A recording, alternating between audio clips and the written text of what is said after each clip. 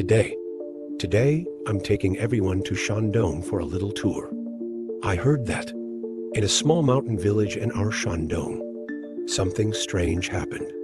It's about a river where a bizarre whirlpool suddenly appeared, and the waves it stirred up were huge, showing no signs of stopping at all. Locally, there's a saying, river whirlpools and grave fires. If you see them, run away quick or you'll be in trouble.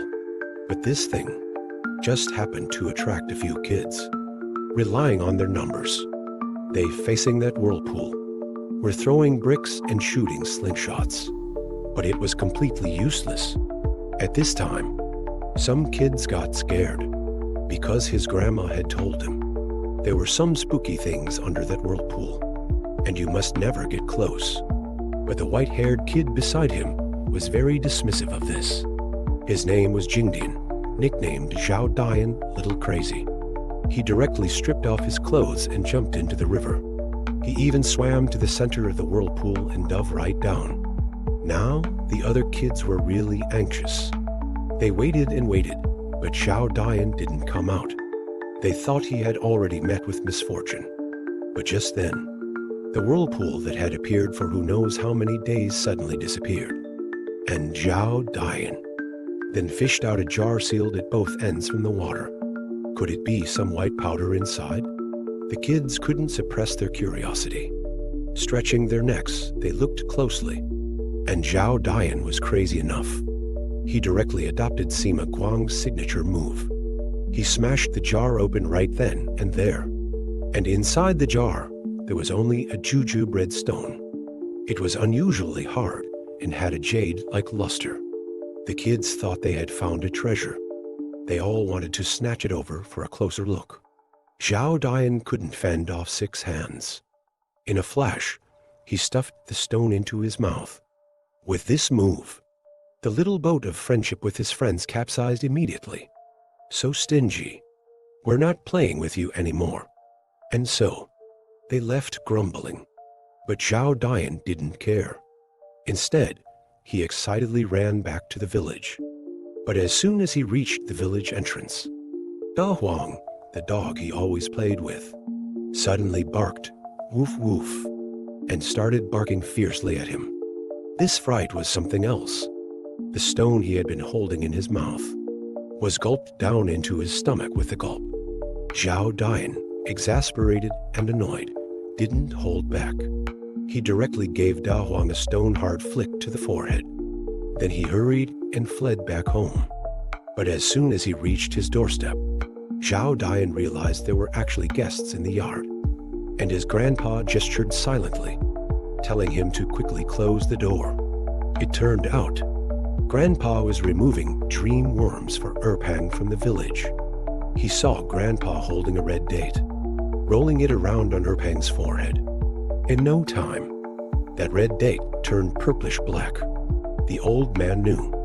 Now was the time. He pricked the red date with a needle, and then lifted upwards smoothly, directly from within. He pulled out a sticky pinkish thing, watching the 3 people's serious expressions. Erpang's grandma was very puzzled, because she hadn't seen anything on that red date at all. The old man explained it as, getting old, eyes are failing.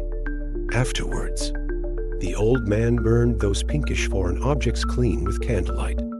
This meant the dream worms were removed cleanly. The old man also instructed them to boil some lotus leaf water to drink after returning home. Then he helplessly saw the guests off. Because Erpang's grandma was too inconsiderate, she didn't give any payment at all. But the old man, regarding this, seemed to be used to it already. After seeing them off, Zhao Dian naturally busily presented his treasure to Grandpa. Upon hearing that this jar was actually from the whirlpool, the old man immediately became uneasy. First, he routinely scolded Zhao Dian, and then began to examine the strange object in his hand, because he could already see that this jar was no ordinary thing, but rather a spirit jar rumored to be used for sealing evil spirits. Looking again at the bottom of the jar, it clearly read, Fox Dan sealed inside, death to opener. My heavens! Could it be that a fox demon's inner core is sealed inside? The old man hurriedly flipped the jar over to check. Immediately, he discovered a shocking large opening. And looking at the fractured surface, it was clearly smashed open recently. The old man exclaimed that things were bad. He hurriedly asked Zhao Dian if he was the one who did this. Upon hearing that his grandson had actually swallowed the contents of the jar into his stomach, the old man was so shocked that cold sweat broke out. He hurriedly told Zhao Dian to wipe off his clothes. He saw that the scar on his grandson's chest had already become the size of a palm. The old man was instantly shocked and slumped into his chair. If he wasn't mistaken, it should be that little guguaba inside Zhao Dian's body was already devouring the power of the fox den. And the owner of that fox den, I'm afraid, would come knocking on their door any day now. The old man hurriedly asked Zhao Dian, what color exactly was that fox den?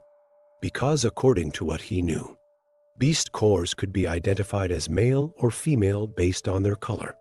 Traditionally, black is male and red is female. The red demon core that Zhao Dian swallowed now must be from a female demon. Thinking of this, he immediately placed Zhao Dian under house arrest. Not only was he not allowed to leave the village, but also if he encountered any strange women, he had to stay far away. Sure enough, as expected, after a few peaceful days, a three-wheeled cart for collecting mountain goods drove into the village entrance.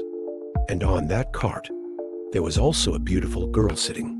Don't talk to strange women these days, no matter what. This was something Grandpa Dian had repeatedly instructed his grandson, because his grandson had broken a spirit sealing jar and swallowed the red stone inside.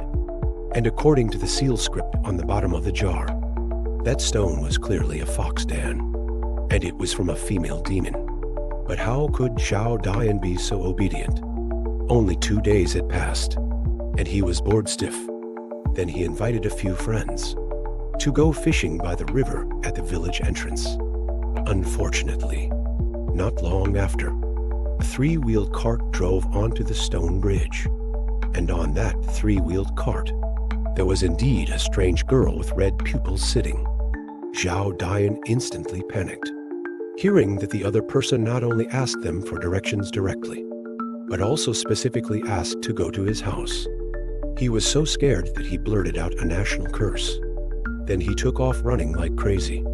This scene also made the two people asking for directions feel somewhat confused. Zhao Dian fled back home as if his life depended on it. As soon as he opened the door, he shouted to Grandpa that things were bad, because Grandpa's prediction was correct. A female fox spirit really did come to their door.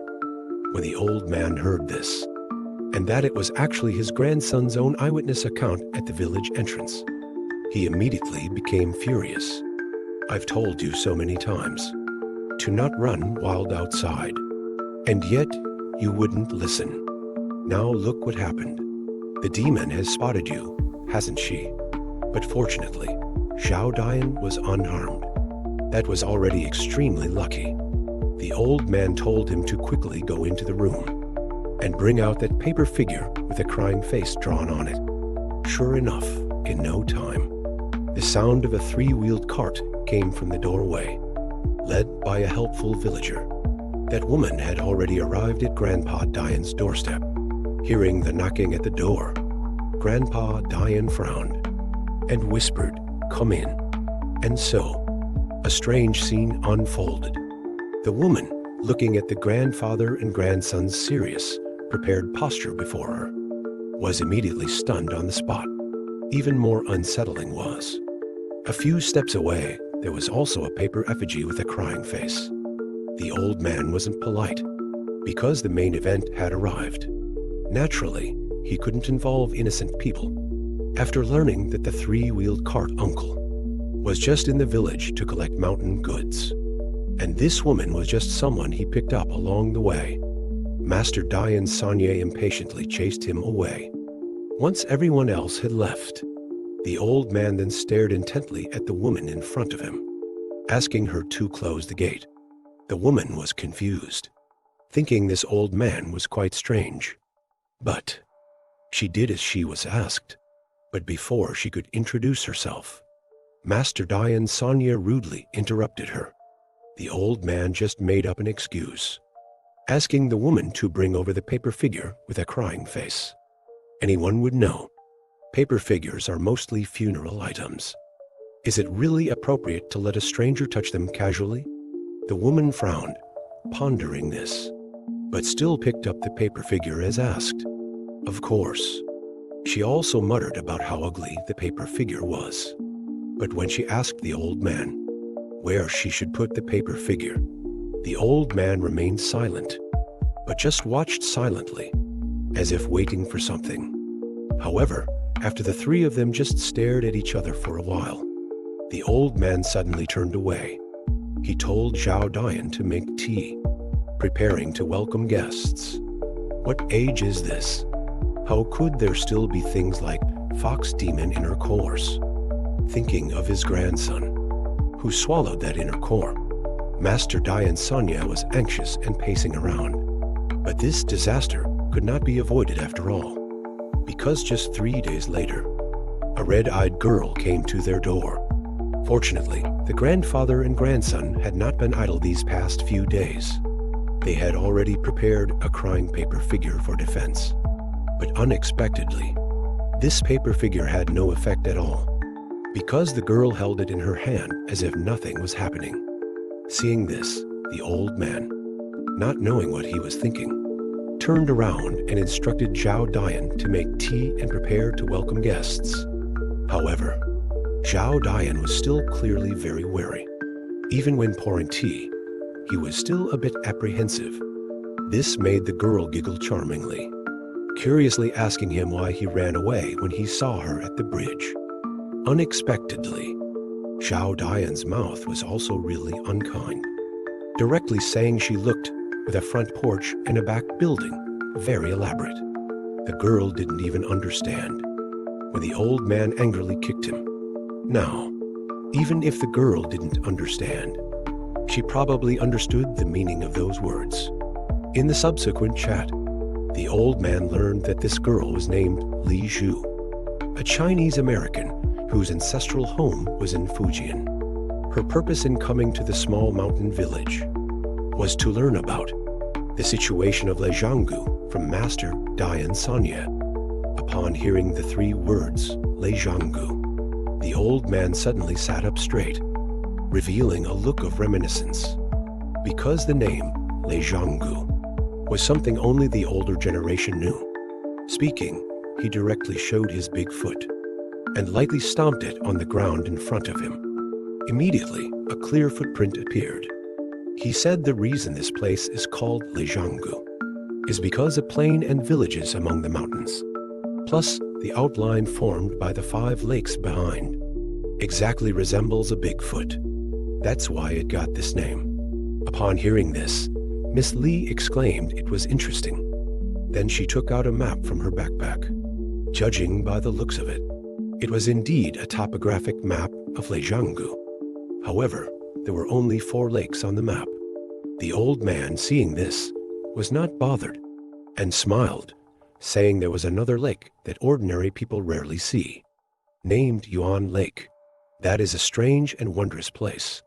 Only those with fate can see it. The old man added that, even in his old age, he had only heard of it and never seen it. But the girl smiled mysteriously upon hearing this, saying that her map clearly marked the 5th lake. Saying this, she unfolded the folded part at the bottom, immediately revealing the mysterious 5th lake. The old man was instantly stunned. He immediately sensed something was wrong. If that's the case, then this map probably isn't of Leizhanggu. Miss Li laughed playfully, and then unfolded the folded part at the top of the map. Good heavens, it was actually some strange writing. Li Zhu smiled mysteriously, saying this map wasn't of Leizhanggu, but Longzhanggu Dragon Palm Gully. The reason, it's for fingers in front and 1 finger behind. is because it's the claw mark of a 5-clawed golden dragon. So this place is now called Lijianggu, which could only be a deliberate mispronunciation passed down. Master Dayan Sanya, upon hearing this, his expression immediately changed. He stated directly that the woman was talking nonsense, and also questioned the origin of the map. But Li Zhu in front of him had a confident look, explaining the origin of this map. She said this map was discovered by her in a Japanese archive. Moreover, the map also indicated the time of its creation below, Showa 13th year. That year was also 1938 in our calendar. When the old man heard this, the veins on his old hands immediately bulged. He didn't expect that these little devils actually in that year had already drawn a topographic map of this place. Thinking of this, he asked Li Zhu with a grim face what her intentions really were, seeing that the atmosphere had been built up to this point. Li Zhu naturally didn't hide anything anymore, saying she suspected this map was a treasure map. Saying this, she pointed to a Tomo 3 comma pattern seal on the map. Upon hearing this, the old man took the map with a doubtful expression and examined it carefully. He faintly felt that he seemed to have seen this symbol before. At this moment, Zhao Dayan, who was beside him, suddenly remembered. This pattern seems to be on that tree in Shunzi's house. The pattern on a strange insect. As soon as these words came out, Li Zhu immediately became curious. She didn't expect that the Tomo pattern would actually be related to insects. It turned out that not long ago, there was a child in the village named Shunzi who started sleepwalking in the middle of the night. And every time he sleepwalked, he would circle around that big tree. After Master Dayan Sanya rushed over, he discovered that on that big tree, a large white cocoon had actually appeared. And inside that cocoon, there was a fat insect with this pattern on it. At that time, the old man didn't see anything special about it, so he burned the insect with fire. After that, Shunzi's sleepwalking also got better, but as far as he knew, the Tomo pattern was used by people sailing ships in the past as a pattern to ensure safety and peace. How could it now be related to evil spirits? Seeing this, Li Zhu told her insights. Because she had investigated some historical materials and learned that this pattern had been learned by Japan, saying it was to bless military fortune and prosperity. But it was also taken by some people and made into Yin-Yang talismans to do all sorts of bad things. Hearing these words, the old man finally understood, but he still couldn't figure out how the evil ways of these little devils would suddenly appear in the village. But Li Zhu's purpose was clearly not just to tell stories. She snatched the map and slapped it on the table. She said this place, since it was targeted by the Japanese even before liberation, doesn't everyone want to go and find out? If this girl wasn't named Li, I would really think it was Counselor Yang walking out of a comic book. The same Chinese American, the same love for treasure hunting and exploration, plus the bizarre events in the remote mountain village. The candle in the tomb vibe immediately came up. But the map drawn by these little devils in her hand made Master Dayan Sanya troubled. That kind of mysterious place. How could irrelevant people casually set foot in it? This girl still wants to use this to hunt for treasure. No way. So Master Dayan Sanya thought it over again and again, and tricked the map into his hands. Then, without saying a word, he stuffed it into his mouth, fearing to leave any clues behind. This stunned Miss Li. She didn't expect this old man, so surprisingly powerful. All right, hard to refuse such kindness. She could only smile cheerfully, took out an identical map from her bag, then displayed it quite playfully. This time, Master Dayan San was utterly frustrated, but Miss Li was also an understanding person, since Master Dayan San was unwilling to offer guidance. then she would have to seek someone else. Then she packed her luggage and prepared to leave. It has to be said, Li Zhu's tactic of playing hard to get was pulled off beautifully. Master Dian San, left with no choice, had to agree to it. Overjoyed, Li Zhu promptly asked about the departure time, but Master Dian San frowned, said they had to wait for 3 days, for a rain-free full moon night, because to uncover the secret of Yuan Lake, it's not that easy. But he also had to make Li Zhu stay, because the old man had already realized this girl had accidentally been caught up in Zhao Dian's fox elixir issue. He left it at that, and the old man said no more, asked Zhao Dian to prepare a room for Li Zhu. And Li Zhu's personality was indeed quite quirky. Embarrassed Zhao Dian. Unknowingly, it was already midnight. In the quiet courtyard, suddenly a series of water sounds arose. Zhao Dian, awakened, quietly got up to check, just in time to see the water pump outside the window, actually continuously gushing water outwards. Out of curiosity, he came to the courtyard alone and looked around. Then he saw an extremely strange scene. The water pump was not only moving by itself. Moreover, in the water vat, there was also a familiar face soaking. This scene immediately scared Zhao Dian into jumping like a monkey. Couldn't help but utter a curse. Fortunately, this face was one he had seen during the day, so he didn't take it seriously. Zhao Dian asked Li Zhu in confusion. Why would she want to get into someone's water vat in the middle of the night? Unexpectedly, Li Zhu actually revealed a hint of allure, saying this summer night is too stuffy and hot. Therefore, she needed to cool off. Then, she even invited Zhao Dian to bathe with her in the water vat. Zhao Dian dared not agree upon hearing this. Naturally, he repeatedly refused, feeling uneasy all over. Seeing this, Li Zhu didn't insist.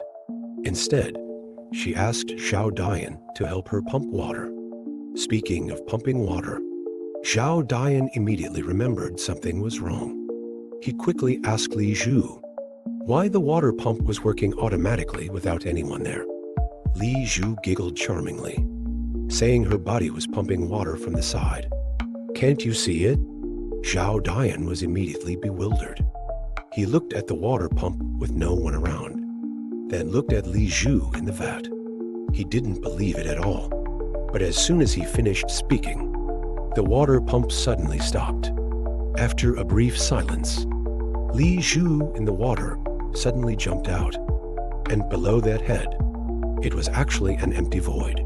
Before Zhao Dian could react, he felt a cold, slippery body suddenly press against him from behind. Then a claw plunged into his chest, and the demoness's head was continuously roaring in front of Zhao Dian, demanding him to return the demon elixir. But just at this moment, the head suddenly changed its expression drastically, because she discovered that Zhao Dian in her arms turned into a paper figure with a bang. Then a surge of thunder and fire power burst out. She couldn't dodge, couldn't shake it off either, could only watch helplessly as her body was completely burned to ashes under the thunder and fire. At this moment, Master Dian San stood up from the rooftop, saying he had been waiting for this moment for a long time. The fox demon, realizing she had been tricked, naturally hated it so much she gnashed her teeth. Now that her body was destroyed, it would probably be difficult to escape. But coincidentally, the commotion in the courtyard awakened Li Zhu in the room. She opened the door and looked, immediately discovered that monster that looked exactly like herself. Before she could react, that head smiled eerily and directly lunged at her. Instantly, Li Zhu was like struck by lightning, standing there trembling incessantly. After a moment, the confusion in her eyes disappeared, revealing a smug and weird smile. However, this was also the opportunity the old man was waiting for. Seeing that the fox demon had completely controlled Li Zhu's body, a golden talisman suddenly appeared. With a bang, Li Zhu's body also turned into a paper figure, and then turned into nothingness under the burning thunder and fire. Now, the fox demon's body and head were both burned clean. Presumably, the fox elixir matter was also settled. Only at this point, Li Zhu cautiously poked her head out from the rooftop. It turned out, after learning that she was involved in the fox elixir matter, she followed the old man's plan, staged a series of interconnected schemes to deal with the fox demon. However, this kind of bizarre event really broadened her horizons. In her opinion, if this story were to be filmed by approaching science, it would probably take dozens of episodes to cover it. Actually, the old man was able to predict that something would happen tonight, was only realized after meeting Li Zhu. He originally thought, since it was a female fox, it would probably transform into a woman and come to the door. But unexpectedly, this fox demon was extremely cunning, actually transformed into a rough mountain goods collector to scout the way first. Fortunately, he wasn't careless. Li Zhu, after learning the whole story, naturally admired him wholeheartedly. She happily cheered and jumped on the roof, directly woke up all the village dogs, Da Huang and Zhao Hai. Since last night, after the bizarre flying head monster incident in the water vat, Master Dian San repeatedly instructed Zhao Dian and Li Zhu not to make it public, besides the talk of strange and bizarre tales, which is something that everyone is quite wary of.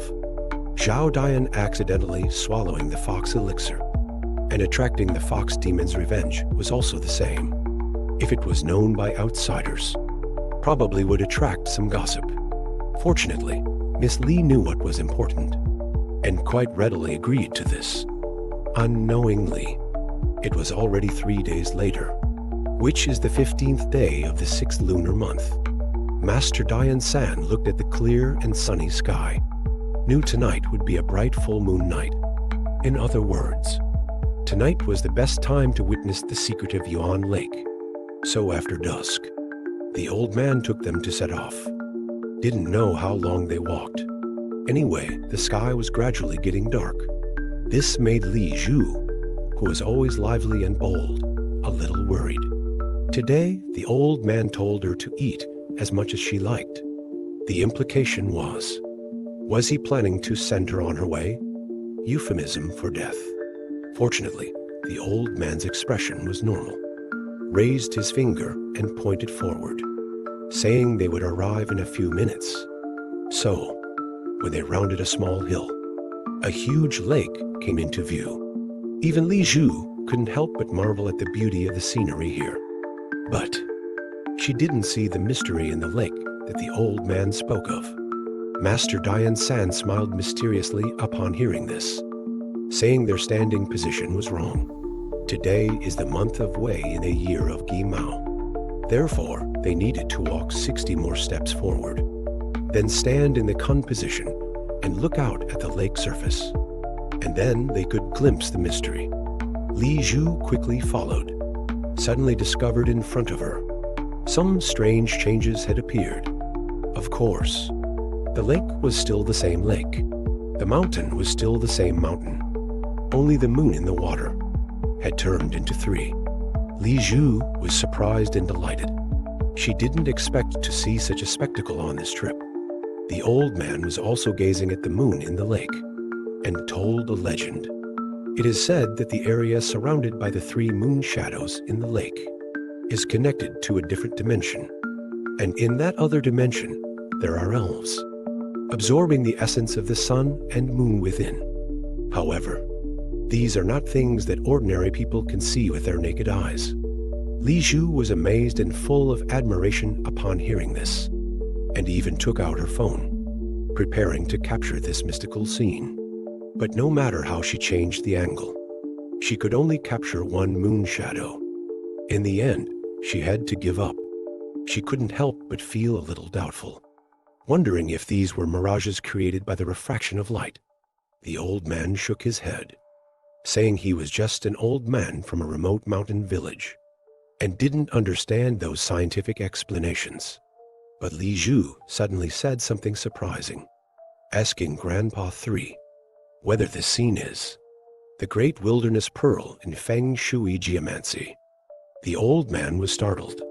His expression immediately became a bit unnatural, but he quickly turned his head away, saying he didn't know what nonsense she was talking about. Instead of wasting time guessing here, why not take this opportunity to take a few more glances at this rare and wonderful sight? But just at this moment, the old man's pupils suddenly contracted, because he actually noticed on the lake surface an extra strange black shadow had appeared. Upon seeing this, Li Zhu also hurriedly followed his gaze to look, but she couldn't see anything. The old man awkwardly explained it was because it was late and the night was cold. He just shivered. He then urged the two to prepare to leave. After all, phenomena like these are not something ordinary people can watch for too long.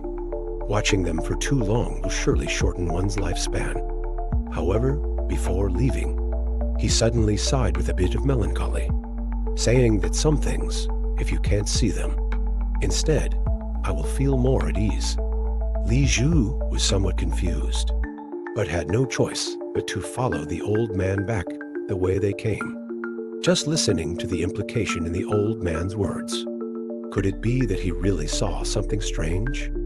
Li Zhu couldn't help but look back again at the deep, dark lake surface, but still could only see the moon shadows rippling on the water. The magical scene amazed this young woman of Chinese descent, and she couldn't help but marvel. She was even more convinced in her heart that the secrets of this lake were probably much more than this. However, ever since this girl mentioned something about treasure hunting, the old man became somewhat displeased with her. So, early the next morning, Master Dian began to subtly prepare to see her off. Unexpectedly, Li Zhu not only showed no intention of leaving, but instead revealed her true purpose. She compared what she had seen with feng shui geomancy and discovered that this Lao Zhang Gu Old Palm Gully perfectly corresponded to a feng shui layout that would bring blessings to future generations. Therefore, she believed that there must be a large tomb here. She even invited Master Dian to join, to partner up and pull off something big. As soon as these words were spoken, the expressions of both grandfather and grandson immediately darkened. Seeing that they were both silent, Li Zhu upped the ante. She said that all the proceeds after it was done could be given to the old man to take the lion's share first.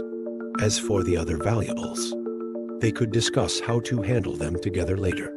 The old man couldn't listen anymore. He stated unequivocally on the spot, there is no large tomb here, and even if there were, he would never do such a wicked and immoral thing. Li Zhu chuckled upon hearing this, and exclaimed in admiration of the old man's high moral standards. Then she changed her approach, saying that they wouldn't talk about proceeds, only the process itself. Moreover, everything discovered afterward could be handed over to the state in its entirety. But the old man completely ignored this, directly advising her not to entertain such devious thoughts anymore. Otherwise, he wouldn't mind reporting the matter to the authorities immediately. Having said that, the old man issued another order to leave. Seeing this, Li Zhu stopped insisting. She indicated that she would book a ticket for her return journey tomorrow. Just that, today being her last day in this mountain village. It shouldn't be too much to ask to enjoy the scenery here one more time, right? The old man was quite helpless upon hearing this. He had no choice but to instruct Zhao Dian to keep a close eye on her, and if he noticed anything suspicious about this girl's actions, he could directly inform the village chief. Along the way, Li Zhu kept exclaiming loudly about everything, making Zhao Dian's ears almost numb. Having grown accustomed to the beautiful scenery of his hometown, he didn't understand what was so special about these rural landscapes, that a foreigner would find them so amazing. On the way, Zhao Dian ran into a few friends. They clamorously teased Zhao Dian, saying he had secretly found a wife. Seeing Zhao Dian's face flush with embarrassment, Li Zhu couldn't help but giggle and laugh continuously. Then, she looked at the continuous mountain range in front of her, and suddenly exclaimed, "There's an aura of royalty emanating from those mountains." Zhao Dian listened, not understanding at all, because he could clearly only smell the smell of farm fertilizer. Li Zhu, not getting the reaction she wanted with her probing, wasn't discouraged. She changed the subject and began praising Master Dian's skills. As soon as Zhao Dian heard this, a sense of pride immediately welled up in him. He even said that not only was his grandfather amazing, but he himself wasn't bad either. After all, he had always been helping his grandfather by his side. These words immediately amused Li Zhu, and she giggled. Could this so-called helping be like what happened last night? Of course. I've really done a lot of ghost busting and demon catching, Zhao Dian affirmed without even thinking. When Li Zhu heard this, her curiosity was immediately piqued. She hurriedly asked, "Are there any stories about tombs among these?" Unexpectedly, as soon as he heard the word tomb, Zhao Dian immediately showed a disgusted expression. He repeatedly warned her not to have any more devious ideas. Li Zhu, feeling helpless, had no choice but to play the sympathy card. She said that she had two friends who were passionate about archaeology, and the three of them had made a bet, wanting to compete within 2 years, to see who could find the most valuable unregistered tomb. As soon as these words came out, Zhao Dian's face almost had the word "unbelievable" written all over it. "The story you've made up. It's like you think no one has seen Candle in the tomb." Li Zhu, seeing this, wasn't discouraged. Instead, she said that they were just doing archaeological exploration, and any discoveries would be handed over to the country. She even said that as long as Zhao Dian helped her find clues, she could personally come over and deliver a letter of commendation to Zhao Dian's school. But unexpectedly, Zhao Dian's voice suddenly became serious. He said that he hadn't been to school for a long time. Li Zhu was taken aback when she heard this. She asked with a hint of concern, "Don't your parents care about you at all?" Unexpectedly, Zhao Dian said that he didn't have parents at all. His grandfather had raised him single-handedly. Moreover, he had heard from the villagers that he had grown up drinking goat milk. So, when he cried as a child, it sounded like a lamb. But as soon as he mentioned these things, he thought of the villages, gossiping old grandmothers. These people were always saying bad things about him, saying that he hadn't drunk human milk since he was a child, and when he grew up, he would become an ungrateful wolf cub. The more Zhao Dian spoke, the angrier he became, and he immediately made up his mind that when the time came, he would definitely go to Grandma Zhao Shun's house first, the one with the most wagging tongue, and then catch her chicken and roast it to eat. Although these words revealed childishness in every sentence, Li Zhu, unusually, didn't laugh anymore. Instead, she listened quietly to the end. Then, she didn't know what she was thinking, and suddenly hugged Zhao Dian's head and pressed it against her chest. The warm touch instantly startled Zhao Dian, making him jump. He quickly pushed Li Zhu away, looking utterly bewildered. Unexpectedly, Li Zhu covered her mouth and said with a mischievous smile, "I can give you milk to drink. Then wouldn't you have a mother?" This was quite sudden. Zhao Dian was stunned for a moment.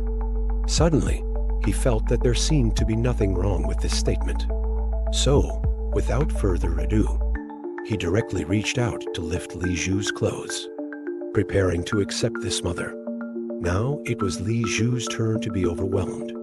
She hurriedly explained that it was just a joke, but looking at Zhao Dian's puzzled expression, it was clear that he was quite naive. Seeing this, Li Zhu's mischievousness returned. She quietly leaned close to Zhao Dian's ear and whispered a secret Only then did Zhao Dian understand that if he wanted to drink milk, he would have to wait until Li Zhu had a baby. Looking again at Li Zhu's flat stomach, he knew that this bad woman had just painted him a super big pie in the sky. Zhao Dian, looking unhappy, immediately ran away in a huff. Early the next morning, a taxi pulled up at the entrance. Before leaving, Li Zhu sincerely thanked the grandfather and grandson repeatedly. Then, she also gave Zhao Dian a mobile phone. Of course, Li Zhu also playfully instructed Zhao Dian not to use this phone to play any King of Glory game. Seeing that his grandfather didn't object, Zhao Dian naturally happily accepted it. He knew that a mobile phone was a rare thing in the village. Thus, Li Zhu, who was originally a bad woman in his heart, transformed into a very kind and practical good sister. Since sending away that boisterous foreign girl, the grandfather and grandson finally returned to their usual peaceful life. But the good times didn't last long. Barely 2 days later, a major event occurred in the village, and it was related to Yuan Lake. One day, the grandfather and grandson were making paper figures in the yard, when a strange man suddenly barged in without even knocking.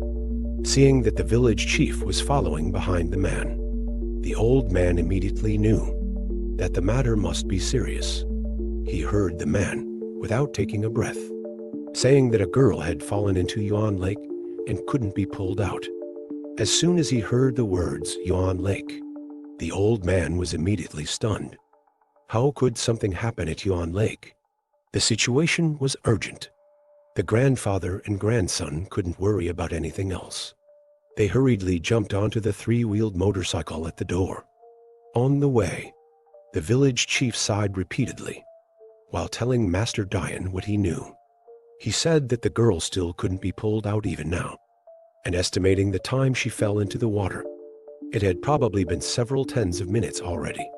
The old man's heart thumped when he heard this. Couldn't be pulled out? How could there be such a thing as couldn't be pulled out? Although the village chief was sweating profusely with anxiety, he couldn't quite explain it clearly either. He only knew that the girl who fell into the water seemed to be entangled by a rope, and even pulling with two people, she wouldn't budge at all. But in reality, not even a single strand of seaweed in that lake. How could there be a rope? Old man Dian's eyebrows instantly furrowed. He hurriedly asked the village chief, was the girl who fell in facing upwards or face down?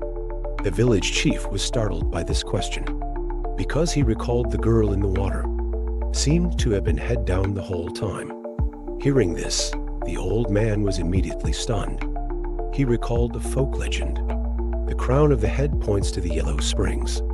Looking at it this way, it's likely a ghost head is involved. Thinking of this, the old man hurriedly urged the man to floor it and drive faster.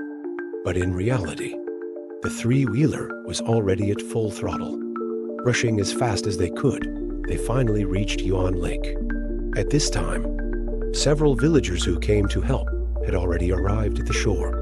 When they saw Old Man Dian arrive, they quickly made way.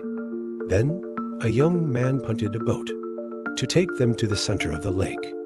On the shore, everyone watched the small boat and prayed incessantly, because now, all their hopes rested on Old Man Dian. However, as the boat slowly approached the center of the lake, a thin mist suddenly appeared on the calm lake. The people on the boat were immediately astonished. They couldn't figure out what was happening, but Old Man Dian saw the strangeness of it. He quickly told everyone to stay on the boat, and absolutely not to touch the water. Then he jumped into the lake alone. As soon as he entered the water, the old man sensed something was wrong with the water, but he couldn't worry about that. He swam directly to the deeper part. Before long, he saw the figure of the little girl, just as the village chief had said. The girl was indeed in a head-down position, hanging vertically in the lake. Old Man Dian didn't hesitate. After getting his footing, he reached out and grabbed her. But just as he touched the corner of her clothes, something suddenly changed with the girl. Child falls into Yuan Lake in shock, and hanging head down in the lake. Two young men, even though they tried their best to lift her, couldn't budge her. Realizing something was wrong, they had to send for Old Man Dian from the village. But since Old Man Dian jumped into the lake until now, it has been several minutes. Seeing no movement, the village chief grew anxious. He feared this eerie situation would take the old man down too. But Zhao Dian wasn't worried, because he knew his grandpa's swimming skills. This amount of time was not long for the old man. However, just as Zhao Dian finished speaking, the young man rowing the boat noticed movement on one side of the lake surface. Suddenly, a bunch of white things bubbled up. They looked closely and realized they were ice shards. Something's wrong. In the hot month of June, how could such things appear? This terrified everyone on the boat. Even the usually fearless Zhao Dian broke into a cold sweat. At this moment, the old man in the water also grew grim, because he found that not only could he not lift the drowned girl, but he'd also stirred up strange ice shards. This brought a hint of anger to the old man. He gritted his teeth and pulled a demon-subduing rod from his waist. Then he swam to the lake bottom right beneath the girl and began inscribing array patterns. After finishing the inscription, the old man thrust it down hard, nailing it into the center of the pattern. In an instant, the ice shards that had formed a whirlpool suddenly scattered, and the girl who'd been hanging head down in the lake slowly floated upwards. Seeing this, the old man quickly reached out to hold her. Then he swam forcefully towards the lake surface. Seeing movement on the lake surface, the village chief was overjoyed. He hastily called for the boat to be rowed over to them. As soon as the old man handed the drowned girl over, he quickly urged Zhao Dian to get ready. But at this moment, he was gasping for breath. He couldn't even speak a full sentence. No way around it. The old man had to take several deep breaths before he could make himself understood. It turned out that he wanted Zhao Dian to quickly activate the Gugua within him and have it search the area for wandering souls. Zhao Dian immediately understood. He immediately went into a half-horse dance and channeled the power of the Gugua in his chest to his hands. And the village chief wasn't idle either. He patted the girl's back anxiously, hoping to see a glimmer of life.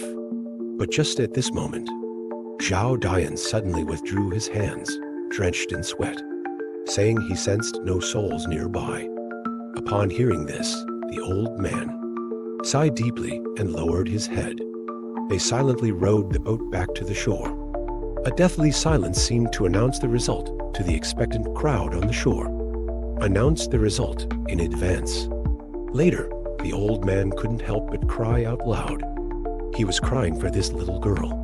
Why she had to suffer such misfortune at such a young age. He was crying for himself, even though he'd noticed Yuan Lake's strangeness the day before. Why he hadn't been more prepared. He was also crying for all living beings. Why life is so unpredictable and impermanent. Speaking of the incident of the little girl falling into the water, head down and perishing.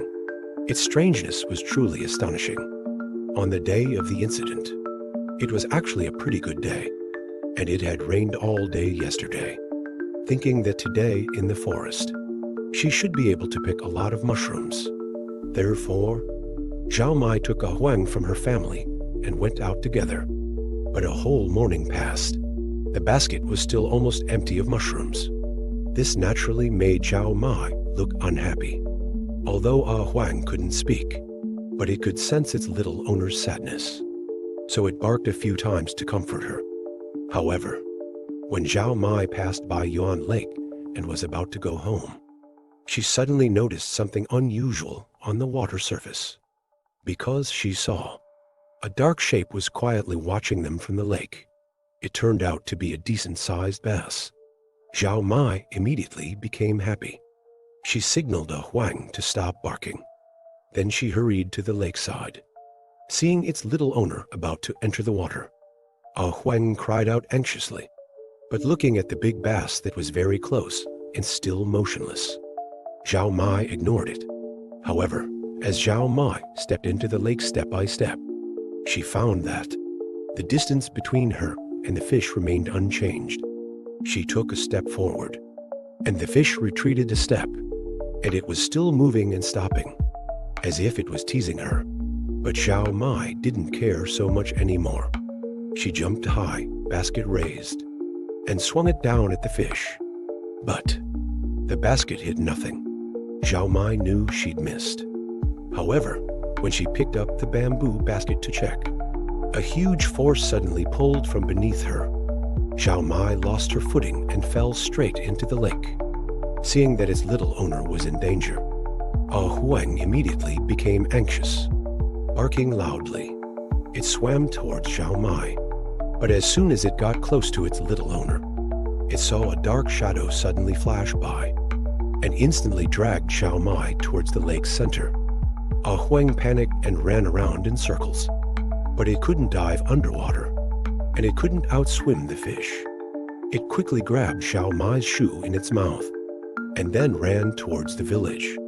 On the way, it saw two villagers working in the fields. It ran to them, barking and whining urgently. The two villagers recognized it at a glance, that it was a Huang from Zhao Mai's family.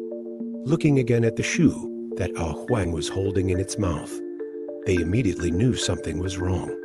So they quickly followed a Huang and ran towards Yuan Lake.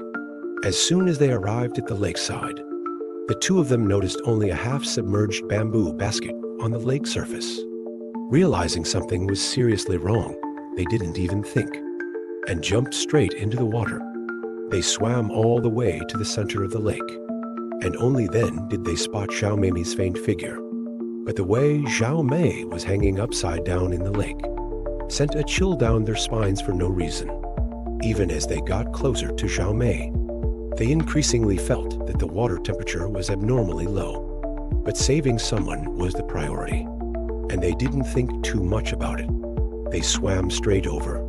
They positioned themselves one in front and one behind, grabbing Zhao Mei's shoulders, ready to lift her up. However, no matter how hard they exerted themselves, Zhao Mei remained completely still. It was as if a rope was pulling her from under the lake. Seeing that they were also about to run out of breath, the two had no choice but to swim back to the surface first. Coincidentally, a Huang's barking also attracted the passing village chief. Upon seeing this, the two young men immediately started shouting. They told the village chief to quickly go and fetch Master Dian. Because Zhao Mei, who had sunk into the lake, they simply couldn't pull her up. And so, this led to the scene earlier where the village chief came to the door seeking help. A remote mountain village suddenly had a child fall into the lake. And moreover, she was hanging upside down in the lake.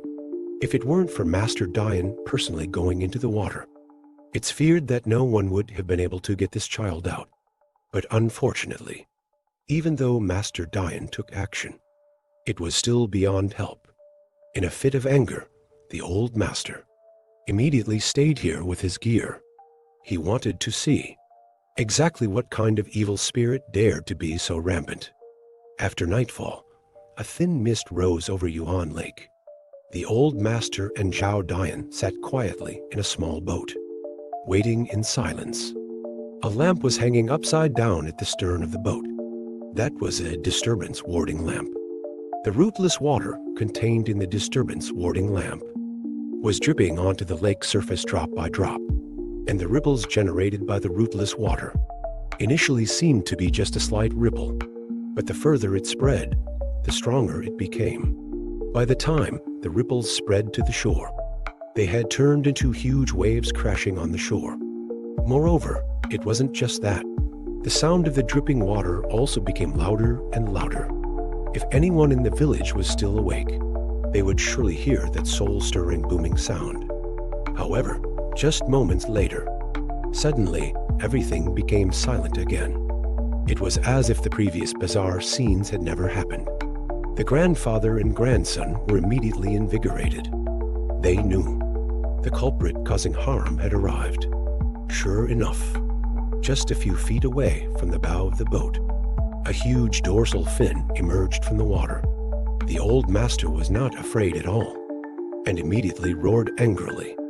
"How dare you, you vile creature? Could it be that you finally can't take it anymore?" Then the dark shadow slowly floated to the surface, revealing an extremely grotesque face. The grandfather and grandson looked closely, and that dark shadow was actually a strange fish with 6 eyes. Moreover, on the forehead of that strange fish, there was also a 3-scar pattern that they had seen not long ago. But before Master Dian could figure out the connection, the strange fish suddenly turned around and plunged into the lake. The old master hurriedly reminded Zhao Dian to quickly steady himself. Sure enough, as soon as the old master finished speaking, the strange fish leaped out of the lake, rushing straight towards them. The old master immediately adopted a horse dance and put his palms together, shouting loudly, "Cleanse evil and filter out obstacles." Instantly, a golden gust of wind burst out, sweeping head-on onto the strange fish's head.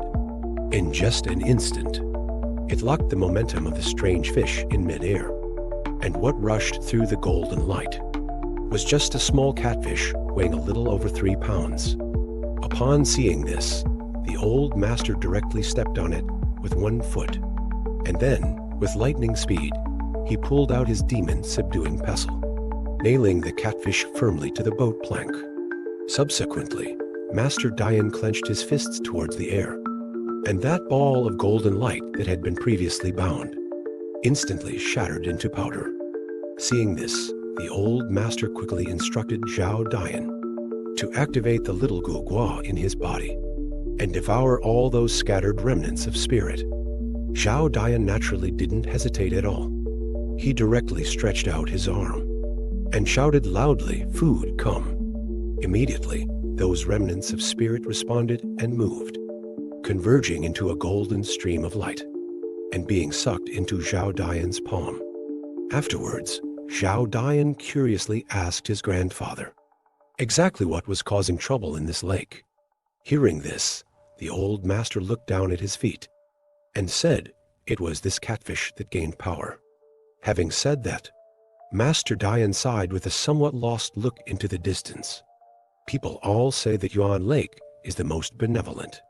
For so many years, not even a single domestic animal has ever drowned. But unexpectedly today, its reputation was actually ruined by this evil catfish. It's a pity that now, he has no way of knowing a black cat actually spoke human language.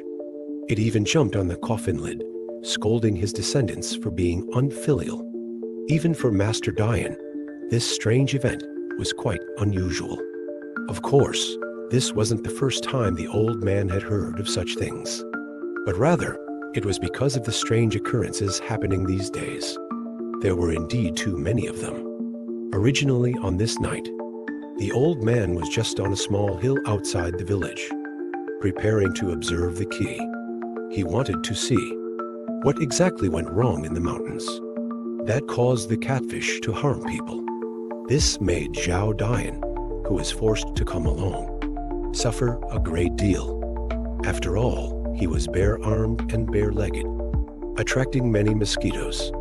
But unexpectedly, the old man had just started when the old-fashioned phone in his pocket suddenly rang. Master Dian naturally looked unwilling. Who calls in the middle of the night? But upon hearing that the caller was Li Cheng from the next village, and that it was because they were holding vigil for his deceased father, the old man's eyes immediately lit up. Could it be that business was coming? Unexpectedly, Li Cheng on the other end of the phone was actually nervous, telling Master Dian a strange thing. He said that a black cat suddenly came to his house tonight.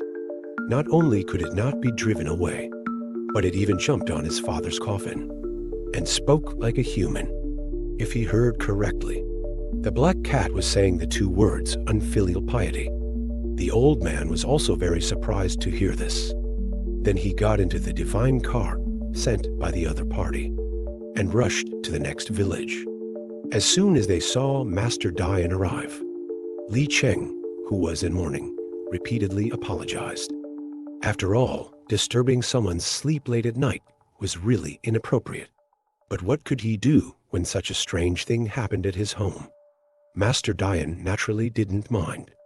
However, he immediately noticed that the courtyard in front of him was not quite right. He didn't think too much about it, but turned to ask Li Cheng, "Where exactly is that strange black cat?" Upon hearing this, Li Cheng hurriedly invited the old man into the morning hall. As soon as they entered the door, they heard a sound, a unique threatening sound from a feline. The old man looked intently and immediately saw a black cat, with its fur puffed up and body arched, vigilantly staring at him. However, after seeing that the two newcomers made no movements, the black cat turned its head and lowered itself, beginning to pant and gather strength. As soon as Li Cheng saw this, he immediately knew that the cat was about to start pecking again. Sure enough, after a while, the black cat, under the old man's gaze, raised its front paws and began to jump and howl on the coffin lid. It was completely like it wouldn't come down without a few packs of small dried fish and listening to the sound of its pecking call. It really sounded like it was saying the two words, unfilial piety. And Li Cheng, seeing this, was also heartbroken, saying that his father had sneezed and accidentally ruptured a blood vessel, which led to his death. Logically speaking, 88 years old is considered a full lifespan. But why did his father still have to keep scolding him endlessly? He carefully recalled these years, and it seemed like he hadn't mistreated the old man. Helplessly, the father and son hurriedly knelt down and kowtowed repeatedly, hoping that the old man could let them go. If this matter were to spread and affect his grandson's important life events later, it would be bad. However, the more Master Dian listened, the more he felt that something was wrong, because he felt that the cat was not saying unfilial piety, but rather no cremation. Upon hearing this, the father and son immediately stopped, looking again at the black cat. It also suddenly became quiet at the same time. It panted heavily, seemingly quite approving of the white-haired old man's accurate translation. But these two words, no cremation, what exactly did they mean? Regarding this, the old man explained, "This means your father doesn't want to go to that place." Of course, that place refers to the crematorium. Before the father and son could react, the black cat suddenly let out a long breath and then stared unblinkingly at Li Cheng, looking at its puffed-up, angry appearance. It really seemed to be waiting for his son to give an explanation. A strange thing suddenly happened in a remote mountain village. It was said that a black cat was possessed and was scolding people on their coffin lids. As soon as this matter came out, it directly scared the father and son, who were in mourning. Helplessly, they had no choice but to invite Master Dian from the next village overnight. But as soon as Master Dian entered the door, he heard that the black cat's accent was a bit strange, although the sound sounded indeed very similar to the pronunciation of the two words, unfilial piety. But in reality, what the black cat was saying was actually no cremation. Hearing the old man's quite accurate translation, the black cat immediately quieted down. Then it directly stared unblinkingly at the father and son, looking very much like it wanted an explanation. This scene immediately worried Li Cheng. You must know, burial is no longer practiced now, even if they secretly buried him. Once the authorities found out, wouldn't they have to dig him up again? Once these words were spoken, the black cat, possessed by his father, immediately became unhappy. It immediately raised its front paws again and started pecking. This sound almost made the old man laugh, because this time, the black cat really was saying the two words unfilial piety. Li Cheng was stunned upon hearing this. To him, there was no difference between the black cat's calls before and after. Master Dian, seeing this, quickly interrupted, saying that if he didn't get to the point, his father would really get angry. Sure enough, as soon as the old man finished speaking, the black cat instantly arched its body, and even its voice became a bit louder, as if saying, "Meow, damn it. You son of a bitch, you are truly unfilial." As soon as Li Cheng saw this, he almost cried in urgency. He hurriedly advised his father to calm down first, and then quietly asked Master Dian, "Does my father really have such great abilities that he can possess this black cat?" But no matter how soft his voice was, the black cat still heard it clearly. It immediately stretched out its leg and prepared to get up and continue scolding. But having been active for so long just now, it was indeed a bit tiring for the cat, so it could only pant heavily, too lazy to bother with these unfilial son and grandson anymore. The old man also carefully looked at the cat in front of him and found that it was completely black. Clearly, it was exactly the kind of mysterious cat mentioned in the past, and mysterious cats themselves have a psychic nature. Looking again at its considerable size, it had probably lived for 5 or 6 years. Then it would be even more likely to become a spiritual vessel. And this cat, with 5 toes on its front paws and 4 on its hind paws, and with odd numbers being yin and even numbers being yang, could therefore simultaneously step into both the yin and yang realms. Especially this kind of completely black mysterious cat. Recalling what he had seen earlier, the black cat raising its paws high should be in the process of transferring yin into yang. Presumably, Li Cheng's father got in this way. After listening to the old man's explanation, Li Cheng became even more worried. But just at this moment, the black cat had obviously recovered its energy, and once again began to sing and dance on the coffin lid. Master Dian was very helpless. If his father really kept doing this cat would probably not live long. At that time, his father's soul would only be able to float out from the crown of this black cat's head. Once the time came, his father would probably enter the animal realm and would not be able to be reborn as a human in the next life. As soon as these words came out, Li Cheng and his son were immediately terrified. They knelt on the ground and kowtowed repeatedly, hoping that their father would stop tormenting this poor cat. It would be better to quickly go through the procedures and be reborn sooner. But unexpectedly, although the black cat heard it, it still looked stubborn and unwilling to give in. In the end, Li Cheng was really out of ideas and had to choose to ask Master Dian for help, hoping that the old man could help. And Master Dian also knew what was more important, and immediately bowed to the black cat. Then, with a serious face, he said, "If you continue to stay in the cat's body like this, the ghost messengers who come to guide you will not be able to find you, and in the end, you will only become a wandering ghost." Upon saying this, it also seemed to startle the black cat. It instantly gasped, stopping its meowing. Seeing this, the old man continued to persuade, saying death is like a light going out. All that's left behind is just a physical shell, and whether it's burial or cremation, it will not harm yin virtue, nor will it bring misfortune to descendants. Why are you still so attached to this? It has to be said that these words were enlightening, directly stunning the black cat into silence. But Master Dian was clearly not finished yet, and instead brought out an even bigger threat. He said, "What if you miss the roll call time in the underworld and become a wandering ghost? Then the hellish messengers will naturally come to his Li family to find a descendant whose lifespan hasn't ended to fill the quota in the underworld. That would be the real misfortune for your descendants." Of course, it's hard to say whether this was made up or not. Anyway, it scared the father and son kneeling on the ground, so they kowtowed even more vigorously, and even begged their father tearfully, urging him to quickly go to the underworld and complete the registration procedures, and not to miss the appointed time.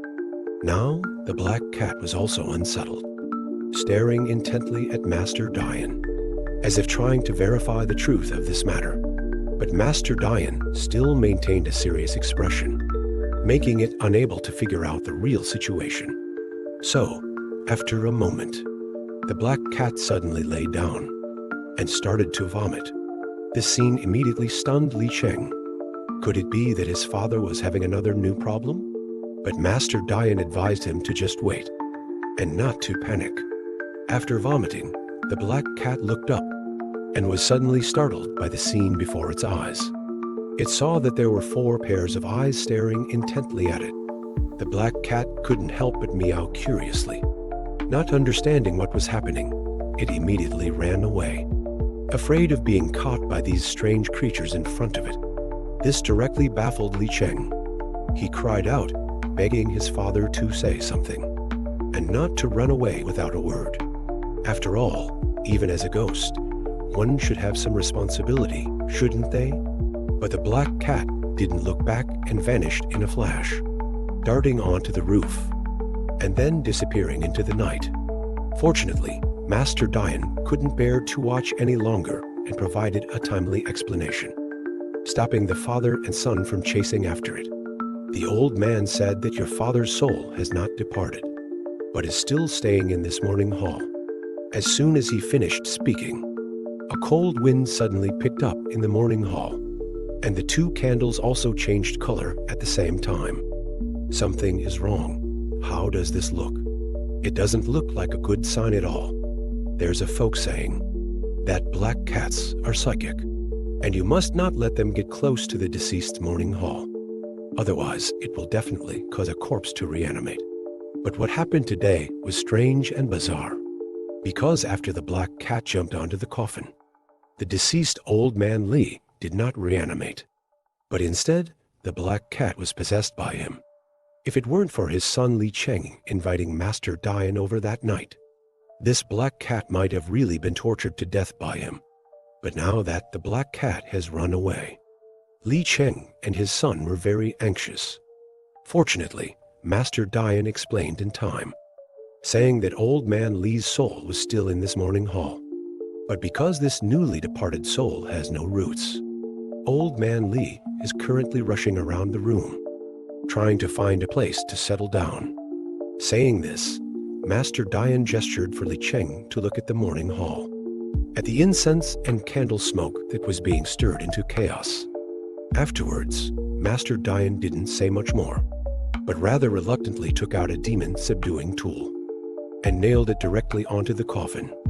This action had no other intention but to give old man Li something to cling to so he could stabilize himself. Sure enough, as soon as Master Dian finished speaking, the morning hall became quiet. Why bother with all this? Burial and cremation for the deceased have no negative impact whatsoever. After all this fuss, they have long missed the time for the hellish messengers to guide the way. Oh well, it seems I have to personally send him on his way. As the saying goes, the first soul travels by wind, the second by water, and the third soul becomes a wild ghost on the spot. Looking at old man Li's current state, we can only consider sending him off via the waterway. Without further delay, Master Dian immediately instructed Li Cheng and his son to prepare some ghost money, paper, and ink. Then, based on old man Li's birth date and time, he drew a simple yellow talisman and smeared blood from his thumb in the center of the talisman. Then, the old man suddenly stared at Li Cheng beside him and asked a question. That was whether he was old man Li's biological son. These words immediately stunned Li Cheng. If someone had said this normally, he would have definitely exploded on the spot. But now, after Master Dian mentioned it, he became somewhat uncertain instead. After all, his parents were already deceased, and he had nowhere to find anyone to confirm. Helpless, he had to say tremblingly, "Yes, I think so." Master Dian didn't think too much about it. turned around and smeared the blood from his thumb onto Li Cheng's palm. Then he began to fold the yellow talisman in his hand. Although he hadn't touched these things for some time, the memory in his bones was still very deep. Before long, a paper boat the size of a palm was folded out by him. The old man looked quite satisfied, and then grabbed some incense ash and sprinkled it inside. Although this incense ash is useless to the living, in the underworld, it is valuable travel money. Master Dian handed the paper boat to Li Cheng, and then spoke to the air in front of him, telling Old Man Li to quickly follow his paper boat, made with his birth date and time, and prepare to set off. As soon as Master Dian finished speaking, the incense ash in the paper boat suddenly rippled with a layer of smoke rings, as if something had landed on it. Amidst everyone's surprise, urged by Master Dian, they immediately set off and went together to the small river near the village. The night was late and slightly cool. Fortunately, there was no strong wind. The group carefully protected the paper boat and arrived at the riverbank. But when the paper boat was placed on the water, it started spinning in circles in place. Master Dian smiled helplessly, advising Old Man Li not to linger anymore. Just go west upstream, and you'll be fine once you pass the bridge arch not far ahead. As soon as Master Dian finished speaking, the self-spinning paper boat suddenly stopped, and then, under everyone's gaze, went upstream, slowly drifting towards the stone bridge not far away. The old man stared intently ahead, slightly emotional, saying that each bridge arch in this river is considered a gateway to the underworld. As long as Old Man Li's boat passes through the bridge arch in front, he will naturally know how to proceed on the road ahead. Then everyone just waited quietly like this, until the paper boat disappeared from sight. Master Dian looked at the moon in the sky, estimating that about the time it takes to smoke a pipe had passed. So he asked Li Cheng to look at his palm, to check if the blood mark he drew earlier was still there. Li Cheng unfolded his palm upon hearing this, and was immediately surprised to find that the mark on his palm had disappeared without a trace at some point. Master Dian nodded upon seeing this, because this phenomenon represented that Li Cheng's father had safely arrived. Strange things don't happen often, but there have been many in the past few days. This young man just fell while riding his bike, and his whole demeanor became listless. You see, he has no fever and no cough, but he just has a headache and feels weak all over. This made his mother mistakenly believe that this kid was pretending to be sick to skip school. So she dragged her son and found Master Dian, hoping the old man could help take a look. Master Dian also found this matter very strange after hearing about it, because in his impression, this child, Zhao Gai, was as healthy as a calf. How could he be so listless? But now, looking from the outside, no problems could be seen. Helpless, Master Dian tried to take Zhao Gai's pulse. This pulse reading was extraordinary, because he discovered that this child's soul was actually missing a piece. Upon saying this, Zhao Gai was directly startled and became alert. Under the old man's questioning, he quickly recounted his experience from yesterday. It turned out that yesterday, when he was riding his bike back from town, when passing by the stone bridge in the village, for some unknown reason, he suddenly felt a stiffness in his ankle, and then he fell to the ground. Saying this, he directly raised his foot and thrust it in front of Master Dian. The old man glanced at it, couldn't figure out what was going on. Helpless, he instructed Zhao Dian, "Go get my medicinal wine gourd." Then the old man took a big gulp, then sprayed it directly onto Zhao Gai's ankle. Instantly, a tingling, icy sensation surged up, making Zhao Gai shudder. The old man quickly stopped him from scratching it, telling him to wait a moment. Sure enough, after a few moments, on Zhao Gai's ankle, a black handprint suddenly appeared. This sight startled Zhao Gai's mother. Has our son been cursed?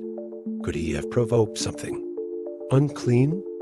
As soon as she spoke, even Zhao Gai started to worry about his life. The old man couldn't help but laugh heartily. He said Zhao Gai's soul was only missing a small piece. Or to be precise, just the tip of his soul had been pinched off. If we can find it, then everything will be fine. If not, there's no need to worry. Because with Zhao Gai's robust physique, it'll grow back in less than half a month. But the price for this is that it'll cost just a tiny bit of lifespan. Zhao Gai's eyes widened upon hearing this. What? This thing, converting it back costs lifespan? Doesn't that mean I'll live a shorter life? No, this deal is too unfair. He shook his head like a rattle drum, his face full of indignation. But just then, Master Dian's phone suddenly rang. Hearing the news, the old man was immediately stunned. Because the caller was Li Cheng, who had invited him over last night. According to Li Cheng, the blood finger mark on his palm had appeared again. And this situation, either old Li's soul was rejected by the underworld and pushed back out, or it was dragged back from the living world by some strange force. Master Dian immediately sensed something was wrong. He quickly asked Zhao Gai, exactly which stone bridge did you fall off of? Zhao Gai didn't understand, and subconsciously answered. Upon hearing this, the old man exclaimed disaster, because the stone bridge Zhao Gai mentioned was exactly the single arch stone bridge where they saw old Li off last night. Now, Master Dian couldn't sit still. He quickly told Zhao Gai to go home and stay there, and not to go out for the next couple of days. Then he instructed Zhao Dian to find a kerosene lamp and prepare to work. Zhao Dian was immediately puzzled. Why leave a perfectly good flashlight unused and look for that old-fashioned kerosene lamp? To this, the old man explained, only true fire from nature can reveal true evil. As for flashlights and such, they're useless. There's a folk saying that when crossing a bridge at night, you must never stop on the bridge, and even more so, do not look down from the bridge. Otherwise, you will inevitably see something unclean. However, on this day, flickering lights intermittently shone in the dark night road. It turned out to be a grandfather and grandson traveling at night. The reason was that the old man was hungry, insisting that his grandson get up in the middle of the night and take him to his niece's house for some dumplings. This strange request naturally made the grandson grumble the whole way. If you've seen the previous episodes, you'd know. This grandfather and grandson are none other than Master Dian, who is quite famous in Lower Sanli village, and Zhao Dian, who has always been bold, different from usual. At this moment, they were putting on an act. After all, with over a decade of acting experience, the grandfather and grandson's cooperation was very smooth. At this time, Master Dian was playing the role of a blind old man, while Zhao Dian was still playing himself, acting as the grandson. But as they were walking, Zhao Dian suddenly stopped. The old man immediately got into character, scolding Zhao Dian for being temperamental again. But in reality, in the middle of the path in front of them, a strange child was sitting. The child looked about 8 or 9 years old, facing away from them, head down, not saying a word. Zhao Dian had to muster his courage to ask, "Whose kid are you? What are you doing here?" The child suddenly turned his head upon hearing this, revealing 2 dark red pupils. But Zhao Dian wasn't easily scared. Seeing that the child didn't respond, he even went closer and asked again in a louder voice. Unexpectedly, the child's mouth seemed to be sealed shut, not uttering a single word. This left Zhao Dian at a loss. Helplessly, he had to try to coax him gently, asking if the child couldn't find his way home, and if they could give him a ride home or something. Hearing this, the child finally reacted, He cautiously grabbed the bamboo cane and pulled the old man to walk forward. When they passed a fork in the road, the child turned around and led Zhao Dian and him to turn in another direction. And so, shortly after, they arrived at that familiar stone bridge. Seeing this, Zhao Dian immediately pretended to be very surprised, saying he didn't expect there to be a bridge here too. If you add the one they passed before meeting the child, then they would have crossed 2 bridges tonight. Saying this, he loudly reminded his grandfather, saying that they were currently walking on a bridge. As soon as Zhao Dian finished speaking, the child suddenly realized he couldn't pull the bamboo cane anymore. Looking back, he realized that the old man had actually stopped. Then he leisurely took out his wine gourd. He said, "Country folks have an unwritten rule, which is that when crossing a bridge in the middle of the night, you must make an offering to the nearby ghosts and spirits." After saying this, under Zhao Dian's curious gaze, he sprinkled the wine on the bridge planks. Afterwards, the old man specially reminded Zhao Dian, when crossing a bridge at night, don't look down at the sides of the bridge. But it would have been better if the old man hadn't said anything, saying it actually made things worse. You see, while Zhao Dian was asking why, he subconsciously turned his head to look at the river. After he looked, he realized that he seemed to have violated some taboo, because in the river, far away, 2 people were floating, and they were floating against the current, drifting towards the stone bridge under their feet. The old man immediately stopped, thinking he had misheard, wanting him to repeat it again. But now Zhao Dian was so shocked he couldn't speak, because he saw clearly the 2 faces floating in the river were exactly the same as theirs. The old man was immediately alarmed and stood up abruptly, scolding Zhao Dian for talking nonsense. Zhao Dian, flustered, stammered, "Those 2 people are about to float under the bridge." After hearing Zhao Dian's confirmation, the old man's expression changed drastically. His face was full of shock, as if he couldn't quite believe it. But just at this moment, the child leading the way suddenly burst into laughter.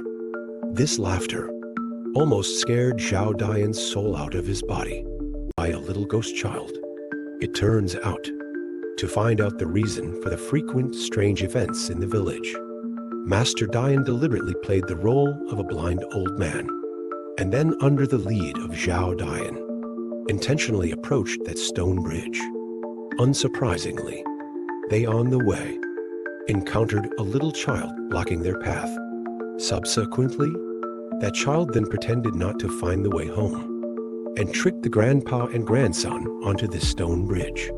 Little did they know that coming to the stone bridge was exactly what the grandpa and grandson wanted. Just then, Zhao Dian discovered 2 paper boats floating upstream from the river. So he pretended to be shocked and said loudly, "What's floating up the river are 2 people, and looking at their appearances, they are exactly the same as them." As expected, seeing the grandpa and grandson panic, the child who led the way suddenly laughed eerily. This strange laugh almost scared Zhao Dian to pee his pants. And that child was even more outrageous. He just laughed strangely and disappeared into the stone bridge under his feet. This amazing trick made Zhao Dian marvel, then even pretended to be scared and started cursing. However, the old man, looked calm and unhurried. He asked Zhao Dian, "Where have those 2 people on the river drifted to?" Zhao Dian heard this and quickly looked under the bridge, saying they will pass through the bridge arch soon. The old man heard this and immediately knew what to do.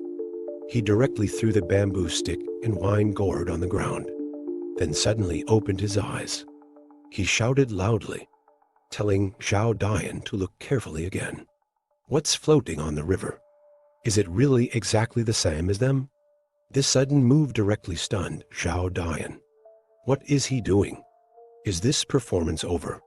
Master Dian ignored him, but instead took out a yellow talisman. He quickly came to where the child had previously seeped into the bridge surface, and then slammed it down hard. In an instant, golden light shone brightly.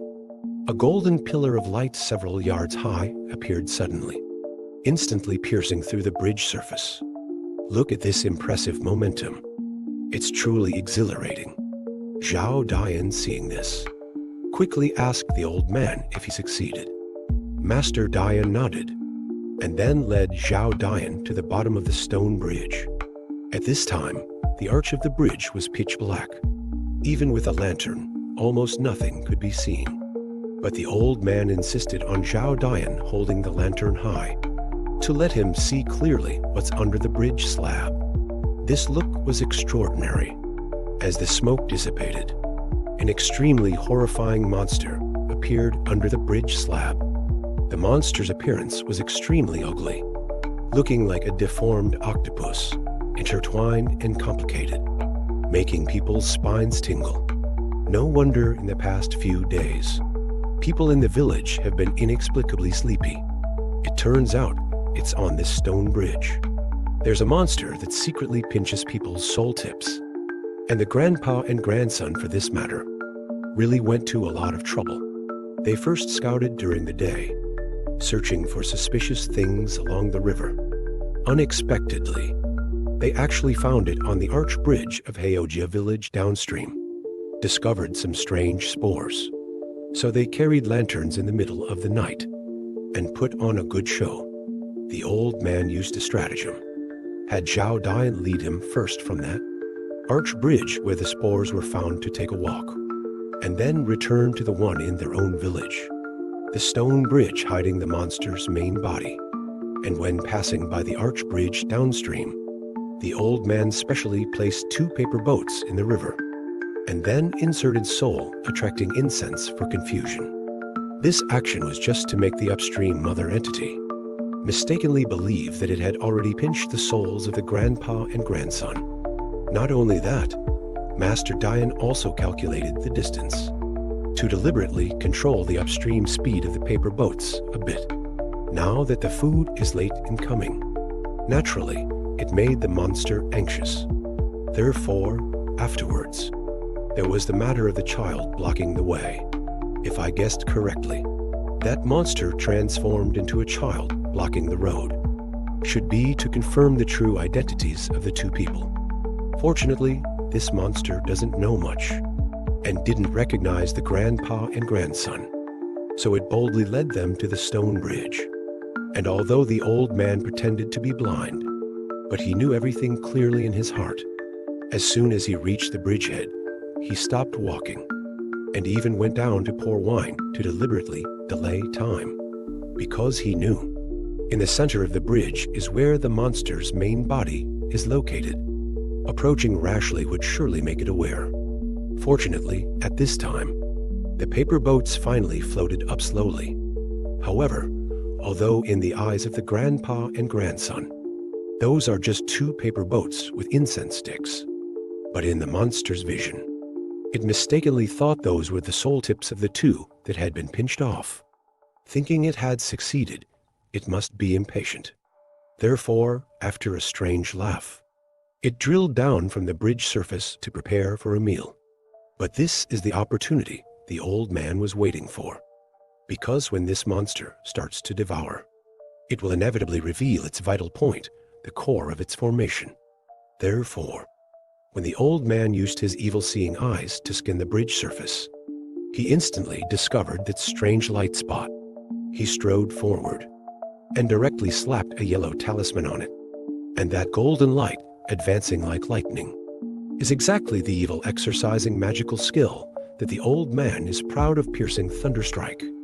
It is precisely this move that directly pierced through the monster's main body on the spot. After this explanation, made Zhao Dian, who had been confused all the way, finally understand, and couldn't help but exclaim in praise, "Awesome, my grandpa." But now, the old man looked at the monster under the bridge slab and frowned, because he had already recognized it. The name of this thing should be Yin Fan Kui, It originally grew in the underworld. It's a strange object used to purify evil souls. Now in this form. Presumably it is due to food shortages in the human world, leading it to turn its attention to living people. It's just that the old man didn't understand. How exactly did this thing come to this bridge arch? Could it be that something went wrong with the nearby earth veins, causing it to slip through the gap between the yin and yang worlds? Seeing the old man silently lost in thought, Zhao Dian asked quietly, "What should we do next?" The old man heard this, immediately gave Zhao Dian a slightly teasing look, which was to have him use his slingshot wrapped with purple burst pellet, and then directly blast it. Speaking of playing slingshot, I think none of the viewers here are not eager to try. But if this slingshot is hitting something from the underworld, pay attention. This extremely ugly thing in the bridge arch is precisely the Yin Fan Kui, unique to the underworld, and due to its characteristics. It is often used in that realm to purify evil souls. But somehow, it actually crossed the boundary and appeared in the human world, and in a state of indiscriminate hunger, began to attack living beings passing by. So now, after Master Dian used piercing thunder strike to cripple it, this Yin Fan Kui can no longer stand up. But to eliminate future troubles permanently, Zhao Dian needs to deliver the finishing blow. Therefore, Master Dian specifically instructed Zhao Dian to use purple burst pellet to give it a good greeting. Speaking of purple burst pellet, it's actually just a name that Zhao Dian made up himself. Its full name is Chicken Blood Azure Clay Burst Pellet. Just from this name, everyone should be able to analyze what's inside this pellet. What exactly are the ingredients? So next, it's time for our Zhao Dian to perform. You can see that once the purple burst pellet is shot out, it rushes straight forward like a line of blood. At the moment when the two collide, a ball of crimson flames bursts open. This is precisely the ultimate reaction of life and death countering each other. After one strike, the bridge arch is immediately filled with thick mist. And in that mist, there are also dozens of flying cyan light spots. Presumably, these are the soul tips detained by the Yin Fan Kui. It seems quite a few people have been harmed recently. Seeing this, the old man immediately shouted, "Listen up, everyone. Yin spirits to the yellow springs and drink Meng Po soup. Yang spirits to the Ling Tai and bless your hosts. Yin to yin, yang to yang. All of you return to where you belong." As soon as the old man spoke, those soul lights suddenly scattered as if finding their way. Among these dozens of lights, only one drifted in a different direction. It floated westward. That must be Old Man Li, who died a few days ago. Seeing this, Zhao Dian muttered, "I wonder which of these lights, if any, is Zhao Gai's." Unexpectedly, just as he said this, one of the drifting soul lights suddenly stopped. Then, it turned back and bumped his nose. Looks like Zhao Gai really was called back. But Zhao Dian wasn't one to be trifled with. He immediately raised his slingshot, ready to greet his little friend. This action startled the old man. If Zhao Dian actually shot with that slingshot, Zhao Gai would have to follow Old Man Li to the netherworld for reincarnation. Fortunately, it was just a joke from Zhao Dian. After that, the grandpa and grandson quietly watched the soul lights float into the sky, lost in thought. On their way home, Zhao Dian couldn't hold it in any longer. He asked the old man the question weighed on his mind again. It was, "Grandpa, are we really going to be without souls forever?" Hearing this, the old man was taken aback. He sighed. "Haven't I told you before? You have Zhao Guogua as your spirit guardian. It's the same thing. As for the soul you're talking about, you'll get one eventually." After saying this, both of them fell silent. However, though the old man seemed impatient, His heart was heavy, because both the strange events happening in the village these past few days and the soul Zhao Dian just mentioned weighed heavily on the old man, like the endless mountains before them, making it hard to breathe. Let me remind everyone, when joking around in the future, don't say things like seeing your great-grandmother, because something like that actually happened today. As you all know, this boy named Zhao Gai had a piece of his soul pinched by something unclean while riding his bike over the bridge. It wasn't until last night, when Crazy Third Master and Jing Dian Zhao Dian's real name eliminated the evil Yin Banner Sunflower, that the pinched soul pieces were able to escape safely. Among them was Zhao Gai's soul light. Although Zhao Dian joked with him then, threatening him with a slingshot, Zhao Gai was actually very grateful. So, early the next morning, he happily dragged his mother along to express his thanks. Then, Zhao Gai recounted the strange thing that happened after returning home last night. As soon as he reached his doorstep, he saw his grandmother, who had passed away years ago. Before he could even greet her, his grandmother kicked him right into the yard. Hearing this strange story, Master Dian burst out laughing. He said the kick from Grandma was a good one. She was settling your spirit for you. Don't you feel much stronger now? Zhao Gai gestured in response, feeling like it was indeed as the old man said. He felt full of energy. He beamed with joy. Zhao Gai's mother, seeing this, quickly offered a basket of local eggs to show her gratitude. Master Dian politely declined, but couldn't refuse their earnestness, so he accepted. However, upon hearing that Zhao Gai had to go home and finish his homework before playing, Zhao Dian couldn't help but sympathize. He said Zhao Gai is really too pitiful. He's clearly not meant for studying, yet he's forced to do homework every day. So pitiful. Unexpectedly, these words reached the old man's ears, and he was outraged. He immediately raised his foot to kick. You didn't even finish third grade and started acting up. How dare you talk about others? Instantly, at the gate of Master Dian's house, the familiar sound of begging for mercy echoed again. Just then, an old woman hurried over. Was a savior about to appear? It turned out to be Zhao Dian's fifth grandma. Though she was used to this sight, she still had to say a few words. But she wasn't just visiting, but because strange things had happened at the nearby school. Hearing that a teacher at the school was possessed, the old man raised an eyebrow. What's so special about this teacher? That they need you to come get me? Not going. Fifth grandma quickly explained, saying that the possessed teacher was a college student from the city teaching here. That should be reason enough, right? Master Dian heard this and nodded in agreement.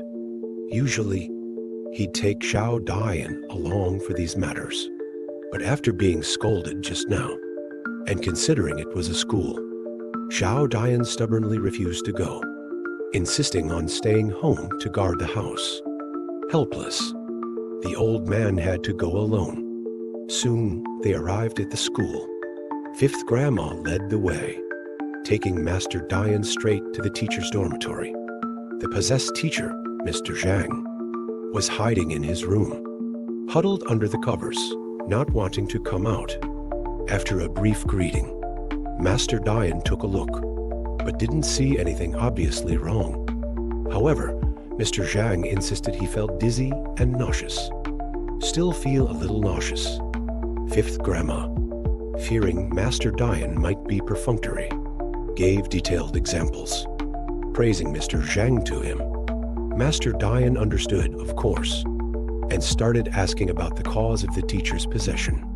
It turned out, it started with a tutoring session the day before. That day, after tutoring fifth grandma's grandson, it was already evening. To get back to the school dormitory quickly, he took a shortcut, and that shortcut was Zhengjia Woods, which locals were terrified to mention. Hearing this detail, the old man became interested. He praised repeatedly, "Young man, you've got guts." Actually, Mr. Zhang, who had never encountered anything supernatural, naturally thought it was all nonsense. So, to save a few minutes, what was a small path, even a ditch, he dared to jump across. But strangely, even though it was the height of summer, as soon as he entered Zhengjia Woods, he felt a chill, slightly intrigued. He couldn't help but look around. And just then, he spotted something horrifying. Among the graves everywhere, there was a huge hand-shaped figure. Curious, he approached for a closer look. This look was terrifying. It wasn't a hand at all, but a naked baby with indigo skin. If it were just a baby, that would be one thing. But this baby had arms and legs of equal length, lying upside down in a contorted posture on the grave. And even though its body was upside down, its face, unbelievably, was facing upwards. Today, let's change the pace and tell a story about going bald overnight. Let me warn you, this is a truly spooky story. Speaking of 2 days ago, Teacher Zhang, who was teaching in a small mountain village, was tutoring the sick grandson of 5th grandma in the village. He accidentally missed the time to return to school, so when he left the village, it was already pitch black. To get back to the dormitory as soon as possible, he took a shortcut and passed by the Zhangjilan cemetery. And it was right there that he encountered a great horror he would never forget, because he saw on a grave, actually lying a translucent doll. Not only were its arms strangely long, but its head was also growing upside down. Teacher Zhang had never seen such a scene before. He immediately felt a chill run down his spine. But just at this moment, the strange doll suddenly opened its eyes, and its body quickly solidified. Immediately after, it used its hands as feet, and suddenly stood up. Good heavens, what on earth is this ghostly thing? Teacher Zhang couldn't care about anything else, and immediately took off running. "Don't come over here." So, a person ran in front, and the doll chased behind. This scene, for some reason, made me couldn't help but think of Teacher Fei Yuking's famous saying, but it's also funny to say, a young and strong young man actually couldn't outrun a small doll crawling on its hands. Seeing that the doll was about to catch up to him, Teacher Zhang's heart was in his throat. Just at this moment, the strange doll suddenly slapped its hands on the ground, and its whole body shot directly into the air. Teacher Zhang was instantly scared out of his wits. Good heavens, it turned out to be charging up a big move. He, who took a solid slap, immediately fell flat on his face, although his head was a bit dazed.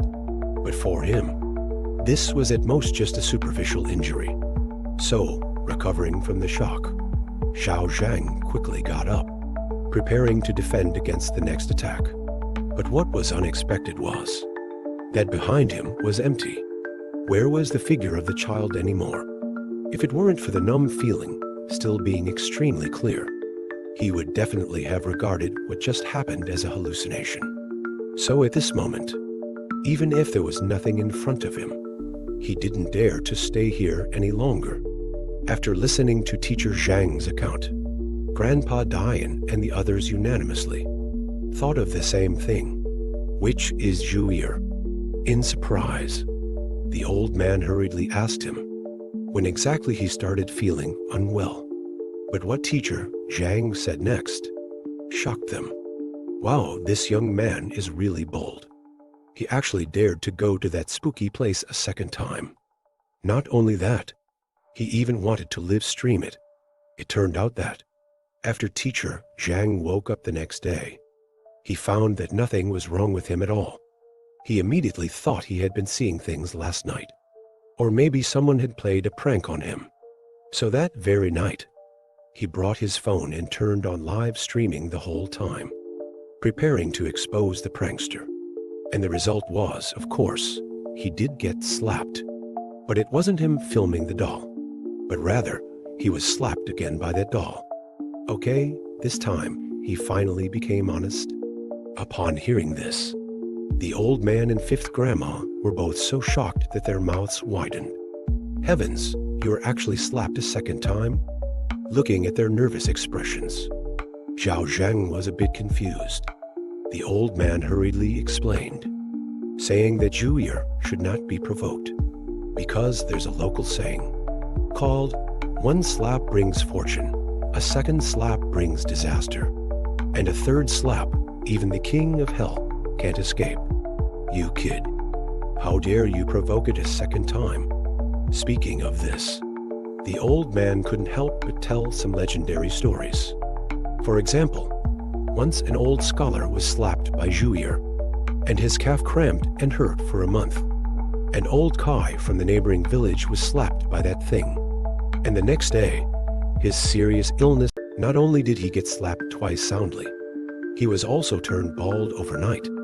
But in fact, it was his own fault for courting death, because the second encounter was entirely his own doing. After all, as a dignified college student, how could he believe someone would be cooling off on a grave in the middle of the night? The point is, that person looked like a baby less than a year old.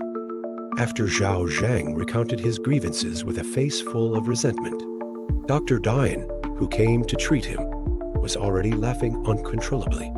The old man was not only laughing at his audacity, daring to trespass into a cemetery at night, but also at his suddenly bald hairstyle. You should know that the strange doll Zhao Zhang encountered is exactly the legendary Juyer. It is said that being patted by that thing can bring unpredictable fortune or misfortune. There is even a saying about this thing. One pat brings fortune, two pats bring misfortune. Three pats, and even the king of hell can't escape. Now he has already been patted twice, although it can't be said there is any good fortune.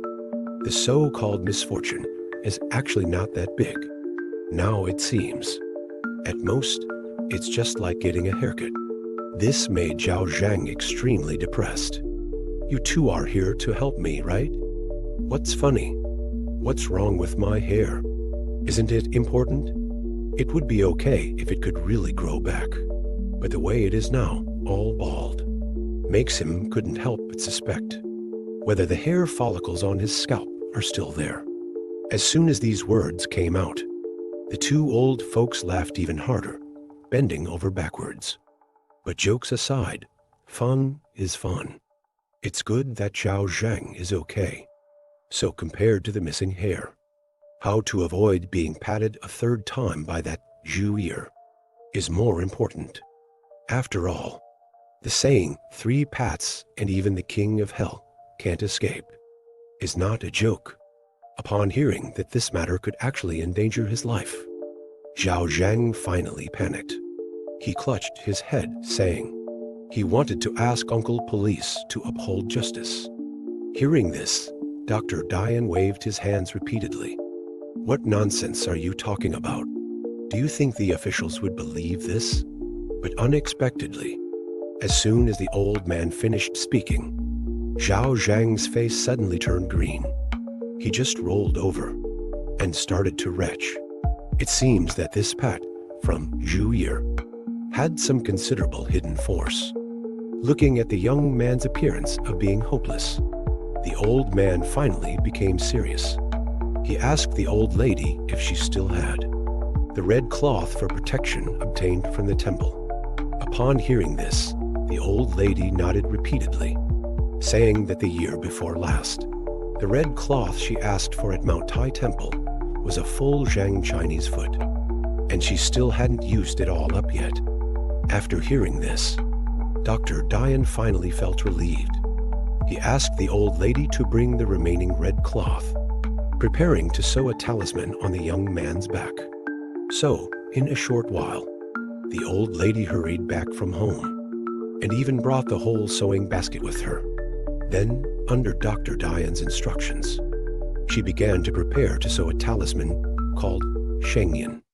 She cut off a piece of red cloth about 2 inches in size and handed Zhao Zhang a piece of straw, saying that this thing needed to be held in his mouth to avoid accidentally pricking the sole with the needle and thread while putting on clothes. Then the old lady lifted up the clothes on Zhao Zhang's back, preparing to sew the talisman on.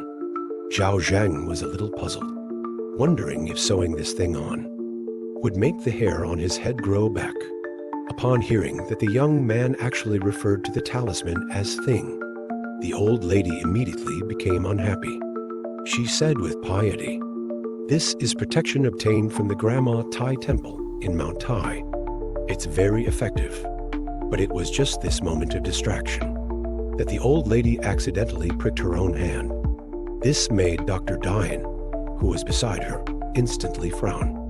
He seemed to want to say something but hesitated. But in the end, he didn't say a word. Before long, the talisman was sewn on. The old lady patted Zhao Zhang's back, very satisfied, saying that with the protection of Grandma Tai of Mount Tai, all evil spirits would not dare to approach.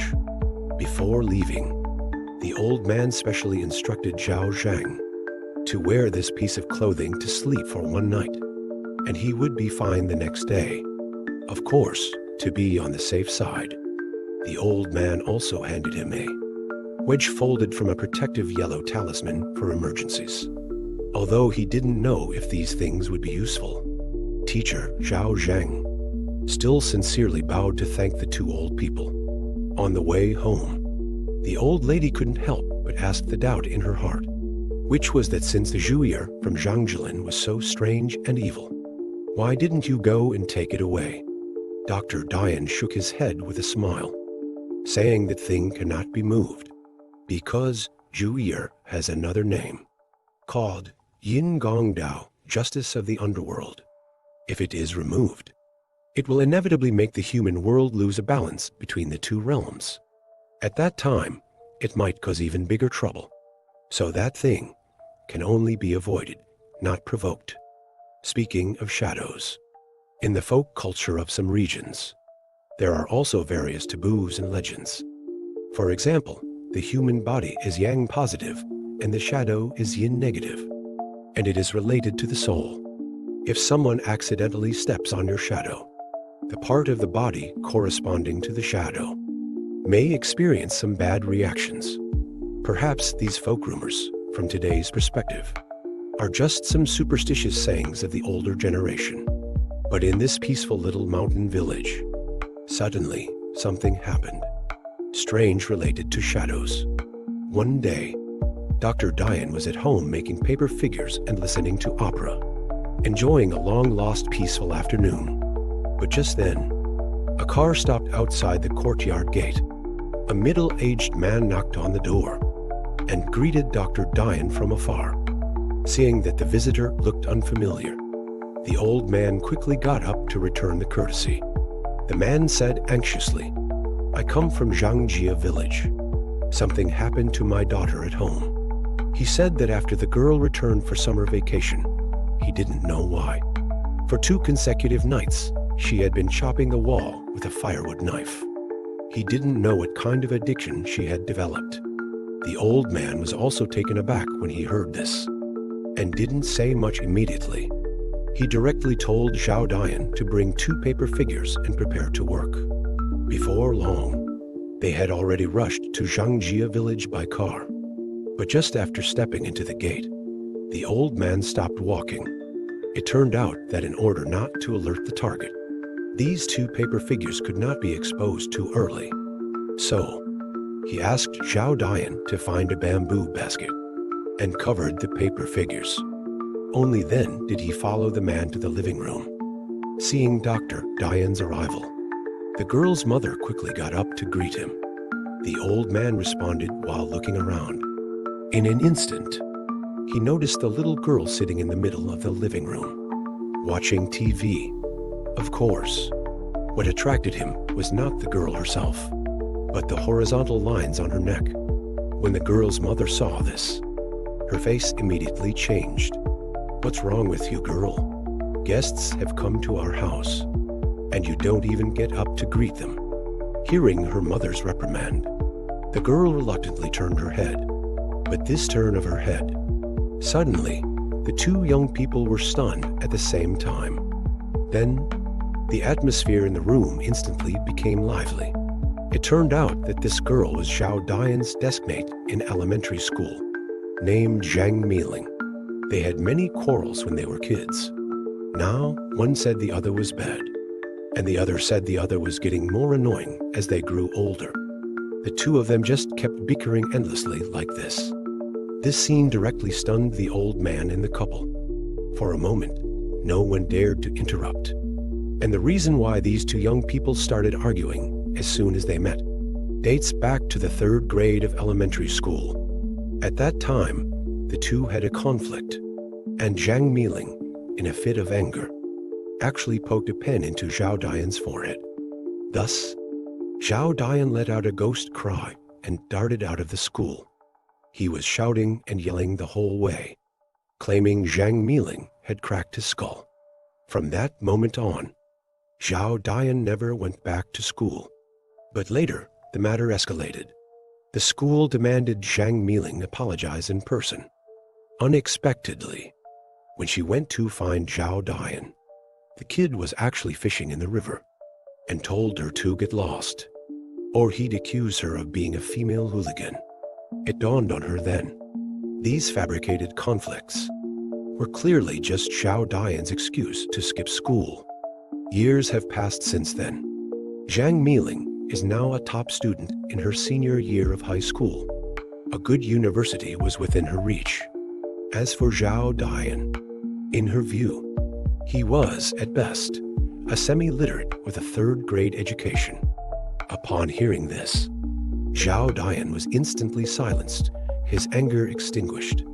Hanging his head, he sulked over to Grandpa Dian, seeing Zhao Ling still complaining. Her dad couldn't take it anymore either. Immediately, her father scolded her for being disrespectful and rude. But when she heard that these two men were invited by her father to treat her condition, Zhao Ling's tone sharpened, because she refused to believe this superstitious nonsense. After all, she had lived at the school dorm for so long, but no one ever mentioned her sleepwalking. The more Zhao Ling argued, the angrier she got. She slammed the door and stormed off, and retreated to her room. It seemed she had no memory of sleepwalking. The parents were at a loss. They could only apologize to Grandpa Dian profusely. In fact, the old man wasn't offended, because young people these days enjoy listening to strange and fantastical tales, but few truly believe them. The old man was understanding and didn't take offense. Then he began to examine the house. He noticed on the house's beam, a worn-out beam coin was hanging. The man explained it was taken from their old house and hung after they built the new one. It must have been there for years. The old man nodded in response. He then shifted the topic to the lines on Zhao Ling's neck. Speaking of which, Zhao Ling's mother had first noticed them. She had even asked the girl about it then, but Zhao Ling said they didn't hurt her itch, and assumed it was from her pillow, and dismissed it. Upon hearing this, he immediately understood, but it was still early, and staying there wasn't helping. So the old man excused himself, saying he'd visit Wang Tishui in the village for a chat. If the girl sleepwalked again that night, they should call him. Also, they shouldn't let the girl find the hidden paper figures. The parents readily agreed, and saw them to the door. Before they knew it, it was midnight, and sure enough, the girl had another episode. So, the father hurried to Wang Tishui's house. In the inner courtyard, in the outer courtyard, he found the two old men inside were in a heated argument. Apparently, although Grandpa Dian was skilled in exorcism, his chess skills were terrible. One game of chess had dragged on for most of the evening because he kept taking back moves. So, Wang Tishui was refusing to let him take back another piece. But when they heard about the Zhang girl, The two old men immediately settled down. Despite their reluctance, they had to postpone their rematch. Back in the Zhang family's yard, they immediately noticed the girl moving strangely. They saw Miling with her back to them, swinging a hatchet rhythmically at a pillar. The old man glanced over, quietly muttered, "Just as I thought." Then, Grandpa Dian pointed at the pillar and told them to look closely. He said Miling wasn't actually chopping the pillar, but her shadow in the moonlight. And that spot corresponded to her neck. A young girl sleepwalking with a knife in the dead of night. Was she trying to strike back at whoever had cut her? No. She was actually chopping at her own shadow. More precisely, she was chopping at the neck of her shadow, thinking about the lines on the back of her neck. Her mother panicked and frantically pleaded with Grandpa Dian for help.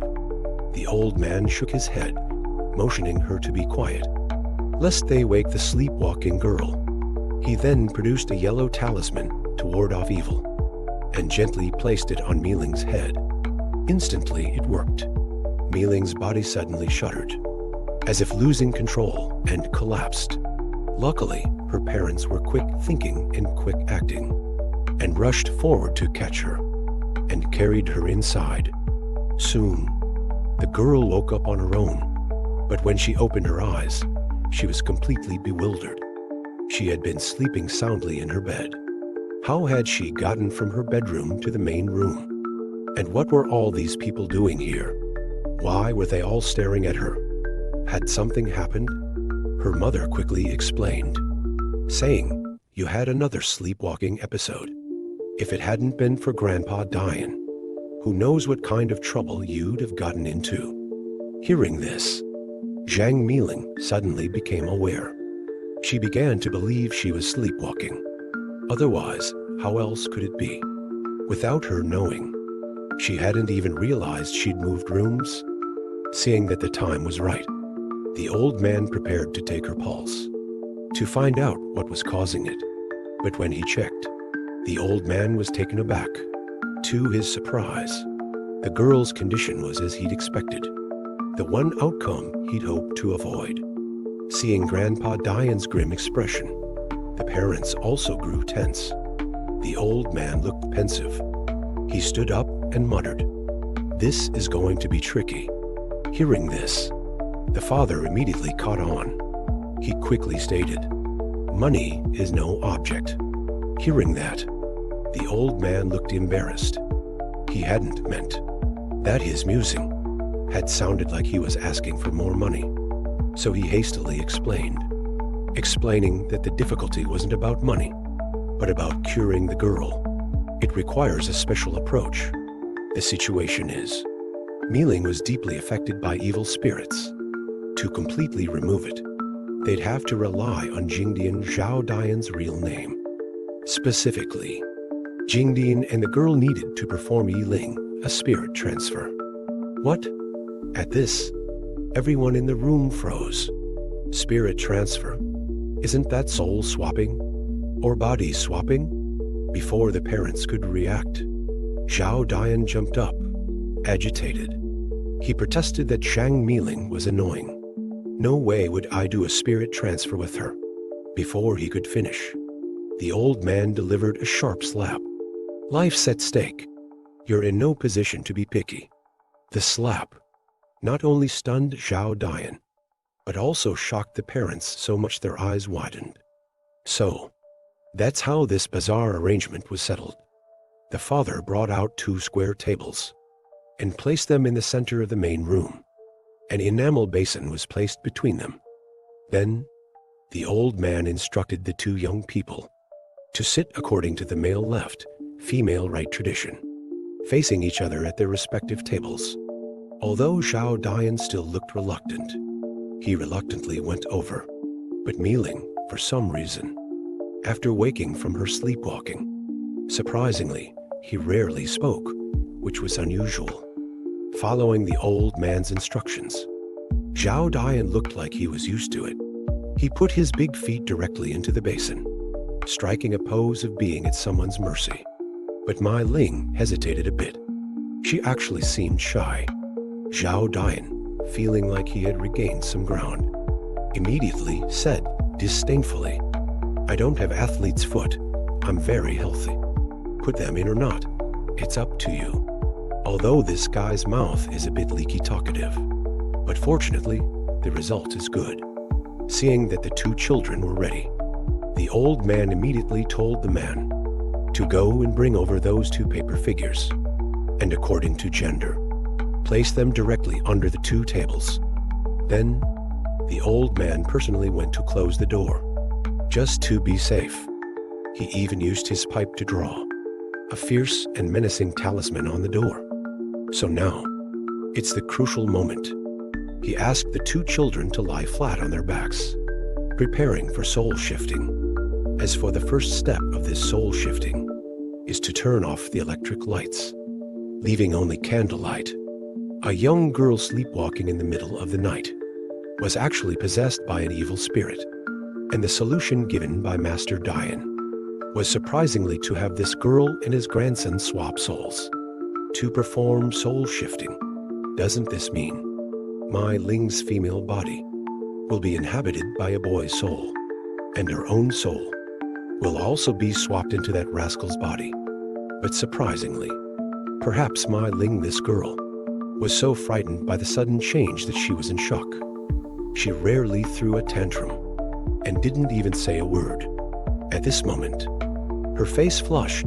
She and Jing Dian lay on separate square tables, with only a basin of water as the medium for soul shifting in between. Seeing that the time was right, the old man started forming hand seals without saying a word, and chanted the obscure and difficult soul-shifting incantation.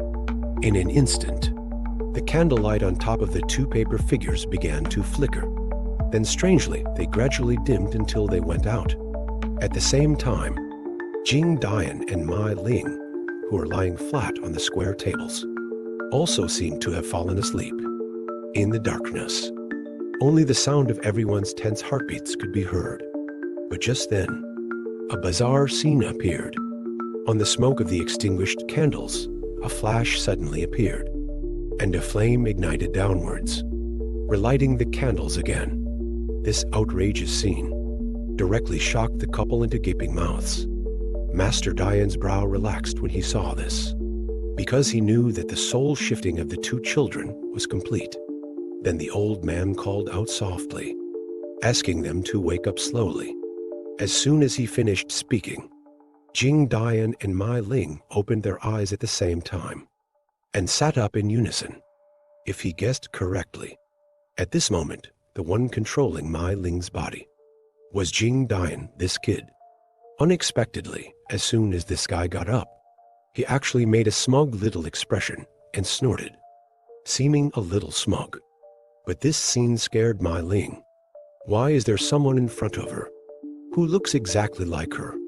As soon as these words came out, the couple was also startled. Seeing is believing.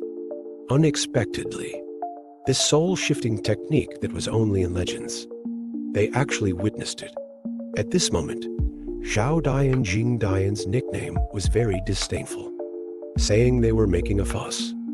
I already said it's soul-shifting. It's definitely just the soul-changing bodies. Mai Ling understood after hearing this. She looked down at the unfamiliar body, showing a look of shock, seeing that the two children had no abnormal reactions after the soul shifting. The old man told them not to move around, lest they fall off the table because they are not used to the bodies. He asked Mai Ling to first control Jing Dian's body, to take her feet out of the basin, and then he threw a grain of realgar into it. Then he wanted to confirm whether Jing Dian still remembered the exorcism incantation he had taught before. Zhao Dian raised his eyebrows and smiled at the old man, saying, "Don't worry, I remember it clearly. Just to be safe." The old man still asked him to silently recite it in his heart first, and perform it after confirming there were no problems.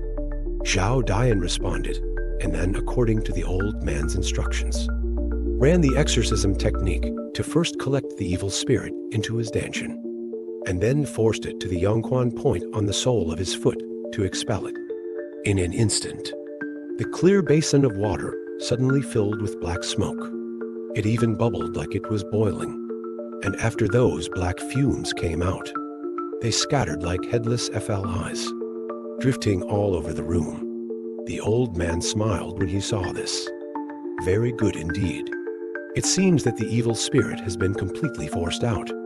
Of course, he wasn't worried that this thing could escape. After all, that grain of realgar that was just dissolved in the basin was not just for show. Master Dian grabbed the demon-subduing implement and shouted into the air, "Now that the house has been tainted by evil spirits, since you are the house-protecting spirit, if you don't act now, when will you?" As soon as he finished speaking, he saw the hanging beam coins tied to the beam, suddenly moving without wind, spinning like a top, even stirring up a small whirlwind. And those scattered evil spirits were also sucked in and gathered into a ball. The old man laughed heartily. That's right, since it has been nourished by human incense for generations and become a spirit. Seeing that family members have been touched by evil spirits, of course, it has to be useful. At this moment, the evil spirit in the house had disappeared completely, and the hanging beam coins also hung down quietly. The old man shouted "good" when he saw this. Then he directly threw the demon-subduing pestle in his hand up. With a bang, the demon-subduing implement was perfectly accurate. It passed right through the square hole of the copper coin and nailed it to the beam. Great, finally done. Listening to the cheers of the grandfather and grandson, the family of three, who had been terrified all along, finally felt a little relieved. Speaking of soul shifting between opposite sexes, some friends will definitely have many bold ideas. But today's matter happened somewhat reluctantly, because the male and female parties whose souls were swapped could not stand each other. No matter how they looked at each other, they were annoying. Although the soul shifting itself was to help Mai Ling, this girl, to exorcise the evil spirit. But unexpectedly, now that the evil spirit has been removed, Zhao Dian's stomach started acting up instead. You need to know, at this moment, inside Zhao Dian's body is Mai Ling's soul. As soon as this happened, Zhao Dian was stunned. He thought for a long time and couldn't figure out what bad things he had eaten today. Why would he get diarrhea at this time? But time waits for no one. Mai Ling was already sweating profusely in a hurry. She suddenly jumped up and ran out with quick little steps. Zhao Dian was immediately frightened. Oh no, oh no. If she does this, wouldn't she see everything? Thinking of this, he suddenly wailed loudly as if he had lost his innocence. Hearing this made the old man and others' mouths twitch. So, after a series of rushing sounds, Mai Ling finally came back. One of them was trembling with anger. The other lowered her head, face flushed and silent. This situation seemed to confirm Zhao Dian's guess. But unexpectedly, before Zhao Dian could get angry, Mai Ling, that girl, actually started crying first. For a moment, it was unclear who was actually wronged. Master Dian couldn't stand it anymore. He had to quickly urge them to swap their souls back to prevent further trouble. Luckily, the soul summoning went smoothly. Everything's all right now. As soon as Zhao Dian woke up, he hastily warned Miling, telling her tonight's events must be kept secret at all costs. The old man, hearing this, glared and scolded. Don't be so petty. Why are you still going on about it? Now, Zhao Dian, having taken a big loss, completely lost it. Unexpectedly, Third Master Dian suddenly felt unwell himself. Seeing him covered in cold sweat, it was clear he was also having stomach issues. Now, Third Master Dian finally realized. It seemed it was because of the food at Wang Tishui's at noon. Something was wrong with the shrimp paste chicken. If he guessed right, That old Wang Tishui wouldn't have a peaceful night either. By noon, they took the paper figures from last night's spirit summoning and burned them in the sun. With this, the girl's possession was considered completely resolved. Seeing this, the couple warmly invited Third Master Dian to stay, insisting he join them for a meal and drinks. As for Zhao Dian and Miling, they were promptly kicked out, told to go wander outside.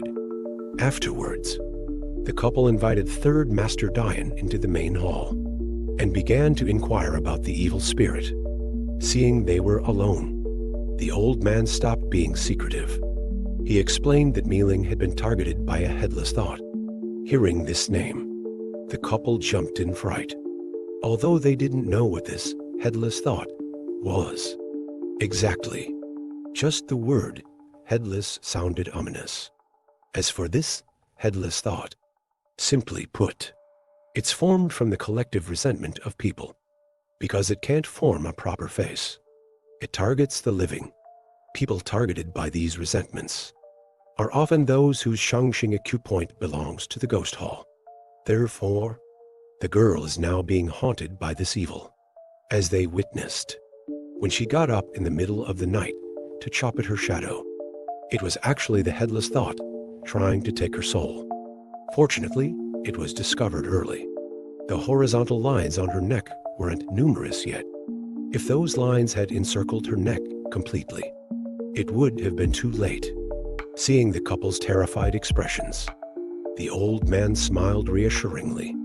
He explained that the headless thought is ultimately rootless, and now it's been destroyed, so there's no chance of it returning. Rest assured, it was also fortunate that, after the spirit summoning ritual, Jingdian helped stabilize Miling's soul. She'll be even less vulnerable to evil spirits in the future. Hearing this, the couple finally broke into smiles, whether intentionally or not. As they chatted, Miling's mother steered the conversation towards Jingdian's engagement to a girl from a neighboring village. This wasn't really a secret. The old man explained the reason without much hesitation. He said Jingdian's engagement to Miling, to Jing Dian, who was already engaged multiple times, and add another marriage arrangement. As soon as these outrageous words came out, Miling's dad was immediately stunned. What's going on? Don't you even discuss such important matters with me? Equally shocked was naturally Grandpa Dian San, who was sitting beside them. He earnestly and seriously advised against it, saying this is not something to be taken lightly. Although Jing is only engaged in a spirit marriage with others, the original intention was just to ward off evil and change fate.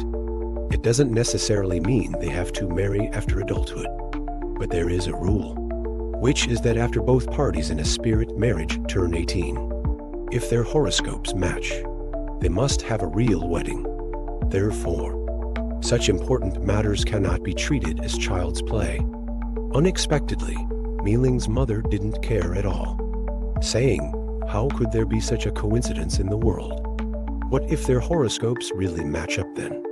Then it wouldn't be bad for Jing Dian to be her son-in-law. Watching Miling's mother talking animatedly to herself, the old man was getting a headache. After thinking for a long time, Grandpa Dian San said in a deep voice, the reason we arranged spirit marriages for the children is because their destinies have flaws, to help and support each other. But Miling is not only beautiful and graceful now, but also smart and promising. She doesn't need to take this step at all. But upon hearing this, Miling's mother quickly shook her head. She said, Miling is not like that. Actually, this child has had a temper since she was little, and she's still not very obedient. And also, this girl once, at the age of 3, because of her temper, actually bit off a piece of flesh from her grandmother's wrist. Now, plus the strange things that have happened these past few days, can you still say this girl has no problems? Hearing these things, Grandpa Dian San fell silent. He sighed, because Miling's mother was right. Even if we put aside the strange things she just mentioned, Just the fact that this child's Shangxing acupoint belongs to the ghost hall indicates that her destiny is damaged. Considering these factors, the old man no longer declined. He told the couple to reconsider it. But now, Miling's dad had a bitter look on his face, although he was a bit unwilling. But considering his wife's gaze, he could only reluctantly agree. Thus, a spirit marriage agreement was drafted under the witness of both parties. The old man asked for a red string that Miling had used, and then folded the marriage agreement into a concentric shape, and that was considered the ceremony completed. Now that the spirit marriage is arranged, the two families naturally became in-laws in a sense. Therefore, it's even more unreasonable not to have a proper feast. It just wouldn't make sense. At this moment, the two young people who were completely unaware of this marriage arrangement were indeed listening to their mothers and came to the reservoir to see the dam. Miling looked unwilling, saying, "If you want to see, hurry up and see." But Zhao Dian, who was not interested in this at all, didn't care. Plus, there were already some minor conflicts between them. He directly complained, "What's there to see? Your village is the poorest around. Aren't you aware of that?" As expected, as soon as these words came out, the originally dull atmosphere was immediately ignited. Miling was almost furious. She scolded Chen Jingdian for not knowing what's good for him, and told him to get lost if he didn't want to see it. Zhao Dian retorted disdainfully, saying, "If it weren't for your parents' sake, even if you sent an 8-man sedan chair to invite me, I wouldn't come. If that's the case, then what's the point of watching anything?" Miling directly huffed and puffed, preparing to go home. But unexpectedly, Zhao Dian suddenly stopped her.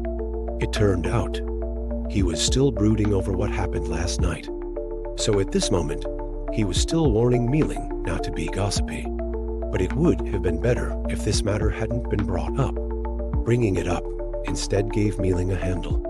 She told Jing Dian to be more polite to her in the future. Otherwise, she would reveal the fact that he has no heartbeat. It turned out, last night, when Jing Dian had diarrhea, Miling actually secretly felt for his heartbeat. Of course, this action was also somewhat of a slip of the mind, because Miling clearly remembered. When this guy had a physical examination as a child, even the doctor couldn't find his heartbeat. Wow! With this matter revealed, Miling, in Jing Dian's words, gained another nickname of Scheming Dog. Whether it was sophistry or what, Zhao Dian said his heart grows on the right side. So you must have felt in the wrong place. Really? Is that actually the case? Miling wondered, and prepared to reach out again to confirm. How could I let her succeed? Zhao Dian slapped Miling's hand away and started questioning her about her diarrhea last night, asking if she was pretending on purpose, and actually taking the opportunity to study his body.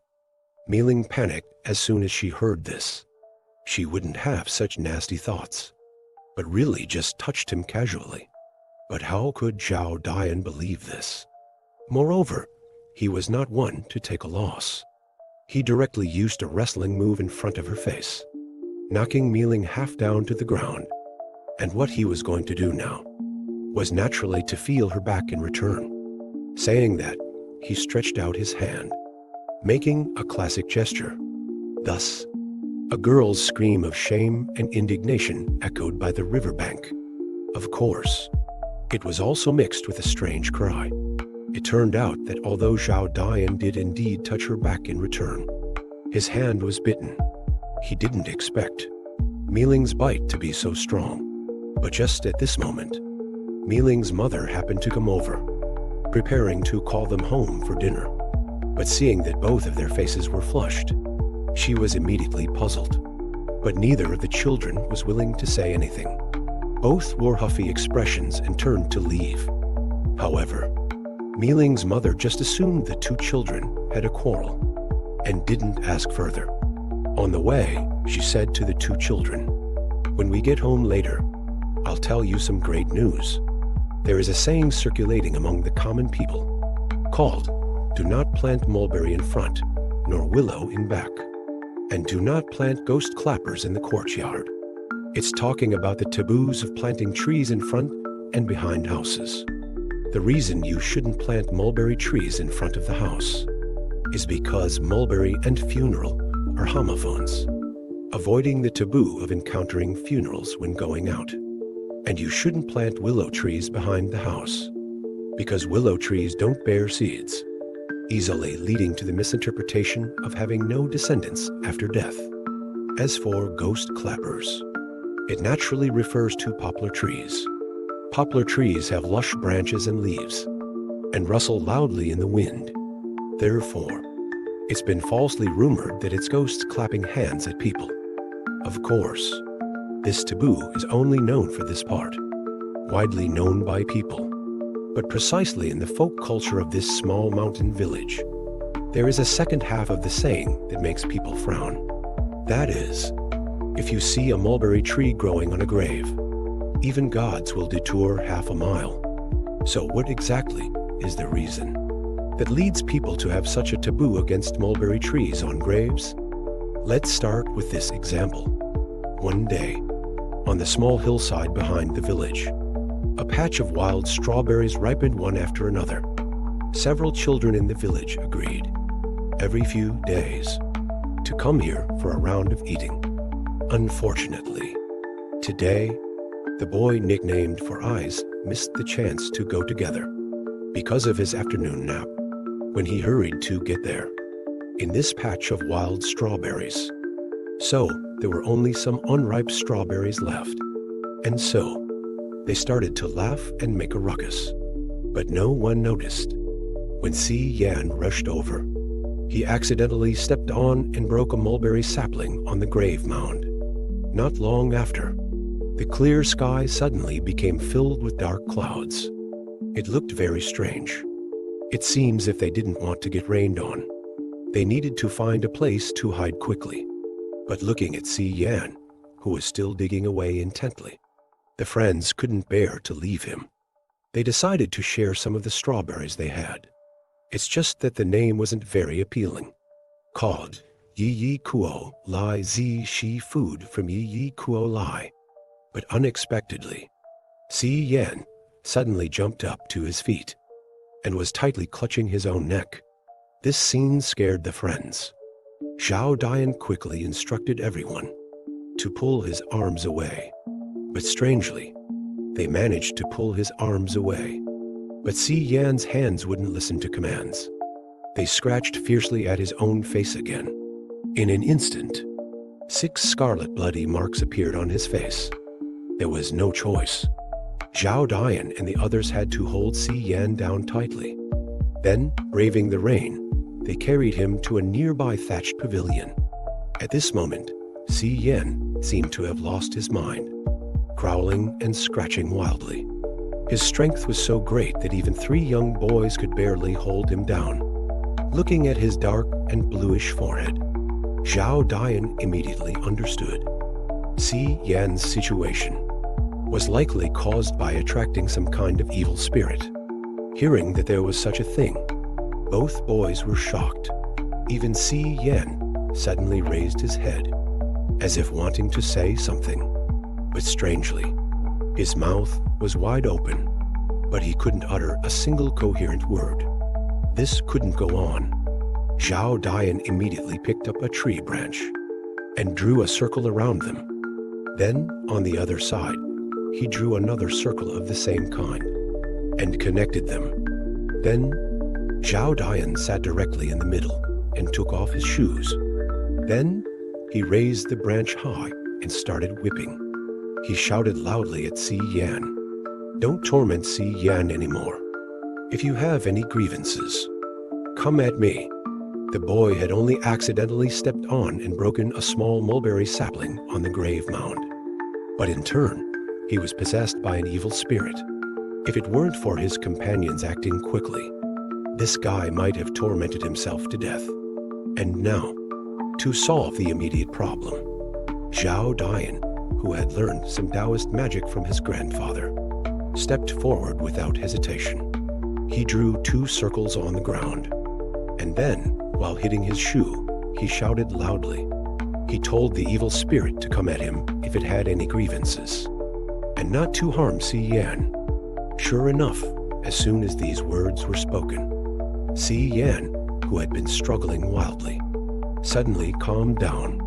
But this change was only limited to this, because although Si Yan seemed to have stopped struggling, his body was trembling violently. He seemed to be extremely angry. Seeing this, Zhao Dian had to turn one of his shoes upside down and began to chant the upside-down shoe soul guiding spell. As soon as the spell was chanted, he felt an invisible wave surge out, heading straight for Zhao Dian. At the same time, Si Yan, who was possessed, suddenly went limp and collapsed backward. This sudden change left the 2 friends who hadn't dealt with such situations before feeling a bit helpless and hesitant. But at this very moment, Zhao Dian instead lowered his head and remained silent. This made Zhao Gai and the others extremely anxious. But just then, Zhao Dian suddenly raised his head, revealing his eyes were tightly closed. He gritted his teeth and told Zhao Gai and the others not to panic, just to carry Si Yan out of the circle. Hearing this, the 2 friends quickly acted, carrying Si Yan to the corner. Then, Zhao Dian told them not to bother Si Yan anymore, and let him rest for a while. Leave the rest to me. After saying this, he began to talk to himself. He said to the evil spirit, "My body isn't as heavy as Si Yan's, and you can also use my mouth to speak. So, if you have anything to say it quickly." After saying all this, Zhao Dian immediately recited the 8-character incantation. "Yin and Yang unite. I permit you to possess me." In an instant, Zhao Dian suddenly lowered his head. But in the next moment, he suddenly looked up and wailed, and a woman's voice came out. She said she hated it so much. The thing she had waited 90 years for was actually destroyed by this little bastard wearing glasses, stepped on and broken in one kick. After this outburst of crying and complaining, Zhao Dian was exhausted. He endured the pain and told the woman, "You need to calm down a bit. Don't be too agitated. My grandfather can resolve issues for both sides. As long as you can tell us the whole story, we will help if we can. But if you keep being stubborn like this, then don't blame me for turning ruthless." Hearing these words, the woman indeed calmed down. She told a shocking story. She said she was originally a woman from this place, who was killed by villains more than 90 years ago, and her soul was suppressed by some means, preventing her reincarnation. Therefore, she could only hope that a mulberry tree would grow beside her grave. As long as this mulberry tree could grow its 7th leaf, then she could ascend to reincarnation through it. But unfortunately, the opportunity she had waited 90 years for was ruined by this little thing. As soon as these words came out, it was indeed quite shocking. Zhao Dian frowned, wanting to understand the truth of the matter. It turned out that the person who harmed this woman was none other than the local bandit, Liu Haiki, Black 7 Liu. When this name was mentioned, Zhao Gai and the others were all horrified, because Liu Haiki's name was known to every household. People of the grandmother generation often said that Liu Haiki was a complete and utter villain. Back then, Liu Haiki ran rampant in Shandong, committing all kinds of evil. And this remote Lejianggu Old Palm Gully was not spared from this disaster, being ravaged 3 times in a row. And the reason he did this was because he was told by a military advisor named Jia Niu under his command that a dragon vein was hidden in this place. So, they used the gold they had plundered to cast a 6 jin, approximately 3 kilograms heavy Yin-Long ball responding dragon ball. They wanted to use this to absorb the royal aura of this place. And this woman was kidnapped by Liu Haiki and his gang to be used to block the formation eye. After the woman died, they drove a copper nail into her body to trap her primordial spirit and prevent reincarnation. Since then, her soul had been suffering in this dark underground. Fortunately, the local people were kind and virtuous.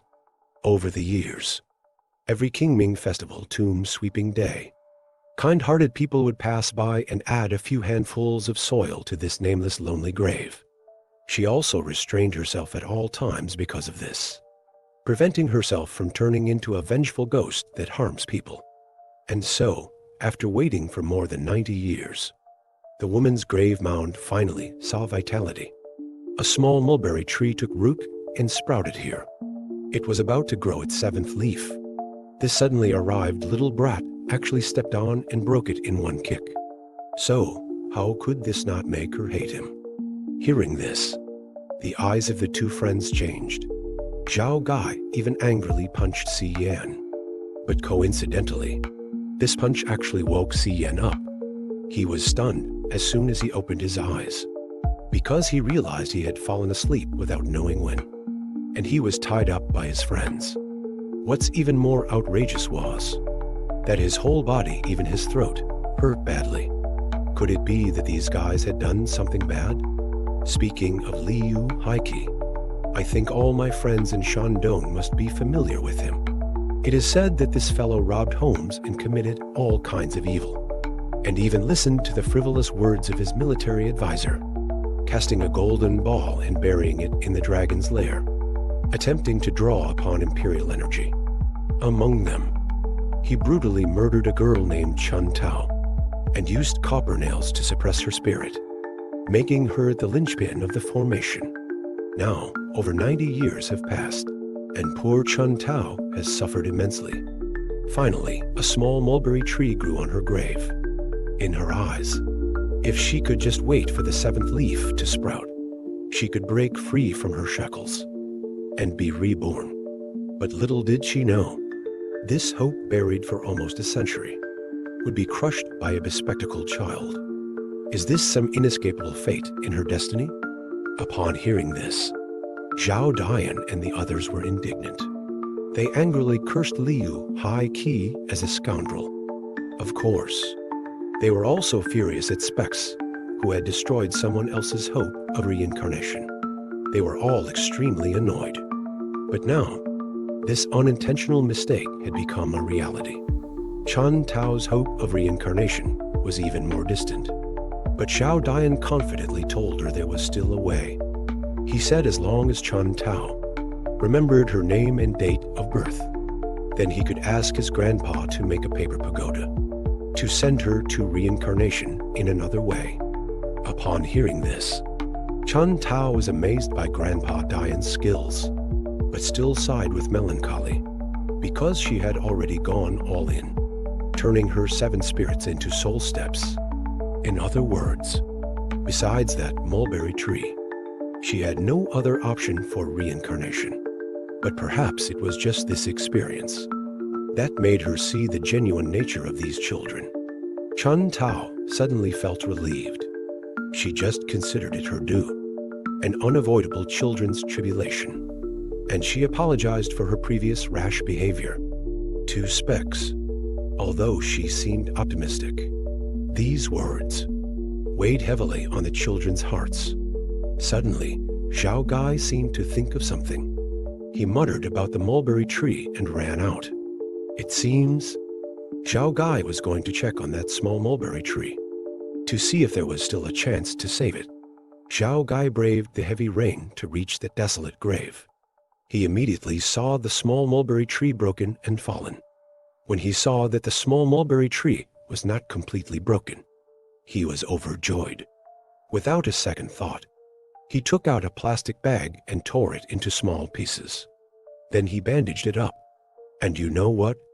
When the bandaging was done and he took a closer look, it really looked quite decent.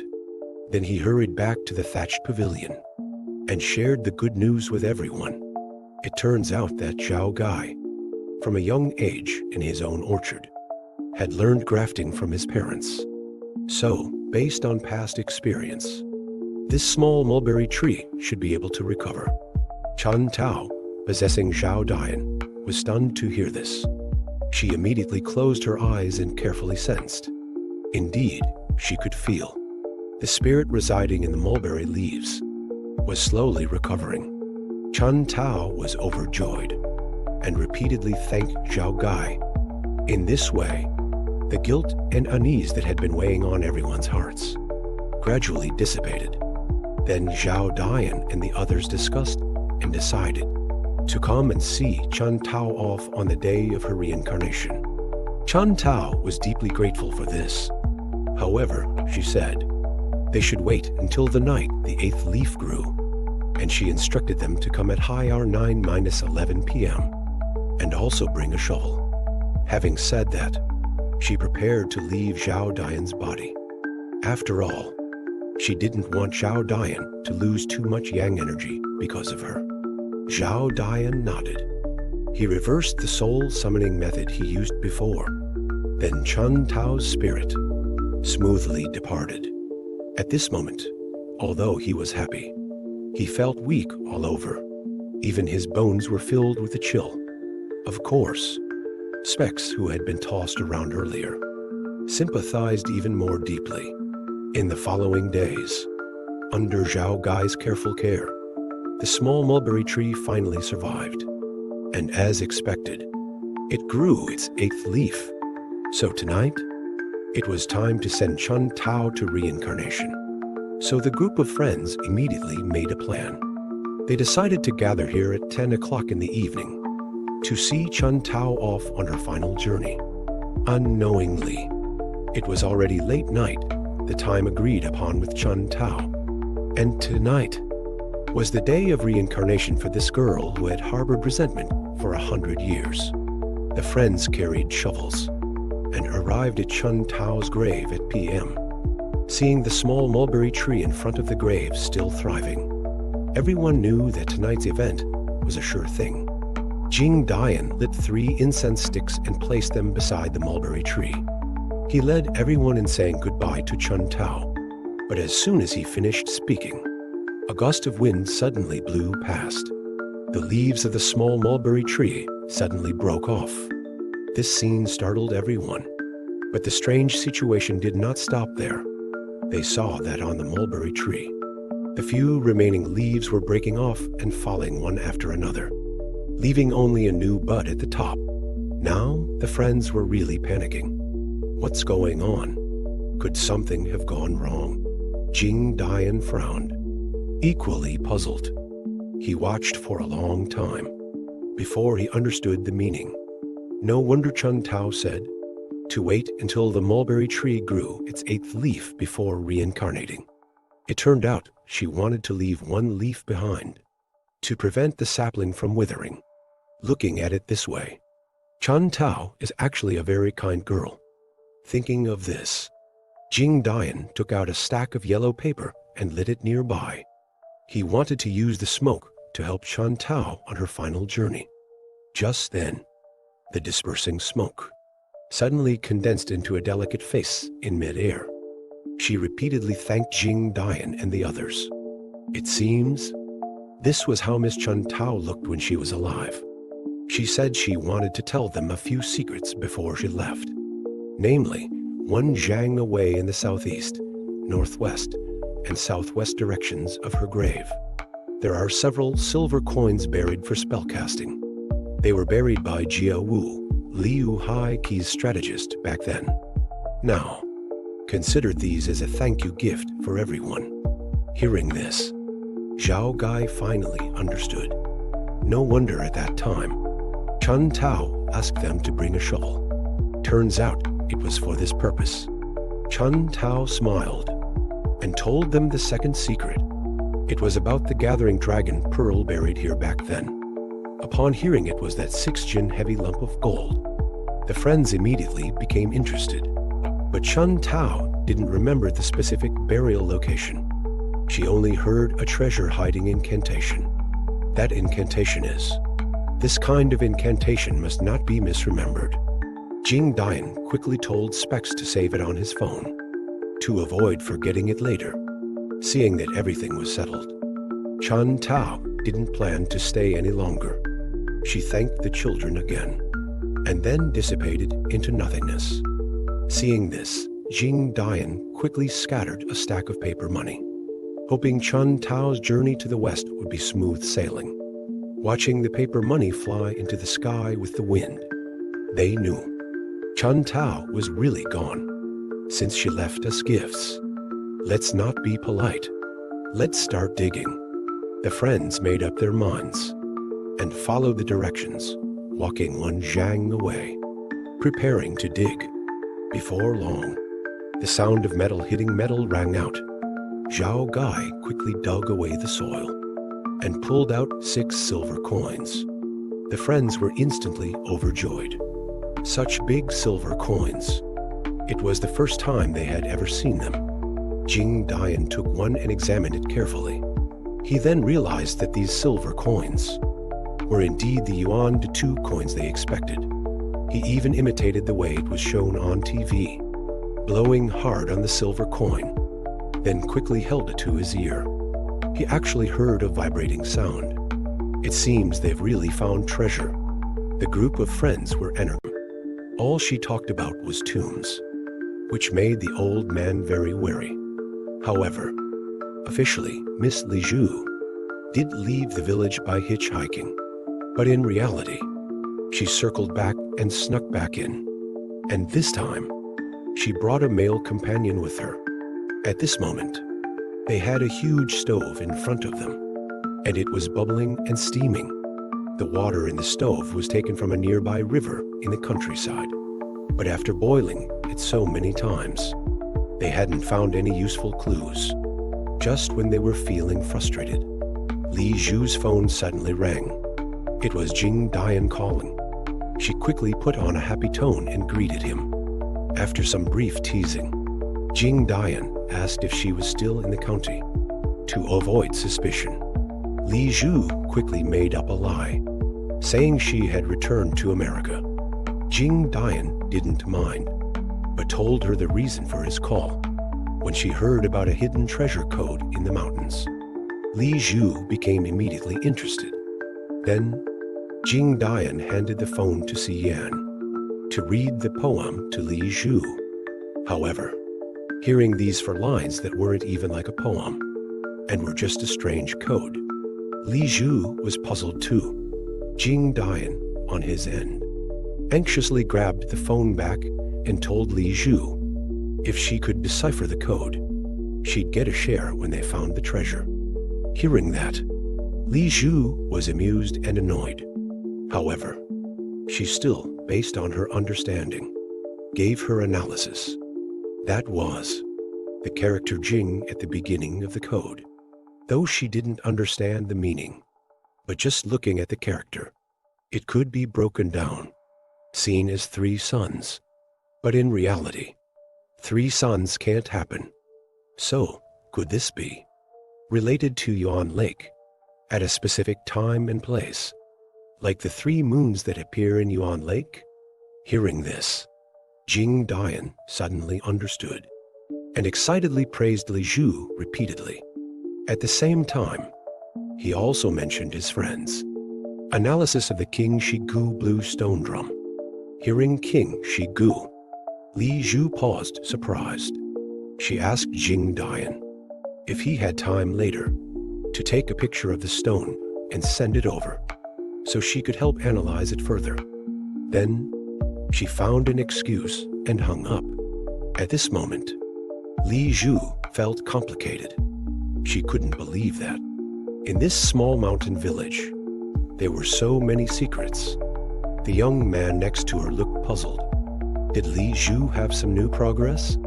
Actually, it wasn't really progress, because a few days prior, Li Zhu had gone to the county library. She'd found a record there, saying that Shasan Li village wasn't always called that, but was called King Shibu Blue Stone Wharf. So, she thought, the name change was probably to hide some secret. But with this progress, it was thanks to Jing Dian and their timely help. Back with Jing Dian, who had been hung up on. His friends were already shouting excitedly. They hadn't expected.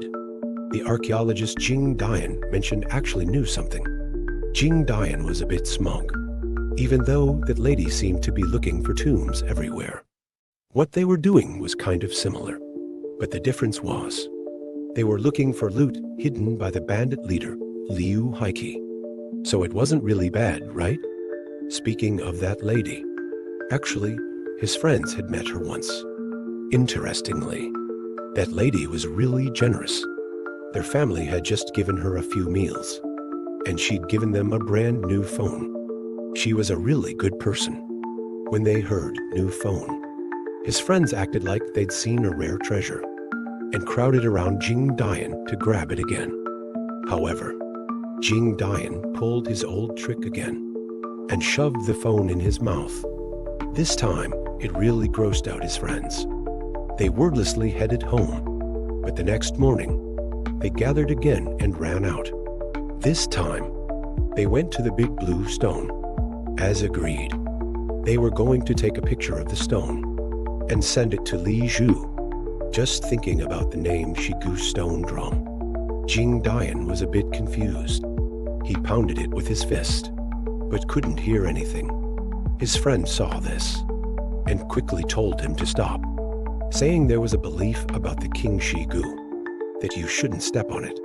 Stepping on it was like stepping on their ancestors' backs and would bring heavenly punishment. Jing Dian rolled his eyes. Who would step on such a big stone for no reason? Are they crazy? Then he looked up at the sun, but didn't see any three suns. So he took a 360-degree video of the blue stone. Si Yan kindly pointed out that with the time difference, it was still night in America, and sending it now would wake the expert up. But Jing Dian didn't care, and sent it right away. Oddly enough, soon after, Li Zhu replied. She said the stone wasn't anything special, just a rock that had rolled down from the mountain. Then, Li Zhu asked if they were on a riverbank. Jing Dian quickly denied it, saying they were halfway up the mountain. Even with heavy rain, it couldn't become a riverbank. Hearing this, Li Zhu got curious, because under the blue stone were small, uniformly sized pebbles. That was strange. Hearing that, Jing Dian grabbed a handful of pebbles and sent her a close-up. Li Zhu analyzed it right away and said it was crushed granite. Combined with their location, she deduced it was a feng shui spot. In other words, there was probably a big tomb there, and the pebbles were sealing soil for tomb raiding prevention. When he heard tomb, Jing Dian immediately balked. Seriously? Dig up a tomb? His grandpa would skin him alive if he found out. Li Zhu laughed out loud. She said it wasn't tomb raiding, but teaching them some archaeology.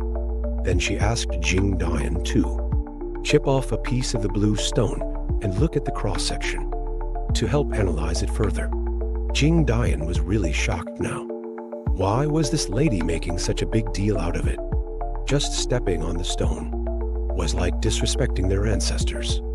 If they chipped off a piece, did she even know the consequences? Hearing this, Li Zhu didn't understand. Jing Dian didn't care if she understood, and hung up. Because of Li Zhu's idea, he didn't dare think about it. But now that they had no leads, they'd have to rethink the treasure hunt. With that, they decided to go home. Of course, Xiao Dian also suggested everyone to take a swim in the reservoir on the way, just to cool off for a bit. Since Jing Dian and the others declined Miss Li Zhu's suggestion, the treasure hunt plan had made no progress, and then it was gradually put aside. Of course, the phone Miss Li Zhu gave them was fully utilized by Jing Dian. Not only did he secretly download some pesticide app against instructions, but he also gamed with his friends under the streetlights. However, just as they were in the middle of their game, an older man from another village suddenly came over to ask for directions.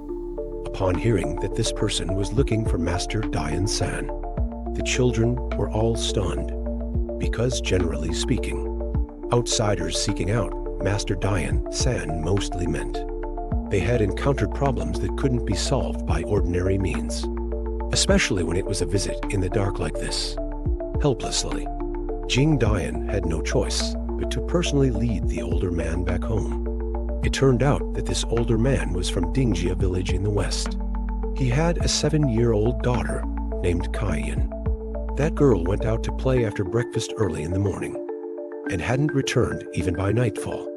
The family had searched for a long time but couldn't find her. So, reminded by a neighbor, they wanted to ask Master Dian San to divine her whereabouts. Upon hearing that it was about a missing child, Master Dian San also became a bit nervous. Didn't they ask the police station for help? Unexpectedly, the older man shook his head repeatedly, because according to the news from the police station, 3 children had gone missing in the entire town today, and from different villages. The police station had also sent people to help, but still to no avail. So, as a last resort, he came to find Master Dian San. Hearing this, Master Dian San frowned. He didn't chat further, but directly asked the older man if he had brought anything that the girl had used. Upon hearing this, the older man hurriedly started to rummage through his pockets, because before coming, an experienced neighbor had specifically reminded him what he brought was a comb. That was the comb her mother always used to comb her hair. The old man nodded. He found a strand of hair stuck between the teeth of the comb. He carefully took it out. Then he instructed Jing Dian to fetch a bowl of well water. After confirming the girl's name, the old man threw the strand of hair into the bowl. Then he began to chant an incantation. He stretched out his hand and pressed down lightly above the bowl. In an instant, the strand of hair stood straight up, as if it had been electrocuted. Seeing this scene, the older man was so frightened that he jumped to his feet, but the old man reassured him, saying that judging from the hair's reaction, his daughter was not in mortal danger. Hearing this, the older man finally breathed a sigh of relief.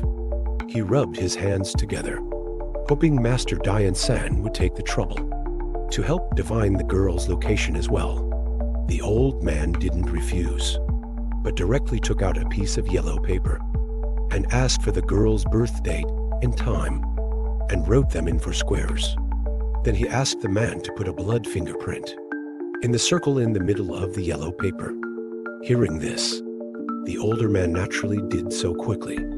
However, this method of finding people was not suitable for onlookers. So the old man politely persuaded the older man to go back, telling him to go back and wait for news.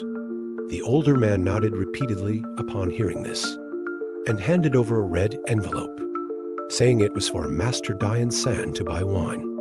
Master Dian San shook his head, saying he would only accept gifts when curing diseases and warding off disasters. But when it concerned human life, he would not take a penny. After seeing the man off, Master Dian San directly closed the courtyard door and bolted it, even closing the main room door tightly, because he was preparing to use this strand of hair to summon the spirit to possess someone. Of course, this kind of soul summoning was only to summon the girl's Ju soul, one of her 3 souls, in order to locate her position. Unexpectedly, Jing Dian, with his loose tongue, actually asked, "Whose body are you planning to possess with this soul summoning?" Upon hearing this, the old man was immediately so angry that he glared and puffed his beard. He said, "If not your body, whose else would it be? Unlike you, I don't have Gu Gua in my body." Jing Dian, who had been scolded, reluctantly took off his shirt with a pout. After Jing Dian sat down, the old man lit an incense stick under the yellow paper with the birth date and time written on it. Before long, the area with the blood fingerprint was scorched with a large hole. Then the old man gestured to Jing Dian, telling him to press the yellow paper against his heart. preparing to call upon Gu Gua to go to work.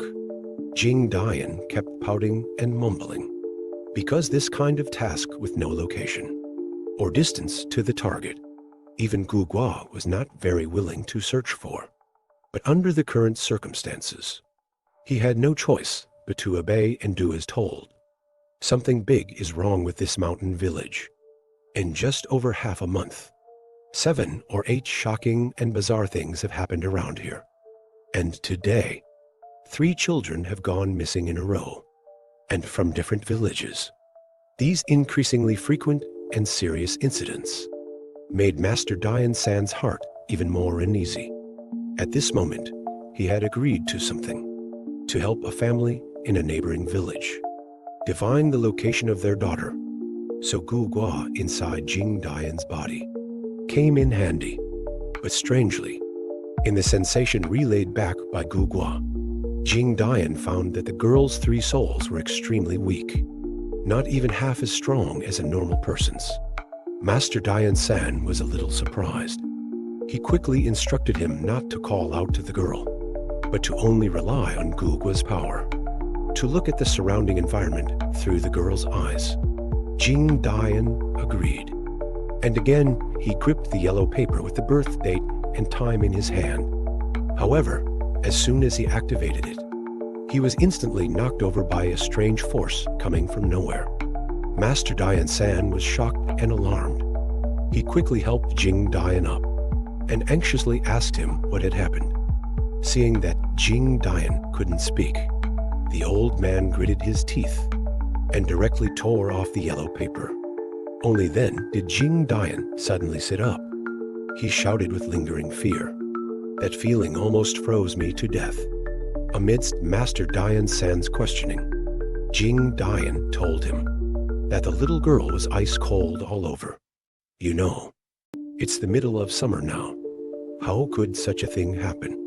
Then he described an even more bizarre, strange thing, which was that as soon as Gu Gua's power was activated, it was forcibly interrupted by some external force. The old man frowned upon hearing this. Didn't you see anything visually either? Hearing this, Jing Dian didn't know how to describe it, because the visual information he obtained was even more ridiculously scarce.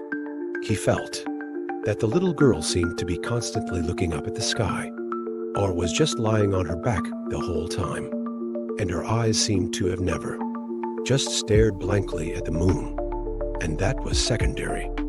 More importantly, the moon that the girl saw was blood red. Upon hearing this, Master Dian San's eyes immediately widened. He slowly stood up, his expression suggesting that he had discovered something extremely terrifying. Then, without a word, he opened a wooden box hidden in a dark place and locked several times. Inside was a patterned jade pendant. Jing Dian recognized this jade pendant, because this was exactly that rare treasure he had nicknamed Yellow-Faced Monkey. Normally, his grandpa wouldn't even let him touch it. Master Dian San didn't explain, but told him to remember carefully what he was about to say, which was, he wanted Jing Dian to go to the town police station right now, and he must hold the yellow-faced monkey tightly on the way and not let go, and not talk to anyone. When he arrived at the police station, he should say he was lost and couldn't find his way home.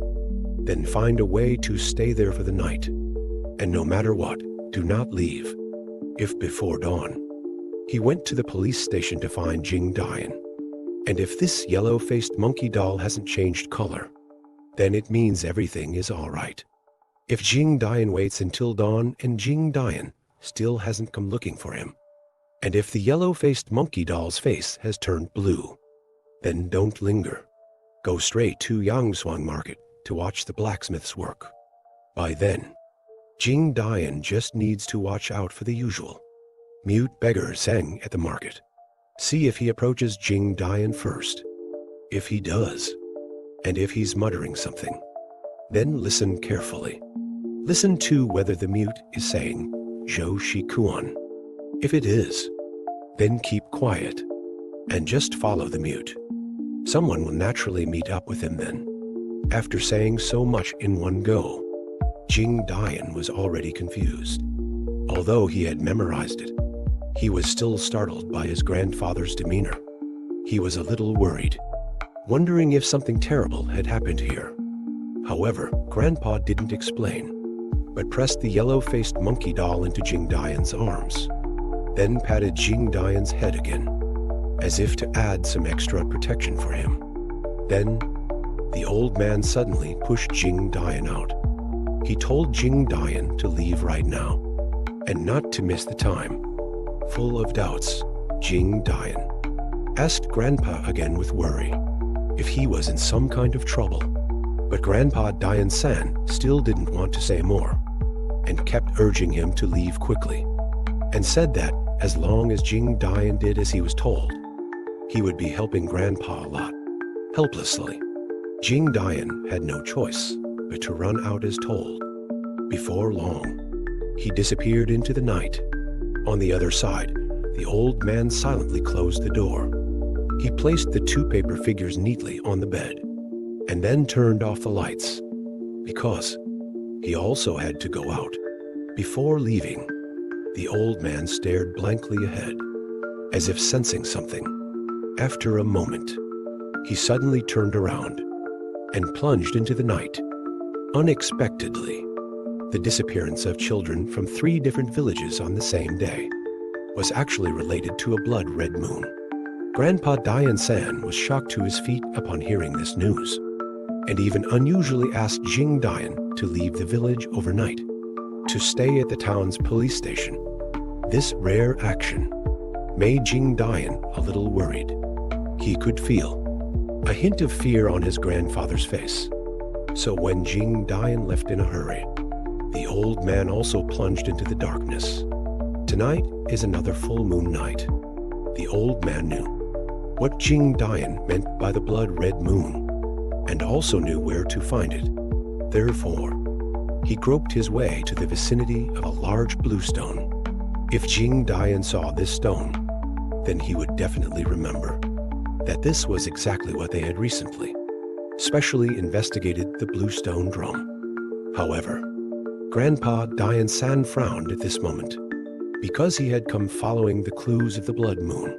But why was there such tranquility before him? Could it be that there are other places where a red moon could also be seen tonight? Feeling something was wrong, the old man carefully sensed around and instantly discovered something strange, because the aura of a big tree not far away was abnormal, actually emitting waves of cold and eerie air. The old man looked closely and then realized that a piece of bark had been shaved off the tree trunk. There seemed to be some ghostly scribbles on it. Seeing this, Grandpa Dian-san was suddenly shocked, because he already knew this was a node of an array. As expected, before long, he found in the nearby bushes a terrifying wooden stake. If he was not mistaken, this was indeed a puppet for anchoring the array. However, this type of puppet, even the well-informed old man found it a bit unfamiliar. Fortunately, the methods of breaking arrays are often similar in general principles. He saw the old man grab the puppet's head and directly gave it a 180-degree turn. The next moment, an anomaly appeared on the blue stone drum. It really was a trick. The old man ignored the array node and instead looked towards the large blue stone. However, when he clearly saw the person standing on it, his face suddenly turned gloomy. It was actually her. This girl clearly seemed to have left the village, but unexpectedly, she had secretly hidden herself. Thinking about it, the old man suddenly saw 3 figures lying on the blue stone. These aren't the 3 missing children, are they? The old man, shocked and horrified, was about to step forward. But then, he noticed Li Zhu suddenly looking at the moon. Grandpa Dian-san paused and followed her gaze to take a look. This look also made him guess Li Zhu's plan. This woman was probably waiting for the moment the moon turned red. Thinking of this, the old man couldn't hold back any longer. He directly took out the demon-subduing pestle and rushed out in one stride. At this moment, the old man was furious. He shouted loudly at Li Zhu from afar, telling her to get down quickly. "You girl, you really came with bad intentions. If you let those 3 children come to any harm, I will skin you alive." The sudden appearance of Grandpa Dian San caught Li Zhu a bit off guard. She screamed at the old man, telling him not to be impulsive. But in the next moment, Li Zhu looked behind the old man again, shouting not to kill him. The old man was immediately startled and quickly turned his head, and immediately saw a man in black descending from the sky, wielding an iron ruler and striking straight down. Fortunately, the old man's demon-subduing pestle was not just for show. He directly held it horizontally in front of him, not only blocking the iron ruler, but also using the force to throw the man in black out. But he didn't expect that the man in black didn't even take a breath, and attacked again in the blink of an eye. Force 2. The old man had no choice but to counterattack. After a fierce exchange, the two finally separated by a zhang's distance and faced each other. And Li Zhu's voice was almost hoarse at this moment.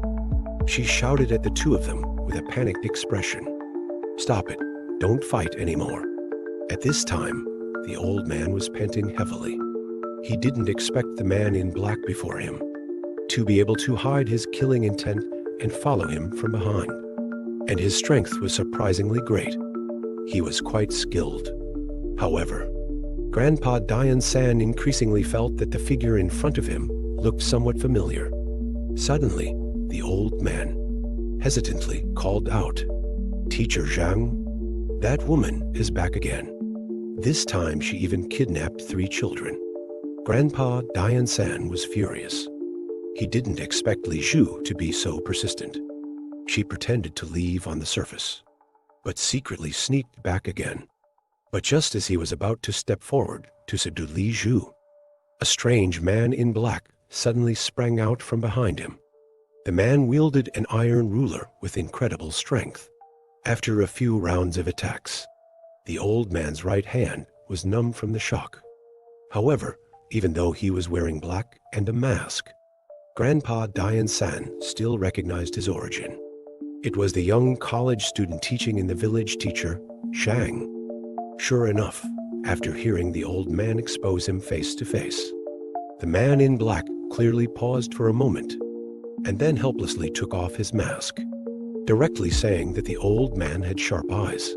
But now was not the time for interrogation, because there were still 3 children in danger. So the old man immediately questioned, "What evil are you trying to do?" Hearing this, Teacher Zhang sighed. He looked at Li Zhu on the bluestone and called out, "Senior," asking how to answer. He saw Li Zhu break into a smile, advising the old man not to misunderstand. She said that her trip here was only to study Feng Shui. Upon hearing this, the old man immediately burst into curses. "Bullshit. What are you holding those 3 kids for?" Li Zhu didn't mind, but said faintly that she suspected there was an ancient curse in this place and wanted to help break it tonight. This bullshit explanation made the old man fly into a rage. He immediately berated her and told her to get down now.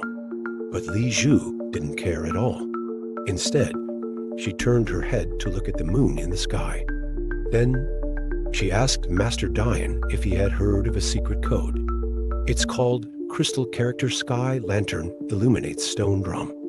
Stone drum rumbles, ghosts know the way. The old man was shocked to hear this. Fine beads of sweat actually oozed from his forehead. It seemed that he knew this secret code. But just then, the 3rd moon appeared in the sky, just like the other 2.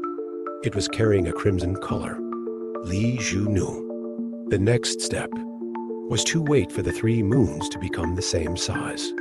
Teacher Zhao Zhang on the side seemed to be asking the obvious. He raised his voice and asked loudly, "Senior, what are you talking about? Where did 3 moons come from in the sky?" And Li Zhu's answer also seemed to be meaningful. She said this was a scene that could not be seen from other locations. After saying this, She looked at Master Dian again.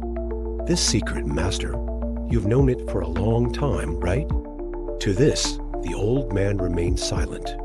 Instead, he stared at her coldly. Li Zhu was not surprised. Instead, she sighed meaningfully. This land is really interesting.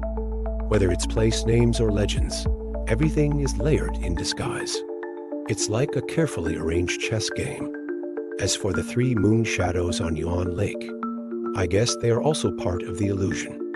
The old man still didn't say a word, but there was already a hint of anger in his eyes. But teacher Zhao Zhang on the side asked loudly again, "Ah, is there nothing real in Yuan Lake? It really made me go through a lot of trouble for nothing." After hearing this, the old man finally couldn't bear it anymore. He advised Li Zhu to have off for this land, and not to start blindly pondering based on a casually heard old saying. But Li Zhu not only didn't take it seriously, but instead became excited. She said that after this pondering, she found that this old saying was becoming more and more reliable, because she discovered that the character Jing also has another variant form, which is composed of 3 moon characters. After speaking, she looked again at the 3 blood moons in the sky and said, "This all makes sense." Then she asked Master Dian somewhat triumphantly, "Do you want to hear about my research results on this large blue stone?" Of course, teacher Zhao Zhang interrupted again. He smiled and asked, "Is this kind of secret also to be told?" Smiling and asked, "Is this kind of secret also to be told?" Li Zhu pretended not to hear. She directly brought out the second half of the old saying from the County Chronicle. "Stone drum rumbles, ghosts know the way." Can the meaning of this sentence be understood as, the blue stone drum will make a sound at a specific time, thereby leading out the ghosts from hell? In other words, this large blue stone is the gateway between yin and yang, the gate of hell. The old man listened quietly, still remained silent. Li Zhu smiled and said that she had also heard another version, called, "Divine Dragon opens its eyes to bless the earth." And this sentence seems to describe the stone as an auspicious object similar to a dragon vein. Of course, this sentence was told to her by Jing Dian. Hearing this, the old man immediately became uneasy. He didn't expect that this sentence could actually be spread from Jing Dian's mouth. Seeing Master Dian's shocked expression, Li Zhu laughed even more charmingly. She also added, "This is a little secret among Jing Dian and his friends." And Master Dian listened with an even angrier face. In his heart, he had already cursed this naughty child countless times. But now is not the time to consider these things. The old man asked angrily, "What exactly do you want to do?" This time Li Zhu didn't beat around the bush anymore. She directly stated her purpose, which is to use these 3 children to test whether this large blue stone is righteous or evil. Master Dian frowned. "What means are you going to use to test?" But Li Zhu didn't explain anymore at this moment. Instead, she told the old man to be calm and not impatient. Just wait for the moons in the sky to complete their alignment, and the result will be revealed. And now it's just a little bit more away. Seeing Li Zhu turn around the village before, were all done by these 2. Teacher Zhao Zhang, upon hearing this, nodded repeatedly without any hesitation, and even praised the old man for being meticulous. Whether it was the fat, strange insect on Shanzi's tree, or the 6-eyed catfish in Yuan Lake that harmed people, all are inextricably linked to the person in front of them. Listening to the old man's analysis, teacher Zhao Zheng looked even more pleased with himself. This made Master Dian San so angry that he cursed out loud. Damn it! Unexpectedly, Zhao Zheng didn't take it seriously, but instead told Master Dian San another unknown secret. He glanced at Li Zhu, saying that he once wanted to imitate his predecessors, to refine a Sansheng Tongzi 3 life boy. So before, he had also scouted a target child. Speaking of this, he smiled and asked Master Dian San to guess. who exactly the target was.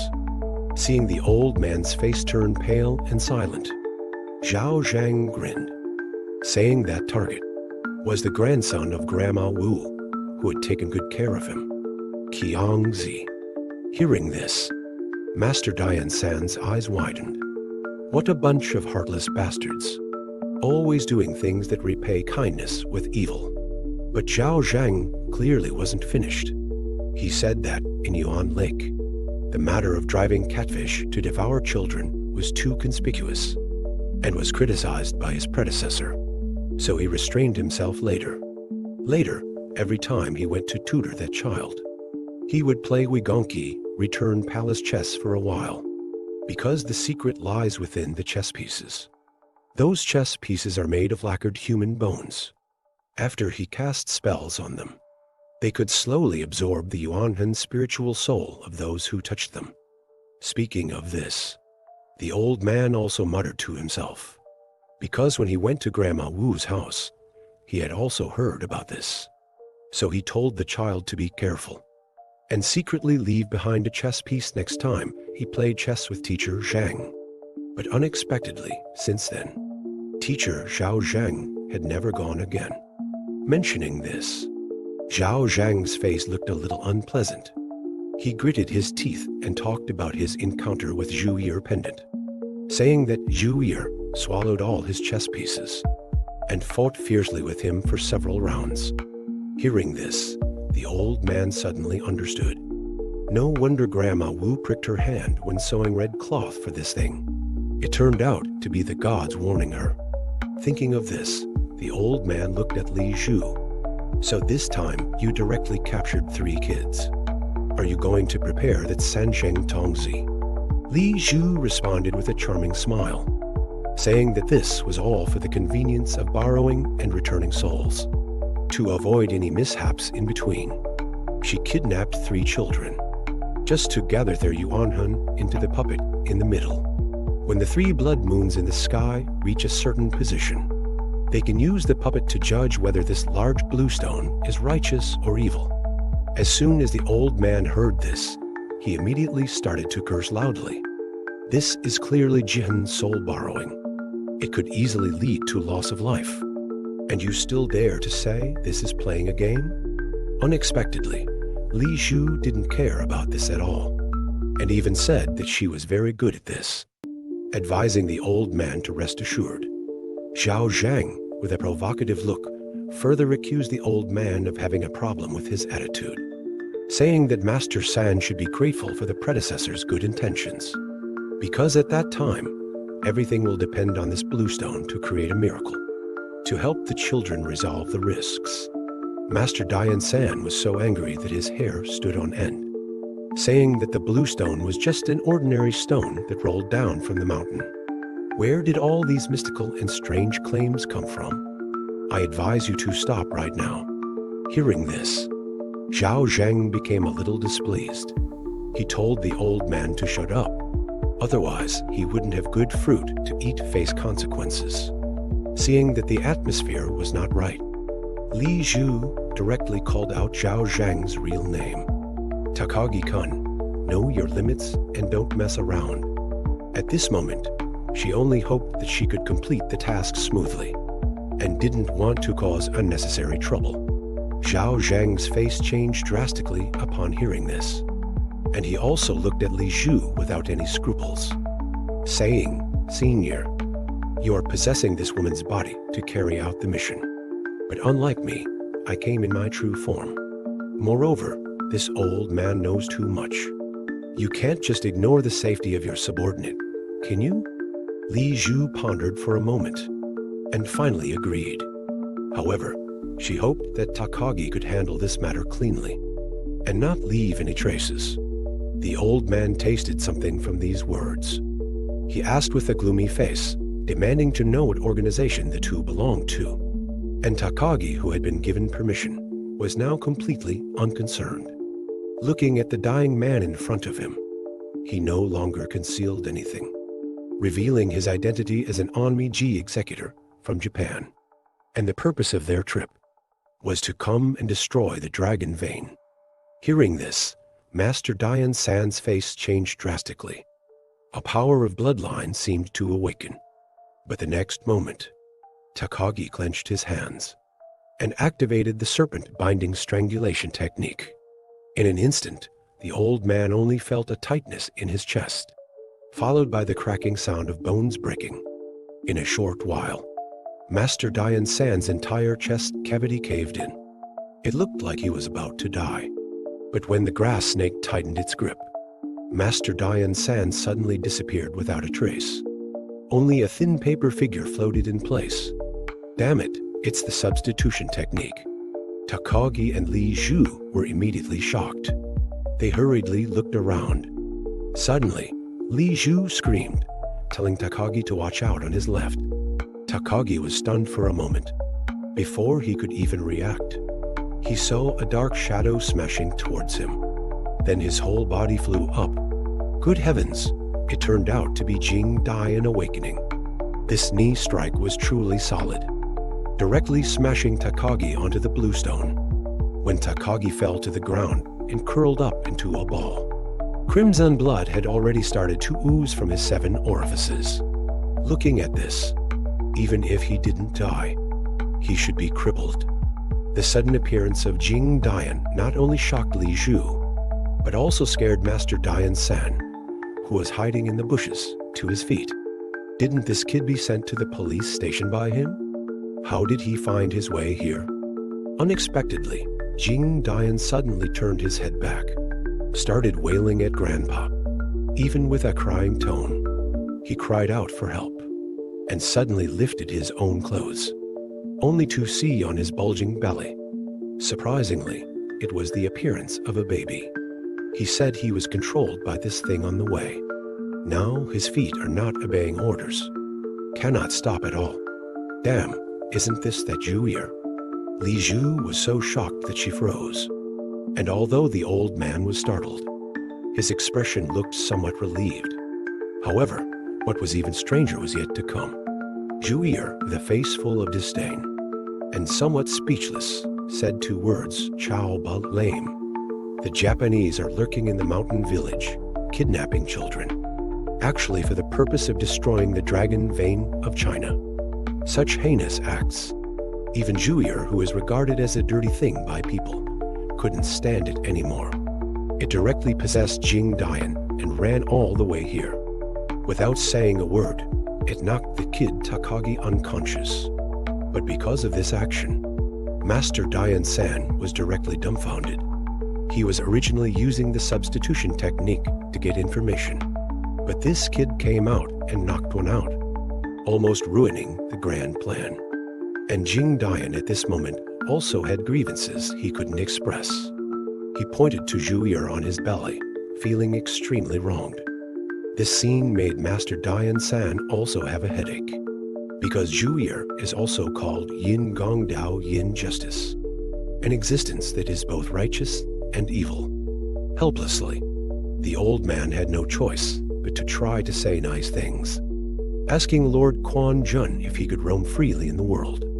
Why would he possess a small doll of mortal flesh and bones? Unexpectedly, Zhu was not polite at all, directly rolled his eyes at him and said, "Mind your own business?" Scram. Oh dear, what to do now? The old man's face turned bitter, and for a moment, he was at a loss. But Jing Dian, this kid, also didn't know his place. As soon as he heard this thing dared to curse his grandpa, without saying a word, he gave Zhu a punch. But this punch was actually hitting himself, as Jing Dian clutched his belly and wailed. Zhu retaliated by opening his mouth and biting. Never mind, never mind. It seems there's no way to deal with this thing for a while. The old man then planned to solve the immediate matter first. Thinking of this, he looked towards Li Zhu, standing on the bluestone. At this moment, he no longer hid anything. Say something harsh directly. Say if you don't get down here and surrender to the police station, your fate will be the same as that kid on the ground. Hearing this, Li Zhu frowned, seeming somewhat shaken. However, when she inadvertently looked up at the sky, Her initial fear and unease vanished instantly, because the opportunity she had been waiting for had arrived. Looking up, the 3 blood moons in the sky formed a near-perfect pyramid shape, a magnificent sight. At the same time, the pottery boy placed on the blue stone drum also showed strange signs. Seeing this, Li Zhu couldn't help but reveal a sinister smile of triumph. She ignored the aggressive Master Dian San, and instead opened her arms to the blood moons in the sky, as if welcoming the arrival of a certain moment. Although the old man couldn't see this strange phenomenon from where he stood, he sensed from Li Zhu's movements that something was terribly wrong. Alarmed, he took out his demon-subduing pestle and prepared to step forward to stop her. But unexpectedly, Li Zhu actually pulled out a gun. With a murderous look, she warned the grandfather and grandson not to move rashly. Otherwise, she might really show no mercy. Now Jing Dian finally understood. The older sister he once thought was a good person turned out to be the worst one. And the old man was also going all out. He shouted at Li Zhu, "Go ahead and try shooting. See if I'm just using illusions."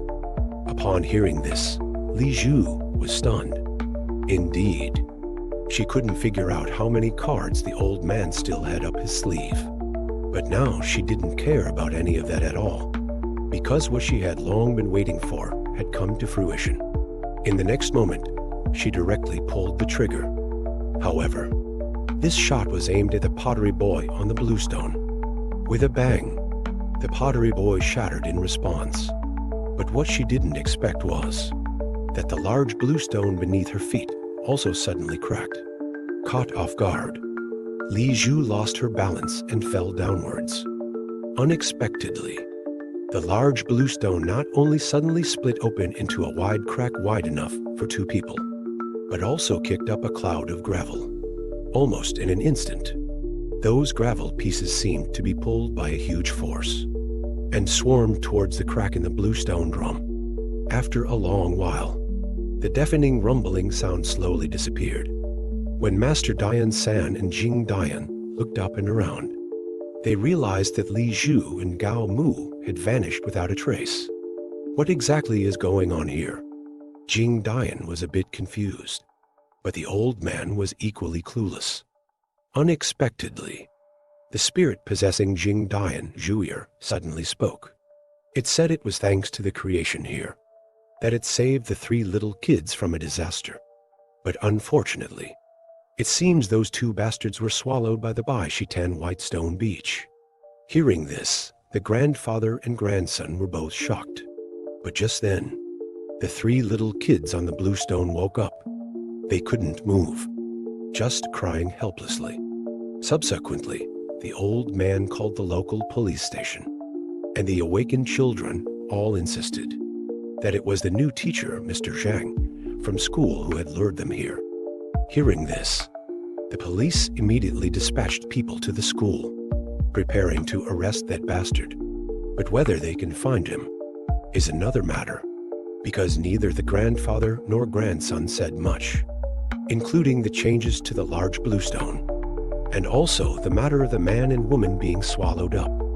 A human face suddenly grew on this young man's belly, surprisingly because he had received a back-opening massage from a dirty thing. Master Dian San, alarmed by this scene, was naturally worried. Without a word, he took Jing Dian back home, although Master Dian San didn't understand how exactly Jing Dian had provoked Zhuir.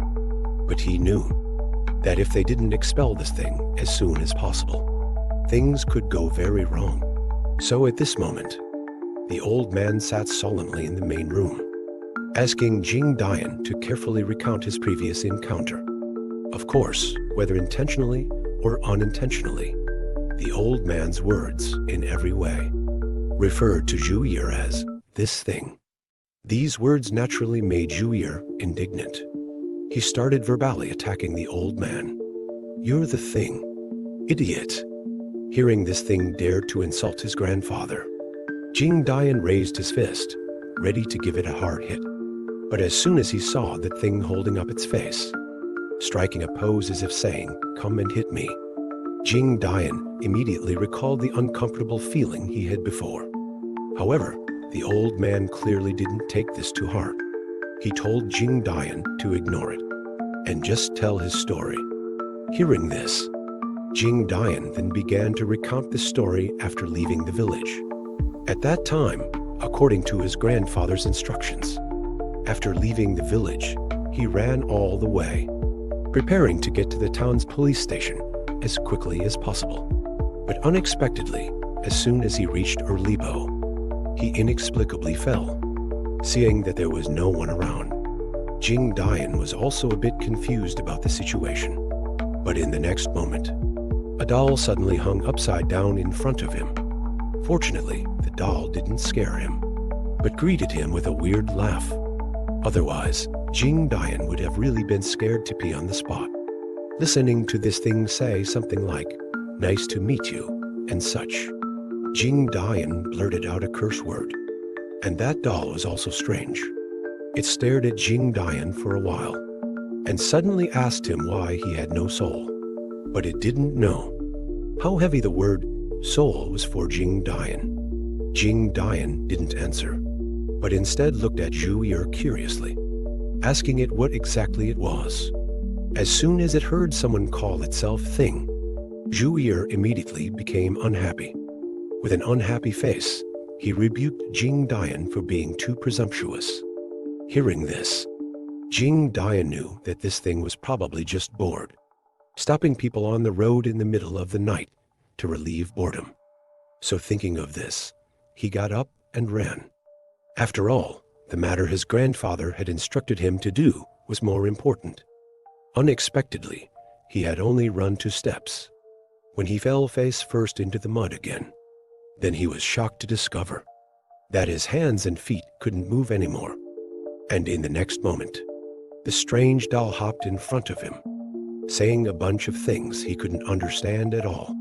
At that time, that thing stared at him and said, "From now on, we are family. Take care of me more." These words left Jing Dian in a fog.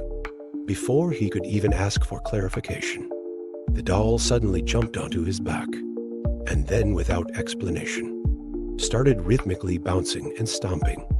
And that thing was also muttering incantations, from Shen Dao Kai all the way to Dao Kai.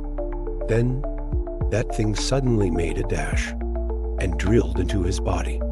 Then, from his belly came the muffled voice of that doll. "Young man, I have already unlocked your hands and feet. You can move now." Hearing this, Jing Dian stood up in a daze. He didn't understand what had just happened, only felt a chill in his stomach, just like swallowing an ice cube.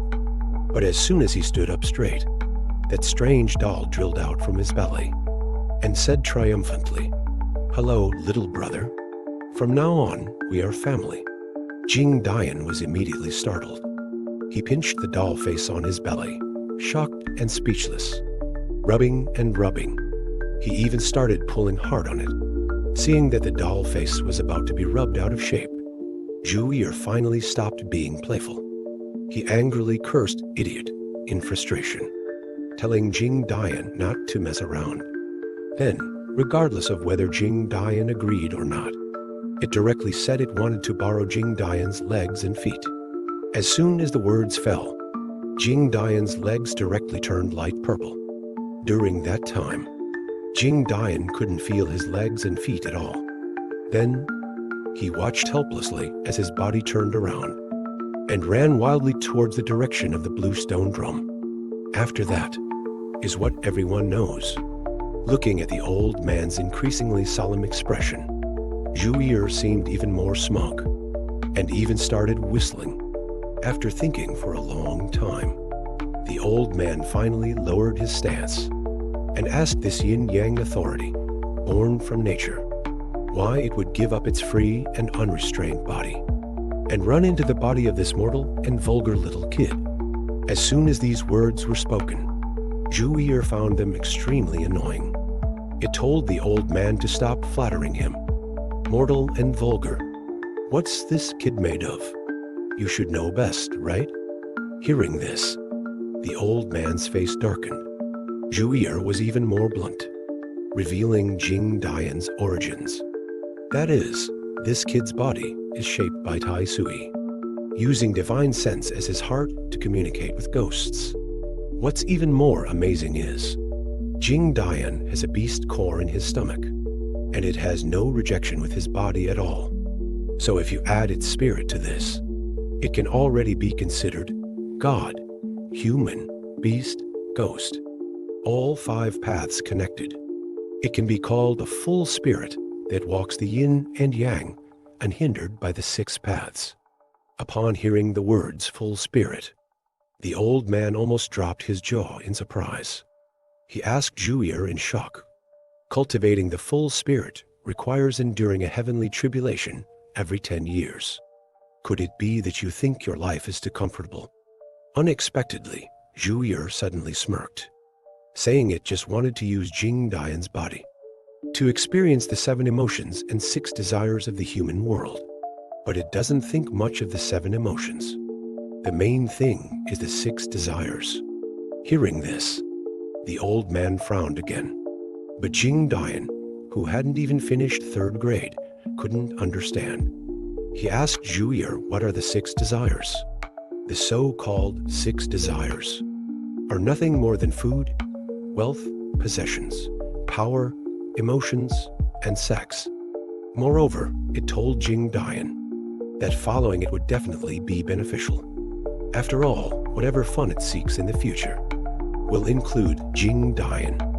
After saying that, Zhuir laughed heartily and triumphantly. However, the old man's face turned bitter, and he began to wail in sorrow. This is too much. How could such a mistake happen? The more the old man thought about it, the more upset he became.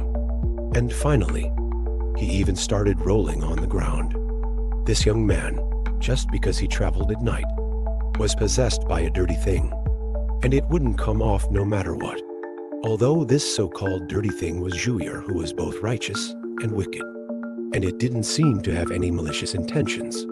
But letting this guy stay in Jing Dian's body was not a good thing after all.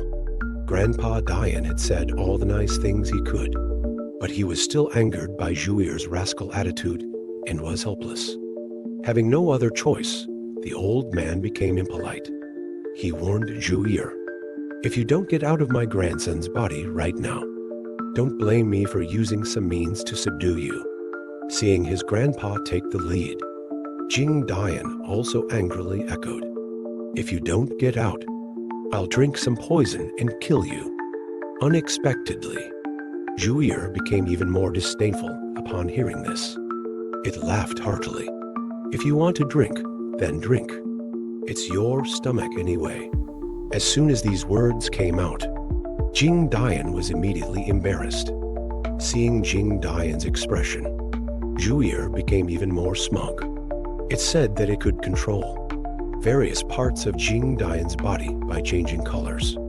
That is, it could control the mouth, to decide whose stomach the food Jing Dian ate would ultimately go into.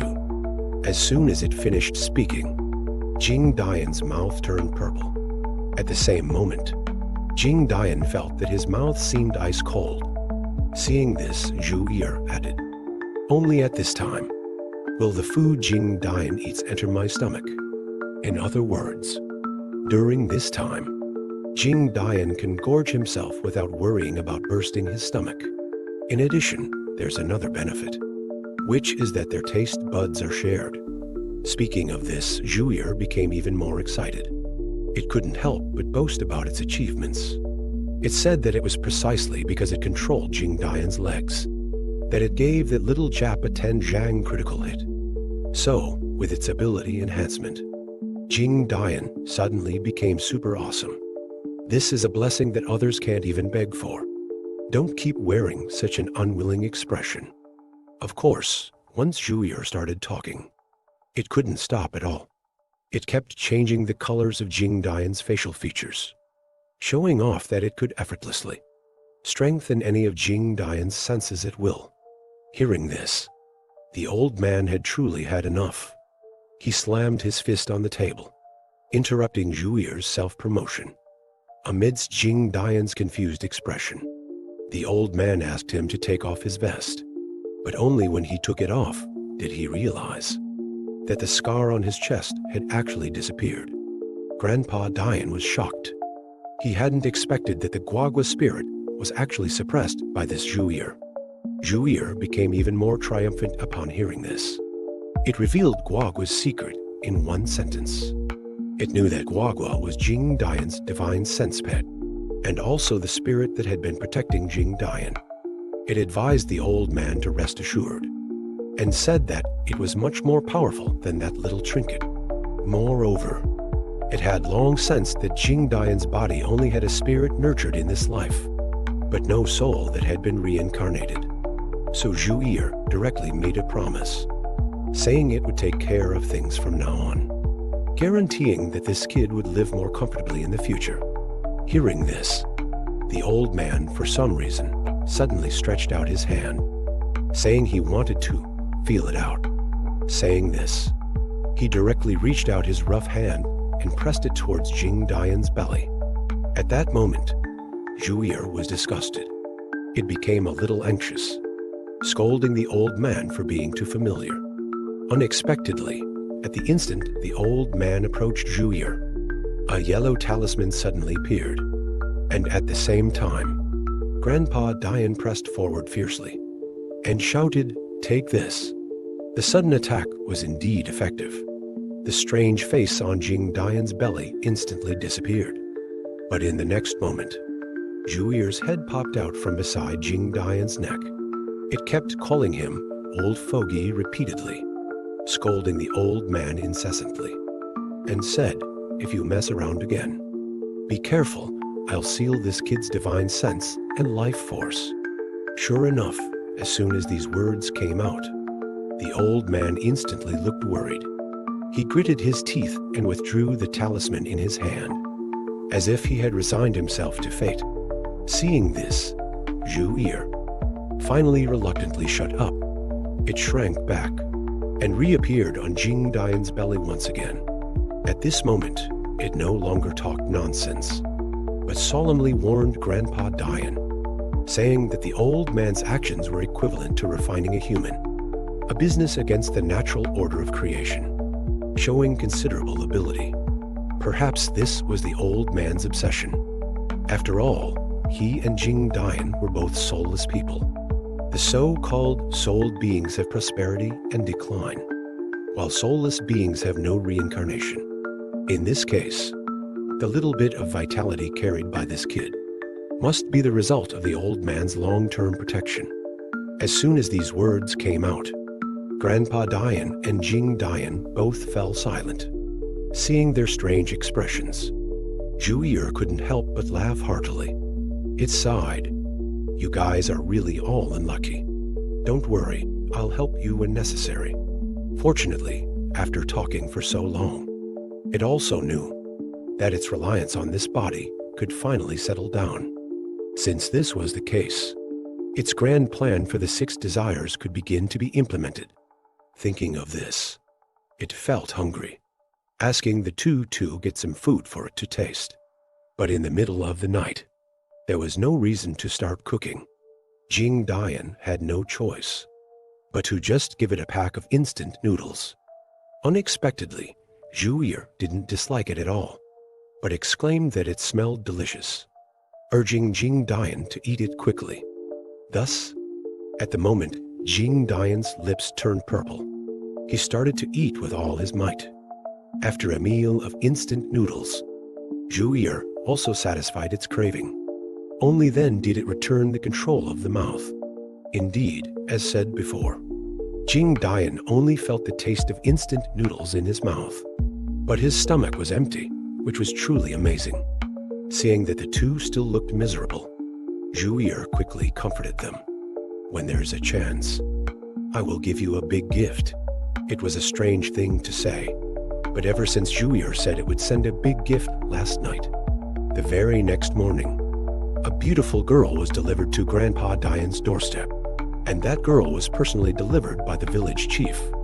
The village chief knocked for a long time. Jingdian, still drowsy, opened the gate. Upon hearing the village chief say he had brought one of his relatives, and someone from the literacy class, Jingdian immediately became uneasy. He took a closer look and was instantly startled. Good heavens! Isn't this Li Zhu who went missing last night? Alarmed, Jingdian hurriedly called for Grandpa to come out and see. Seeing Master Dian-san arrive, the village chief then explained the situation. It turned out this girl had amnesia and didn't know how she got here. However, Xiao Gai from the village said he had seen this girl and Jingdian hanging out in the back hills, and at that time it seemed they said she was some relative, thinking there might be some connection. So he decided to bring her over. Although Li Zhu had amnesia, she hadn't forgotten everything. She heard that she seemed to have some connection with the grandfather and grandson in front of her. So she smiled and greeted them. Jingdian was a bit puzzled. He hurriedly looked at Grandpa, not knowing what to do for a moment. Unexpectedly, Dian-san signaled to Jingdian, and then directly started talking nonsense, saying this girl was a distant niece from his sister's side. The village chief didn't doubt him. Seeing that Master Dian-san had accepted this relative, he felt relieved. However, Master Dian-san was a bit curious though, how they found this girl. Speaking of this, the village chief suddenly slapped his thigh, saying this was really weird. Just this morning, when Wu Lauer went to Yuan Lake to set fish traps, he saw a dark shadow floating on the lake. Out of curiosity, he rowed the boat over. Getting closer, he realized that the dark shadow was actually a young woman floating on the water. Fortunately, Wu Lauer found that this girl was floating face up, and there were no signs of drowning. After noticing these things, he quickly called out to nearby villagers, and together they rescued the girl.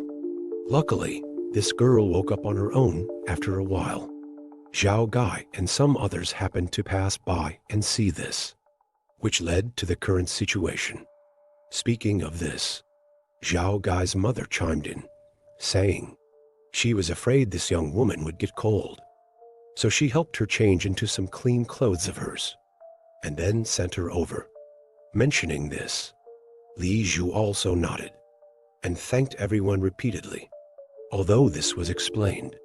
But strangely, this girl simply doesn't remember how she ended up in Yuan Lake. Hearing these words, Master Dian-san also had some idea.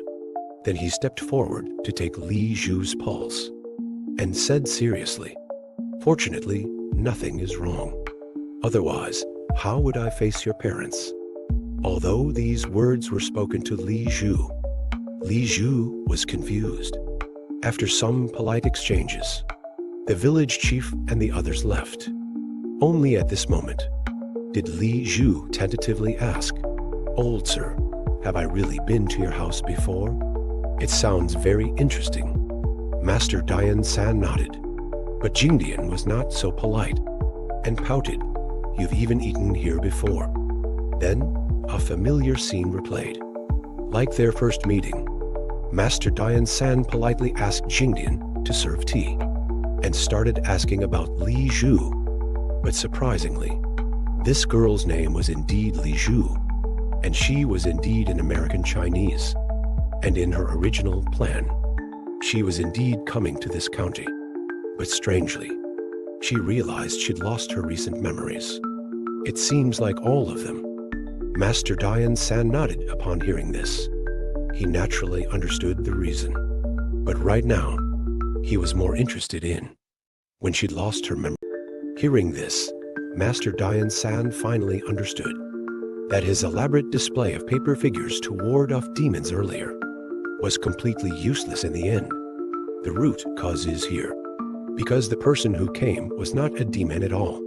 It seems these Japanese devils are as insidious and cunning as ever. The old man talked to himself, which made Li Zhu feel confused. However, it's pointless to talk more about this. Master Dian-san quickly changed the subject, saying her pulse was steady and her body was fine. Now that things are clear, then we should understand what we, father and son, need to do to help Li Zhu.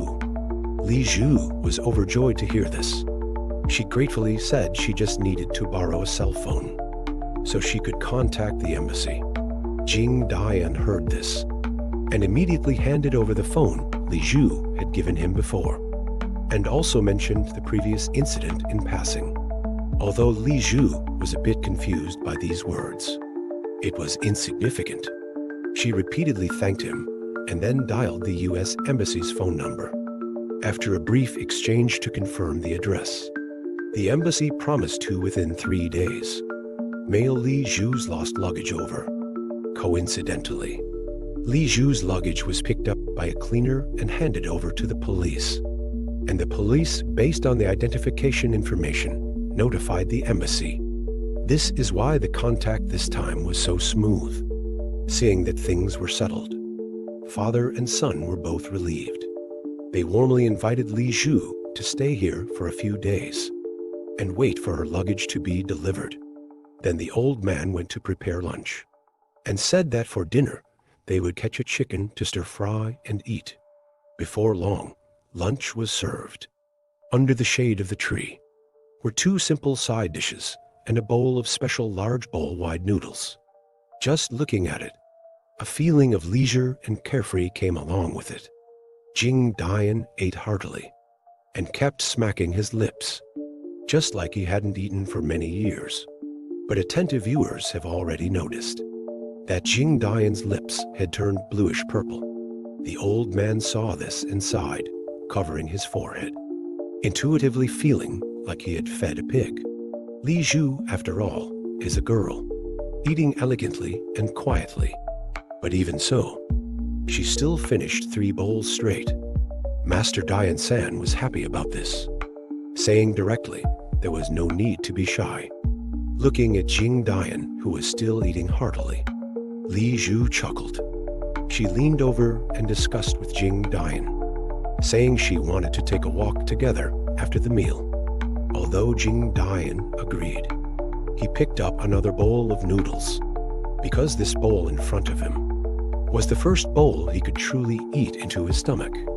And this scene really surprised Li Zhu a little. After the meal, the two revisited the same places. Just like before, Li Zhu sighed with admiration along the way, as if she was already captivated by the beautiful mountain scenery. But somehow, the resting place Li Zhu chose was exactly the same as last time. Jing Dian saw this, and his expression suddenly became strange. Fortunately, Li Zhu didn't notice these things. The two sat on the grass and chatted happily. Of course, as they chatted, they naturally started talking about some family matters. Hearing Li Zhu ask about his parents, Jing Dian frowned. He then confirmed that this older sister's amnesia was quite thorough. But thinking about it, Jing Dian inexplicably felt a burst of heat, because he remembered once the soft and warm touch when pressed against her chest.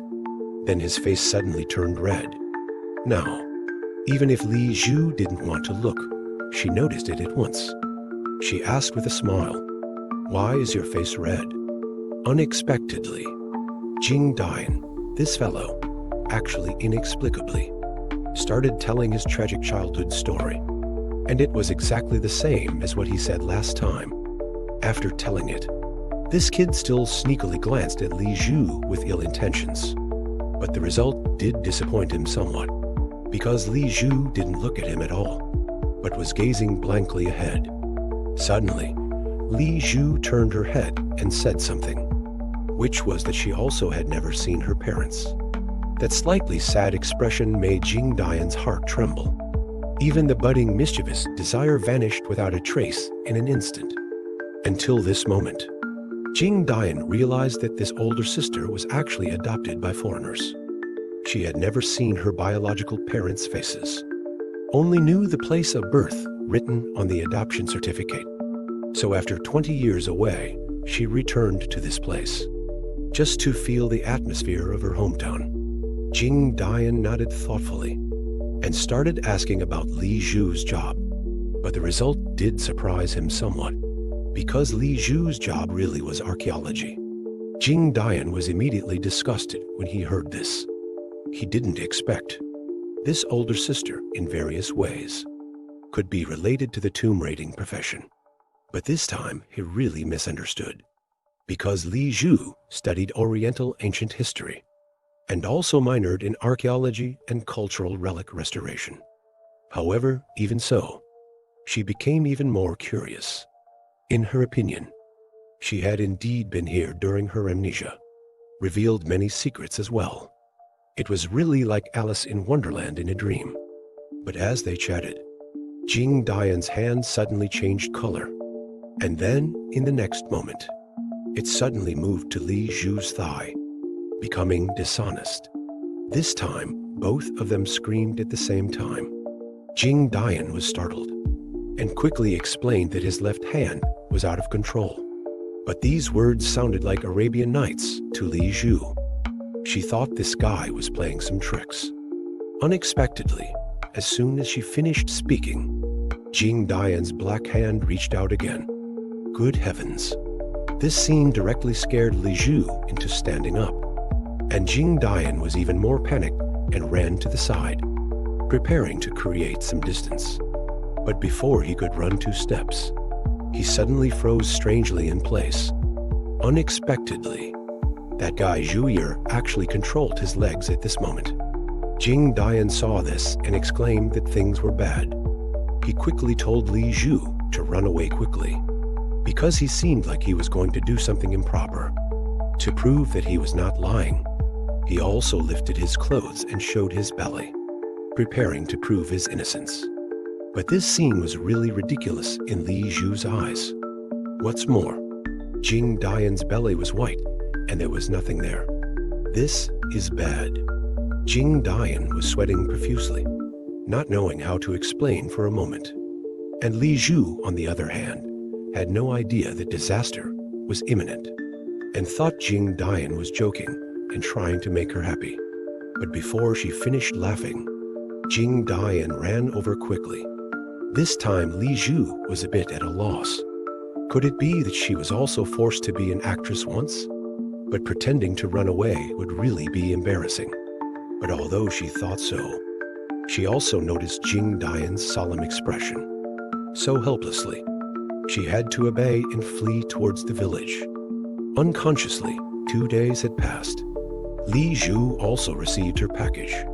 Then she said goodbye to father and son, and embarked on her journey to find her roots. This day, 2 groups of people arrived at Master Dian San's doorstep at the same time. Although the vehicles of the 2 groups looked somewhat different, in the old man's eyes, there was no distinction between rich and poor. The grandparents and grandson came from the next village. Their purpose was to hope Master Dian San could help look at the eye problem. The old grandma said, these days, her vision was always hazy, and it was getting more and more blurry. Now, she could only see a hazy shadow, but strangely, her eyes didn't hurt or itch. She didn't know what the problem was. Master Dian San had a rough judgment in his mind when he heard this. He instructed Jing Dian to fetch a pair of new chopsticks, and then carefully looked at the old grandma's eyes. The symptoms were obvious. It was excessive dampness in the inner canthus, caused by accumulated summer heat, which is commonly known as the disease for Yin-Yang. As the name suggests, it's an eye ailment that appears after the start of dog days, known as Jiangmu disease. After confirming with the grandfather and grandson, the old man offered his own advice, which was, when the sun is at its harshest, don't go out for a stroll. Furthermore, the old man also instructed the grandson to go into the woods and look for freshly shed snakeskin. He specifically emphasized that the snakeskin must be new, and it must be complete. Then soak it in white liquor. Soak a clean towel in it and apply it around the eyes. This way, it will heal faster. If you really can't find this kind of snakeskin, it's better to have nothing than a poor substitute. Just applying the liquor alone will also work. After receiving Master Dian San's advice, the grandfather and grandson repeatedly expressed their gratitude. Then they slowly left. It was only then that the old man began to ask the man beside him about his purpose. Upon hearing this, the man hurriedly explained that he was from Shi County and was Mr. Liu's driver. He had come this time to pick up the old man to perform the first 7-day memorial service for Mr. Liu's mother. Mentioning this, the old man immediately understood. Time is of the essence. Then let's depart right away. But before leaving, he still had some things to tell Jing Dian. Of course, the old man's way of instructing was unique. After all, this trip would take several days, and he was worried this guy would cause trouble again. So he directly grabbed Jing Dian's ear and rattled off a list of things he was not allowed to do. But Jing Dian at this moment was clearly experiencing pain and pleasure simultaneously. Therefore, as soon as the old man left, this kid couldn't keep up the pretense of being simple anymore. As soon as the door was closed, he happily started humming a little tune. To an outsider's ear, it probably sounded like ghostly gibberish. So, he spread out a mat in the shade of a tree, placed 2 tomatoes beside it, and just like that, the blissful life of chilling out began. Seeing this, Zhuyi was immediately speechless. "Are you planning to kick rice again, you lazy bum?" Jing Dian didn't bother with him, retorting, "Mind your own business." And then he launched into some game. Zhuyi was really fed up with this. Pathetic. Always just lying around at home. Aren't you afraid of getting moldy? But Jing Dian still turned a deaf ear to all this, because he knew Zhuyi's sly intentions all too well. If he actually listened and went out to have fun, this guy would probably just go chasing after women again. Hearing this jab, Zhuyi was furious. After all, he wouldn't even glance at the girls in the village. And Li Zhu, whom he finally started to fancy, had actually left just like that. What a pity. Hearing this, Jing Dian didn't say a word and threw a punch. If it weren't for Zhuyi's restlessness, how could he have been tied up by the old man for 2 nights for no reason? Zhuyi, hearing this, was somewhat. His mind raced, and he got an idea. How about I teach you a few kung fu moves? Jing Dian was a little disdainful of this. What? You think you're so powerful? Zhuyi smirked. Have you forgotten that night when I just used a flying knee and took down that little Jap? Mentioning this, Jing Dian immediately remembered. That flying knee was incredibly powerful, yet it didn't hurt his knee at all. Truly amazing. But if you're so powerful, why didn't you just take down the chap from the start? Zhuyi sighed, a sound from deep within his throat.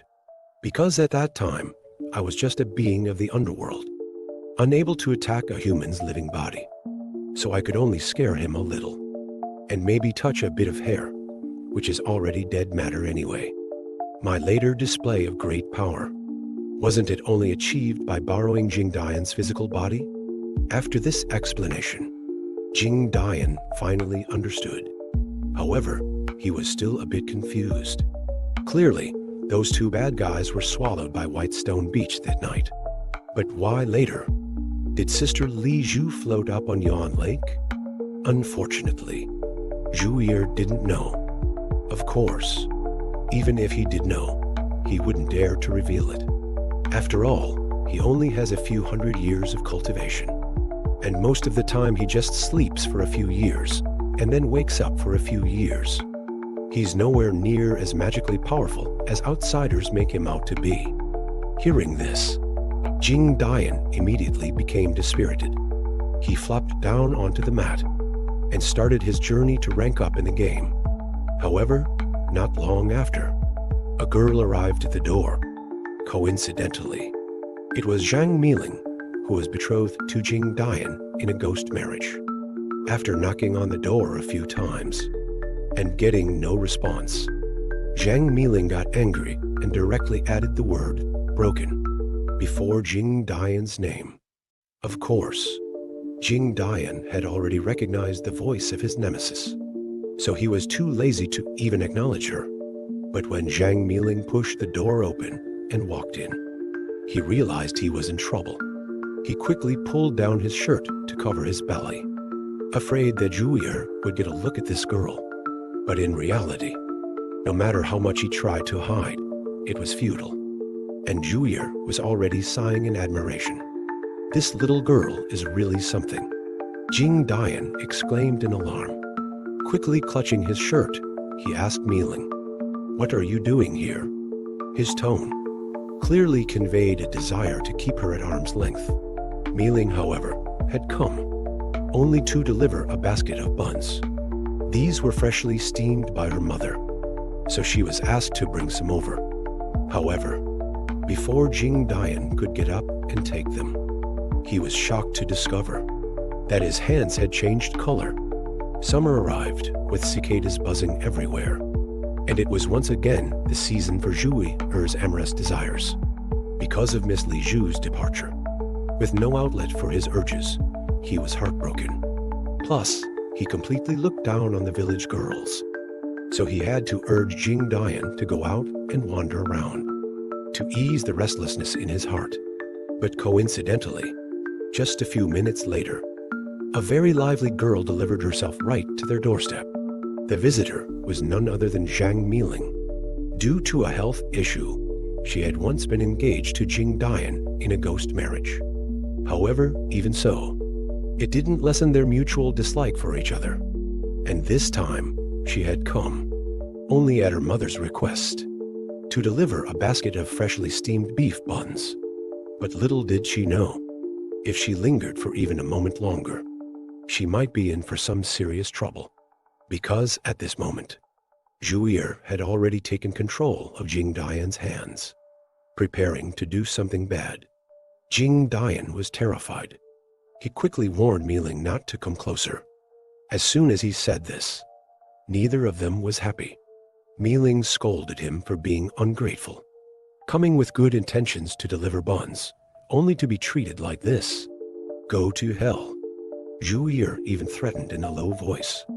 "You brat, don't you dare ruin my good time." Then, in the next moment, Zhuye shifted his control to Jing Dian's feet. This sudden change terrified Jing Dian, turning his face green. Fortunately, his hands were now free. He immediately lay back and tightly hugged his legs to prevent himself from getting up. Well, now, Zhuye was completely frustrated and enraged. But from Miling's perspective, she just thought Jing Dian was being utterly ridiculous, striking such an unsightly pose. How annoying. Just then, Jing Dian, who knew Zhang Miling's temperament well, suddenly had a flash of inspiration, because in his memory, this girl always liked to do the opposite of what he did. If that's the case, then he had a plan. Thinking of this, Jing Dian directly yelled loudly at Miling, "Come here." As expected, this move immediately worked. Zhang Miling was furious. She dropped the basket and stormed off in a huff. She even cursed as she walked away, saying she would never speak to him again. Seeing this, Jing Dian finally breathed a sigh of relief. Only Zhuye was left behind, muttering resentfully. Coincidentally, Zhang Miling's angry departure caught the attention of some of their friends. Sensing some juicy gossip, they all quickly slipped into Jing Dian's house. Xiao Gai started yelling as soon as he entered, noisily questioning Jing Dian if he had done anything excessive to Zhang Miling. "Mind your own business." Jing Dian rolled his eyes at them, too lazy to answer. However, the friends also knew that Jing Dian and that girl had always been at odds, so they just assumed the two had another quarrel. But Si Yan frowned and said seriously, "Jing Dian is no longer in the same league as us." Hearing this, the friends understood immediately. They immediately pinned Jingdian down to check his virginity. As for Kun Kun, he had his eyes on the basket of buns. And you know what? These buns really smelled delicious. After a bit of commotion, the friends finally calmed down. The reason they came to find Jingdian was to ask him to go splash around in the reservoir with them. Hearing this, Jingdian's heart skipped a beat, because his grandpa had specifically told him before leaving to stay away from such places. So Jingdian was now extremely scared. Then cheerfully, he went with them, sneaking off to the reservoir. Zhao Gai was in charge of lookout, checking in all directions. He didn't spot any busybody old women.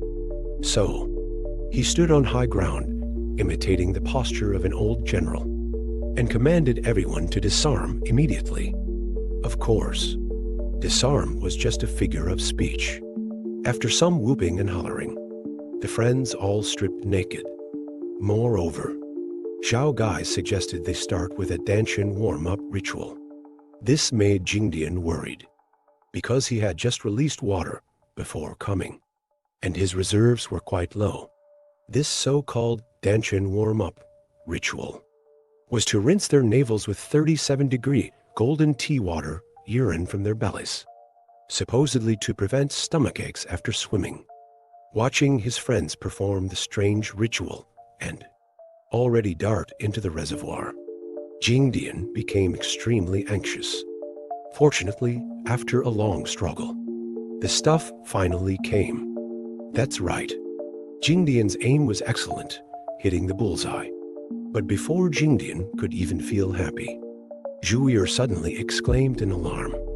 It angrily told Jingdian to stop his magic and stop peeing on its navel. Even as it said this, there was a hint of pleading in its tone. Hearing this, Jingdian inexplicably chuckled. Hee hee. Now I've finally got your weakness. You little rascal. See how I'll handle you from now on. I thought something bad might happen with these boys swimming in the reservoir. But unexpectedly, everything was peaceful until evening. Could it be that Grandpa's warning was an overreaction? The sky gradually darkened. Since no one was cooking, Jingdian went to the village store at the entrance, as his grandpa had instructed. A braised chicken, a bag of peanuts, and a bottle of iced red tea were to be Jingdian's simple dinner tonight. The store owner beamed with delight, praising Jingdian for his good taste. As instructed, the owner quickly added this bill to Old Man Dian's tab. Then he chatted casually, saying he envied the old man's skill, that just performing the seventh-day ritual could earn him about 1,000 yuan, which was much more profitable than running his small store. Jingdian, always being mischievous, directly asked the owner if he wanted to learn. The owner, who was just being polite, was immediately intrigued by this. His curiosity was instantly piqued. What? Is your grandpa taking apprentices? Unexpectedly, Jingdian grinned slyly. He said he'd teach you if you waive this bill. I'll teach you. Goodness gracious, as soon as he said this, the owner's face turned green. So, are you kidding me, kid? Seeing that things were going south, Jingdian laughed and ran away. As soon as he got home, Jingdian couldn't wait to start eating. But as soon as he opened his mouth, he felt a strange resistance in his mouth. Sure enough, he looked down and found that Zhuir was being naughty again. It was loudly declaring that it should eat first. Hearing this, Jingdian wouldn't stand for it. He directly shook the iced red tea beside him, saying he would pour some boy's urine into it later for it to enjoy. Sure enough, as soon as these words came out, Zhuir was immediately silenced. It could only stare at the chicken leg in Jingdian's hand, seething with helpless fury. But eventually, it couldn't resist anymore, begging Jingdian to at least leave a chicken leg for it to taste. Unexpectedly, Jingdian wouldn't listen at all, and even said that Zhuir's recent behavior meant it didn't even deserve the chicken tail. These words directly stunned Zhuir. No, this isn't right. How the hell did I become his servant? But now that it was under his roof, it really had no choice. Helplessly, Zhuyi said it would give him a pledge of allegiance. Jingdian was taken aback by this. What the heck is this pledge of allegiance thing? Zhuyi hurriedly explained, saying it could take Jingdian to find a treasure tomorrow, but on the condition that he had to leave a chicken leg for it tonight. So the next day, Jingdian was tricked into setting off. After leaving the village and walking for 5 li, they still hadn't reached their destination. But if they went further, it would be Jiden, the area Grandpa had repeatedly warned him not to go to. Unexpectedly, Zhuyi said, "The treasure is right there." Then, Jingdian saw a solitary ginkgo tree. Could it be that this tree is special? Zhuyi sneered and said, "Haven't you noticed that within 3 feet under this tree, not a single blade of grass grows?" Hearing this, Jingdian suddenly understood. He immediately thought of a phenomenon his grandpa had mentioned, which was the situation where no grass dares to compete with it for Earth's energy. Seeing Jingdian stunned, Zhuyi said, "There used to be a 1,000-year-old ginkgo tree here." Hearing this, Jingdian rolled his eyes. "Who are you kidding? A 1,000-year-old ginkgo tree? Then where is it? Even my grandpa never mentioned it." Zhuyi was too lazy to argue with him. "How long has your family been here?" "I've been here for hundreds of years." Zhuyi's one sentence left Jingdian speechless. Then it began to tell the story of that ginkgo tree. It said that the age of this 1,000-year-old ginkgo tree was even earlier than the ancient city of Lazong. Its shade alone covered an acre. Every summer, the ginkgo tree would attract all the lightning strikes in the surrounding area. Therefore, the people were grateful for its benevolence. Until 1969, a change occurred here. At that time, a chainsaw team came to Laozhanggu. They claimed they were going to cut down all the trees on Ghost King Ridge beyond Jiden to eradicate local feudal superstitions. Hearing this, Jingdian also felt a chill down his spine, because in legends, Ghost King Ridge was said to be the place where the king of hell tethered ghosts. How dare they mess with it? Unsurprisingly, this 1,000-year-old ginkgo tree became the first stop in their logging plan. Under the chainsaw, in less than 15 minutes, the tree that had taken 1,000 years to grow crashed to the ground. It rolled all the way down the gully, exposed to wind, sun, insect damage, and rain, until it completely rotted away 5 years later. But the problem wasn't what happened after it rotted, but rather when it fell. When those people cut down the ginkgo tree, more than 10 wild rabbits came running frantically, and they all crashed into the thick tree stump and died. This scene is unsettling, but the chainsaw captain didn't care at all, and even told people to take the hairs back and stew them. That night, they got drunk on liquor and boldly declared they would march on Ghost King Ridge. Then something strange happened. In the latter half of the night, heavy snow blanketed the sky. It didn't stop until dawn. People were surprised and discovered the captain was gone. After searching for some time, they found under a tree stump a body that was already ice cold. The body was kneeling, naked and kneeling properly before the stump. In 1969, a 1,000-year-old ginkgo tree was felled by the chainsaw team, perhaps as karmic retribution. Something terrifying happened that very night. That night, heavy snow blanketed the sky, dropping as much as 3 feet. The chainsaw team captain, somehow, was found frozen to death naked by the stump. News of this caused widespread panic.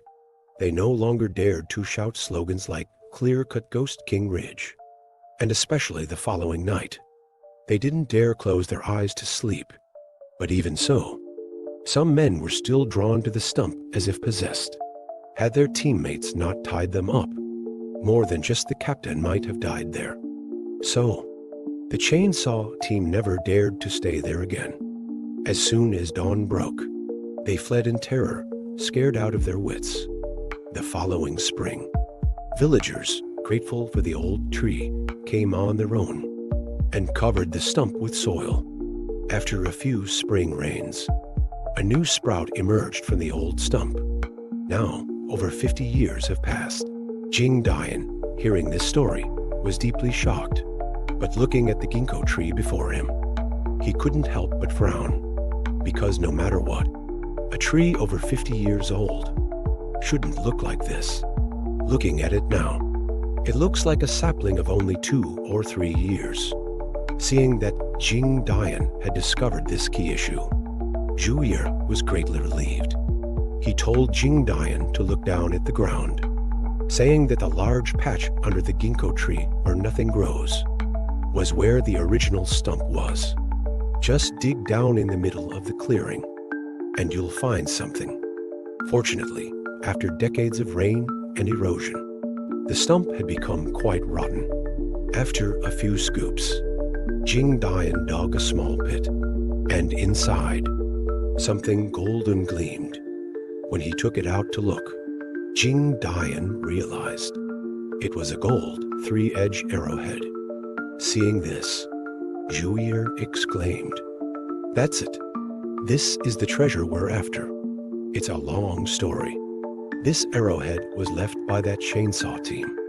Back then, after they fled, they consulted a master, raised some money, forged a pure gold arrowhead, and hammered it into the tree's core.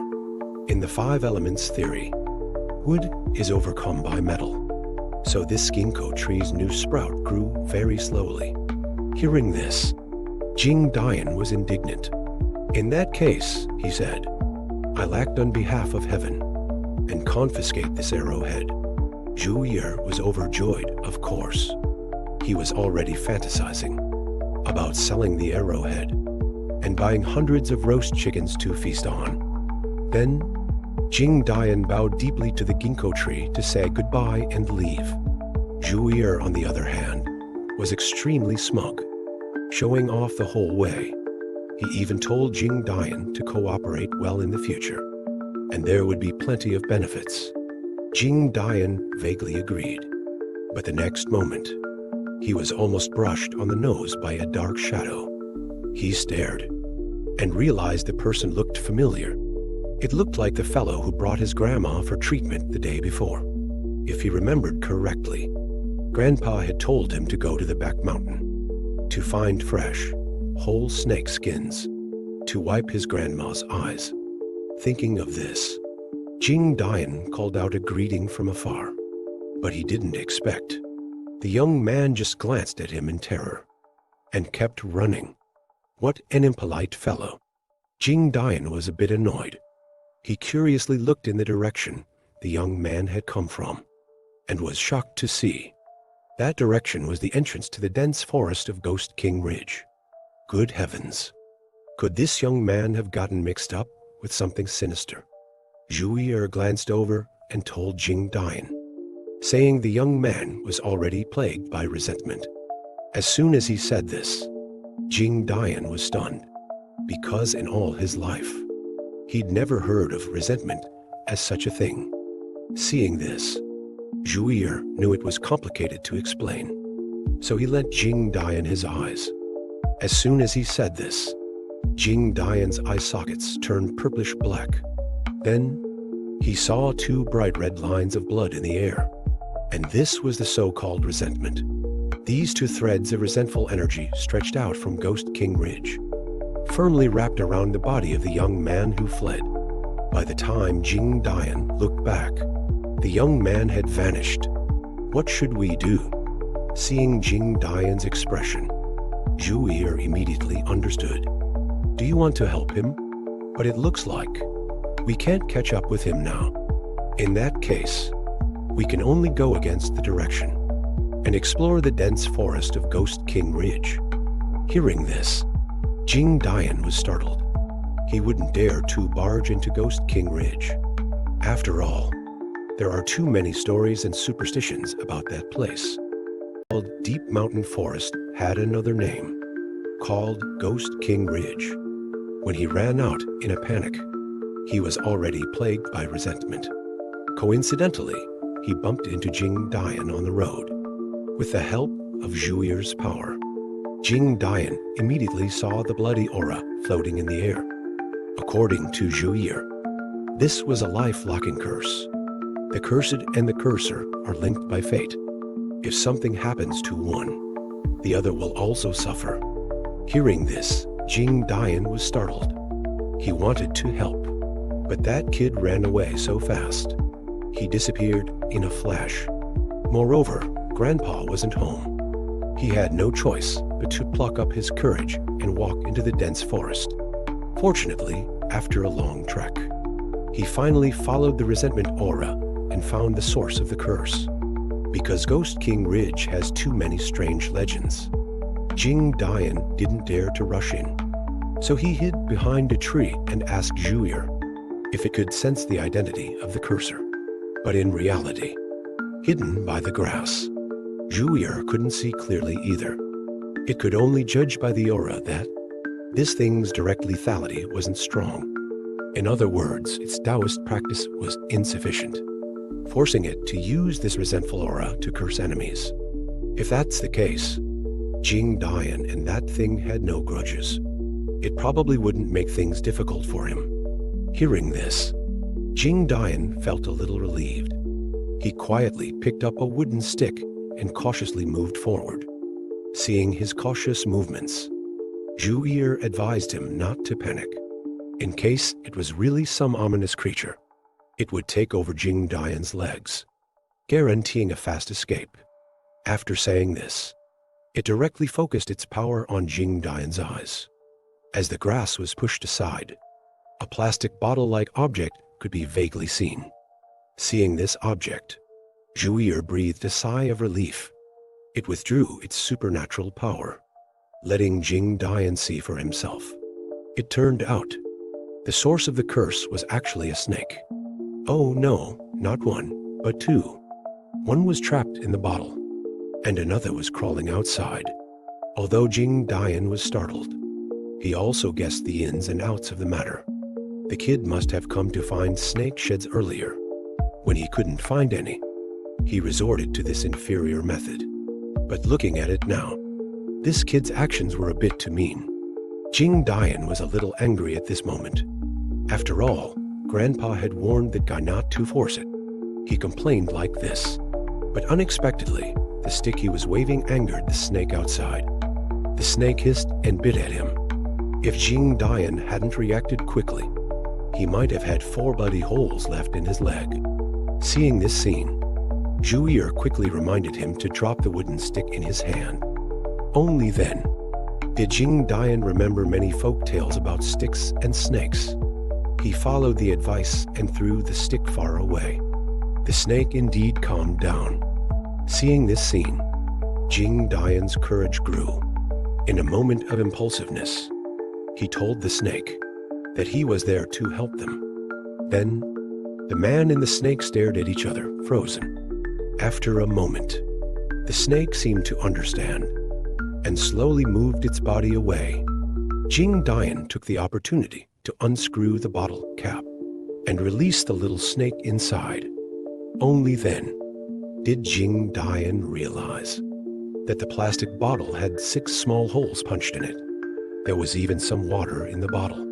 It seemed that the kid still had some conscience and hadn't gone too far. Ugh, really don't know what to say about him. Anyway, today he saved 2 little lives. Jing Dian felt happy. He stood up and clasped his fist in salute, celebrating the 2 little snakes regaining their freedom. The 2 little snakes looked at him, then leisurely left. But just then, Jing Dian suddenly felt like he had forgotten something. He quickly called out, "You two, wait a moment." As soon as he said this, the 2 snakes turned their heads to look at him in unison. With a hint of curiosity, Jing Dian was also very casual and explained the reason why the kid trapped them in the plastic bottle. After all, that guy didn't have bad intentions. So he hoped that these 2 little snakes would no longer resent that person. As for the lesson, he would take care of it. Hearing this, the 2 little snakes nodded in unison. then slowly swam into the distant grass. This scene made Jing Dian exclaim in amazement, because only now did he realize that he seemed to be communicating with these two snakes without any barriers throughout. Zhu Yi listened and was too lazy to discourage him. It said that the two snakes were golden yellow all over and had red markings on their foreheads, representing that they had long been spiritually enlightened. Otherwise, how could they control those resentful thoughts? Jing Dian nodded repeatedly as he listened. He looked in the direction where the snakes disappeared and suddenly said, "Little bugger, should we go further in?" Bugger was never a good word. Normally, Zhu Yi would definitely get angry if it heard it, but at this moment, it was somewhat amused. "You kid, you're so brave?" Jing Dian smiled, because after experiencing what just happened, he also had a certain change in his view of Ghost King Ridge. He felt that it wasn't as eerie as the adults had said. Hearing this, Zhu Yi became interested. Could it be that you've heard many eerie stories? As soon as Jing Dian heard this, he naturally started talking non-stop. Speaking of which, this story was told to him by Grandma Kun. It's the story of Ding Lianshong from Dongbazi village. A long, long time ago, there was a man named Ding Lianshong in Dongbazi village. He ventured to northeast China. With his oil-pressing skills, he opened a large oil mill and made a fortune. What's rare is that this person didn't do evil even after getting rich, and even often helped the poor. One day, Ding Lianshong suddenly felt a sharp pain in his chest. His whole body convulsed uncontrollably on the bed. Because of this, he even invited several doctors, but none of them could figure out what was wrong. Just when he was in despair, a beggar suddenly came outside. This beggar had also received kindness from Ding Lianshong before. He calculated that the benefactor was in trouble today, so he came specifically to repay the kindness. Then the beggar calculated with his fingers and said that the illness was caused by his old mother's longing for him. So-called mother and son are of one heart. At this moment, his old mother in Shandong was running out of time, so she wanted to see him one last time. But the distance from northeast China to his hometown in Shandong was very far. Plus, Ding Lianshong was suffering this time and couldn't travel long distances at all. Then the beggar gave him an idea. He spread a cloth bag flat on the ground and had Ding Lianshong sit in the middle. Then he pulled and tugged at the four corners of the bag. In just a few breaths, he wrapped Ding Lianshong up completely. Then the beggar started playing a small drum, telling Ding Lianshong to wait patiently, and he could come out when he could no longer hear the drum sound. Ding Lianshong did as he was told. Guess what?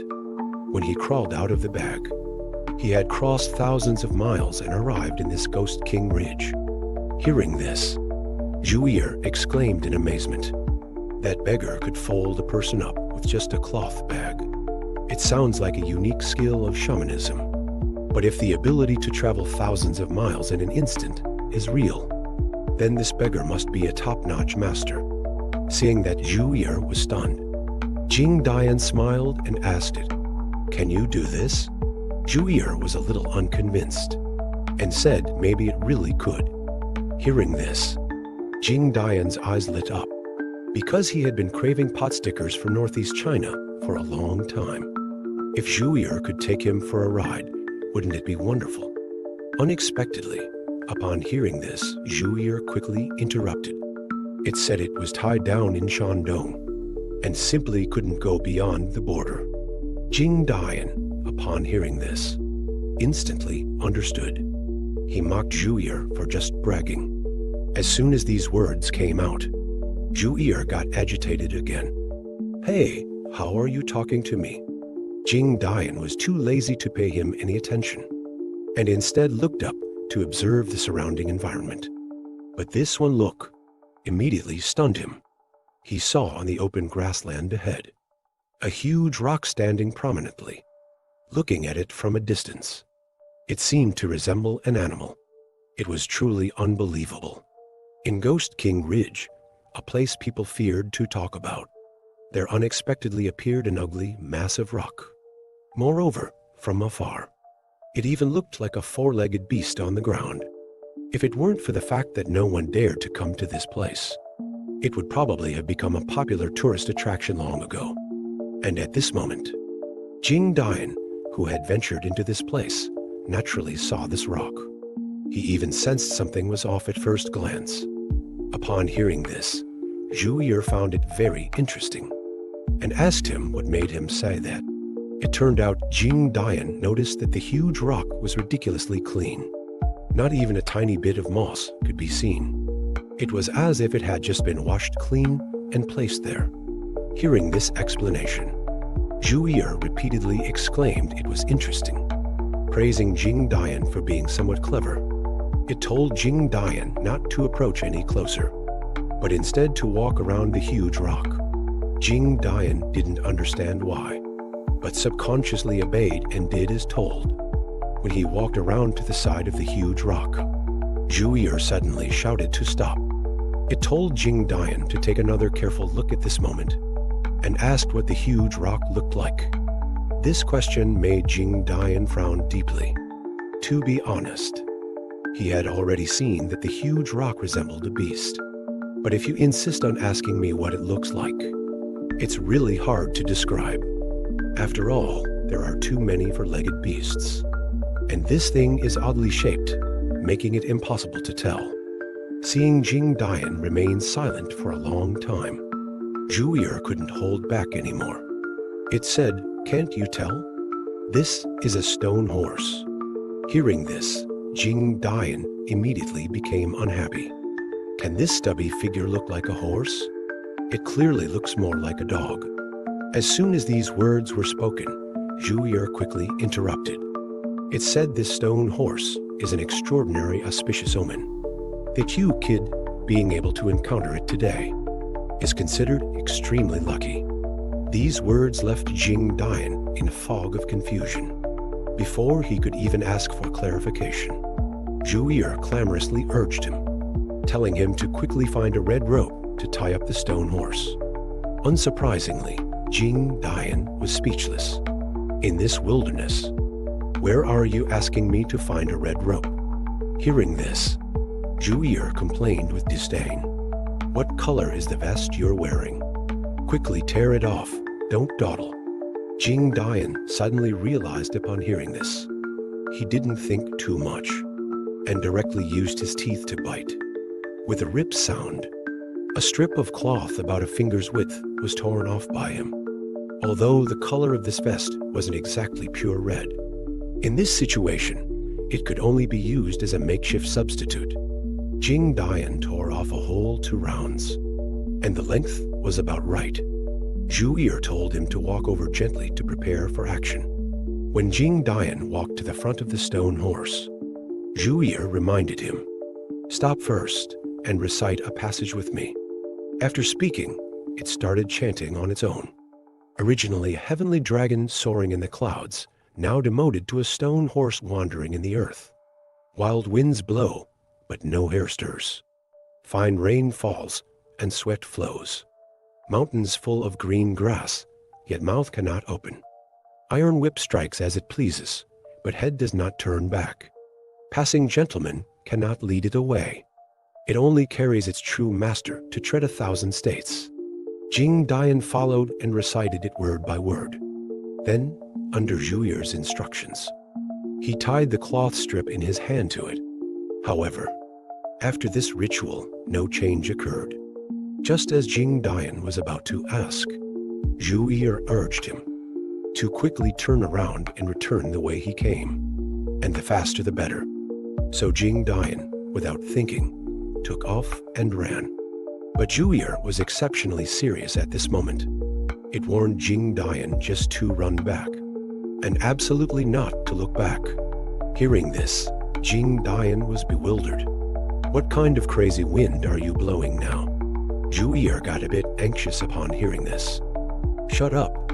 If this thing works out, in ancient times, you could definitely become a top military scholar and be appointed as a great general or something. Just don't ask so many questions, I'll watch out for you. After saying this, Jing Dian felt a chill on the back of his neck, guessing it must be that Zhuyi had run past him. Although Jing Dian was very curious at this moment, he didn't dare disobey. Although he didn't know if Zhuyi's actions were reliable or not, the caution in its words still made him somewhat afraid to look back. Right now, he could only run out first and then think about it. Thinking of this, he quickened his pace once again. It is said that this huge rock is transformed from a divine horse from heaven, rare in the world. If ordinary people are to see it, they must not miss this opportunity.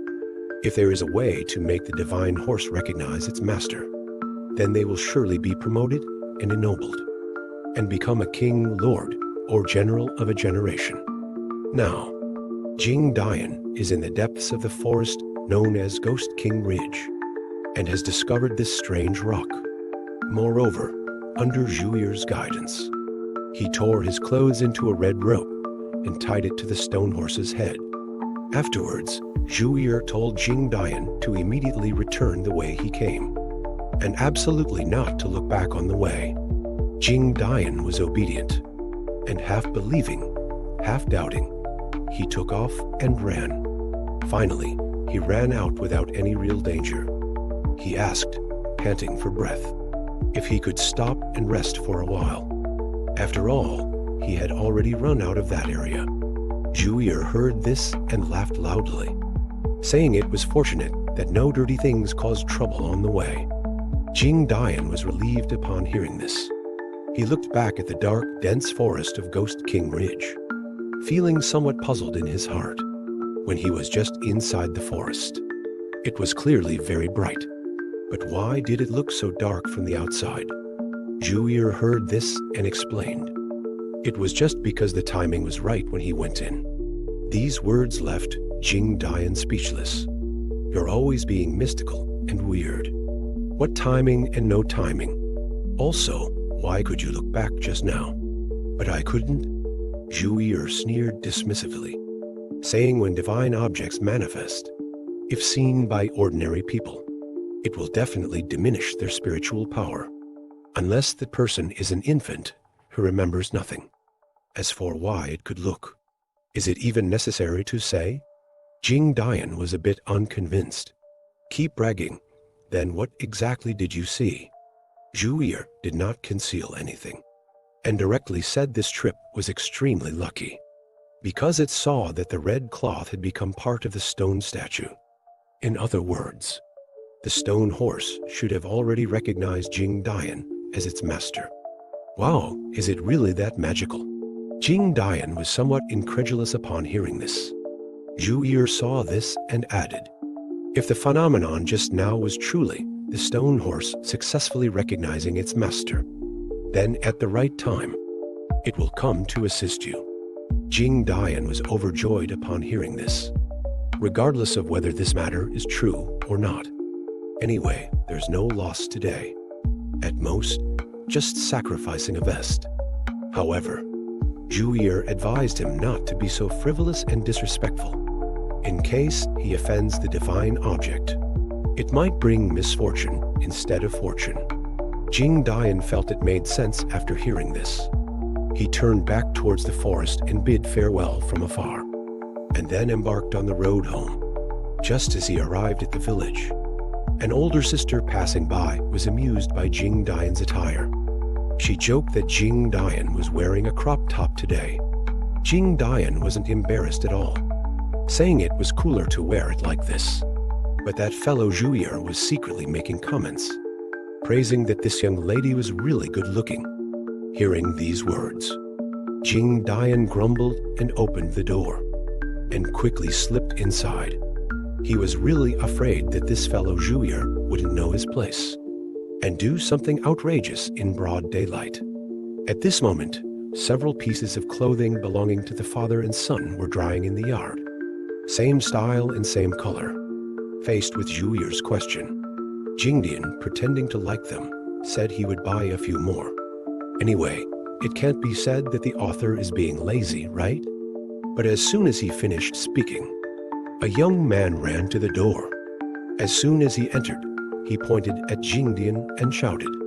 It sounded like he had already been there several times. Jingdian felt a little guilty.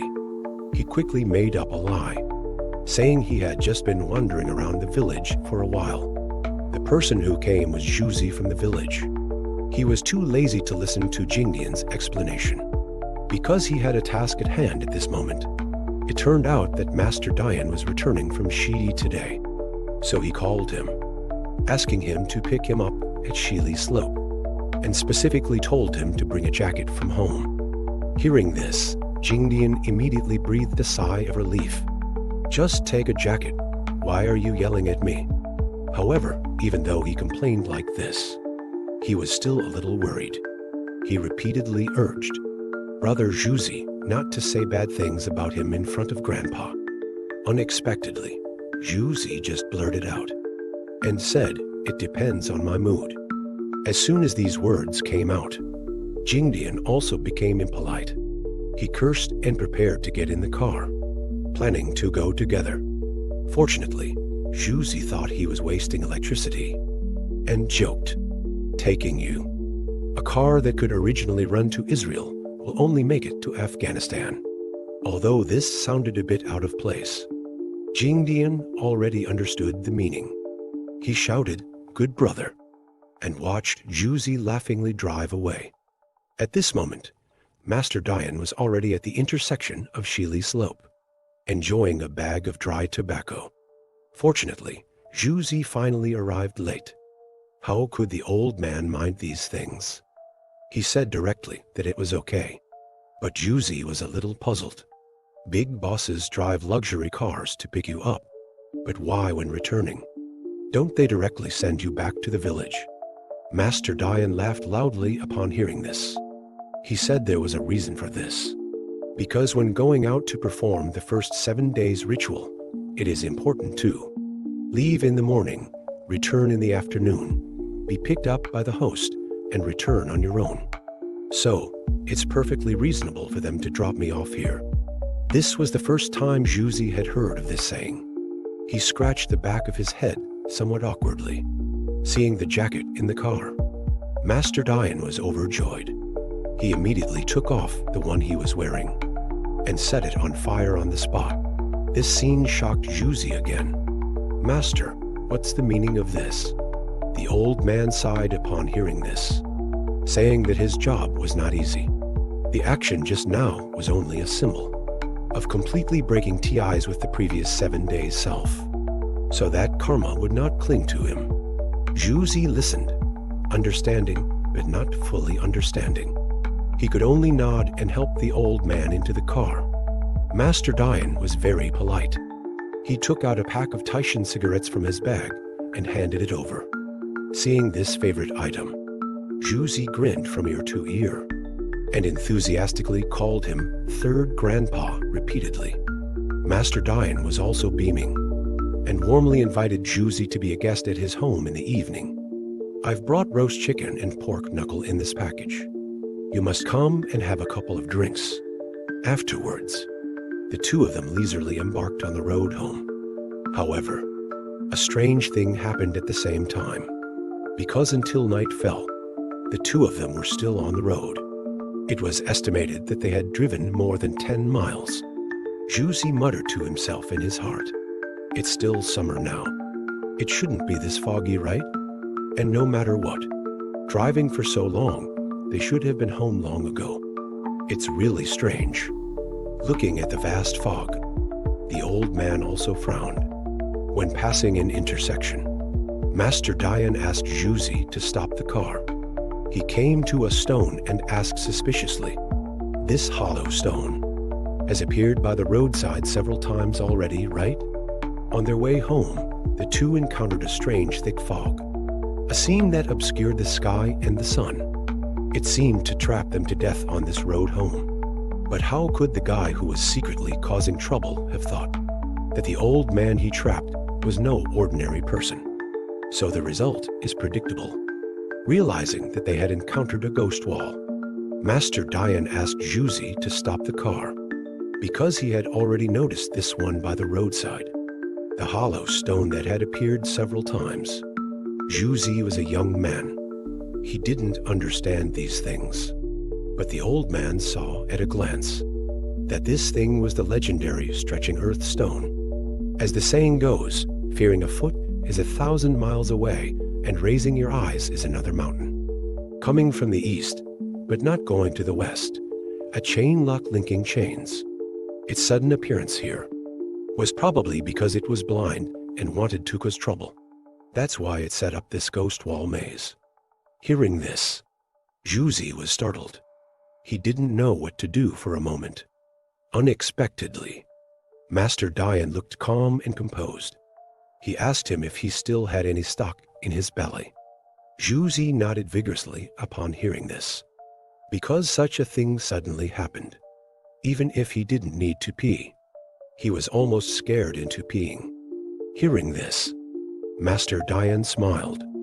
He pointed directly with a big hand and told Juzi to pee on the hollow stone in front of him. It's best to soak it thoroughly and evenly. Juzi obeyed the order, and without saying a word, he unbuckled his belt and opened the floodgates. After a gushing sound, the hollow stone was indeed thoroughly soaked. Seeing this, the old man asked Juzi to stand back a bit, and then directly roared at the top of his lungs, "You dare to delay my business? Are you blind?" The sudden roar startled Juzi. He didn't understand what the old man was playing at, but in the next moment, 3 loud bangs suddenly erupted 3 feet above their heads. The sound felt like someone had set off a few firecrackers nearby. Juzi was shocked. He hurriedly asked the old man, "What was that noise just now?"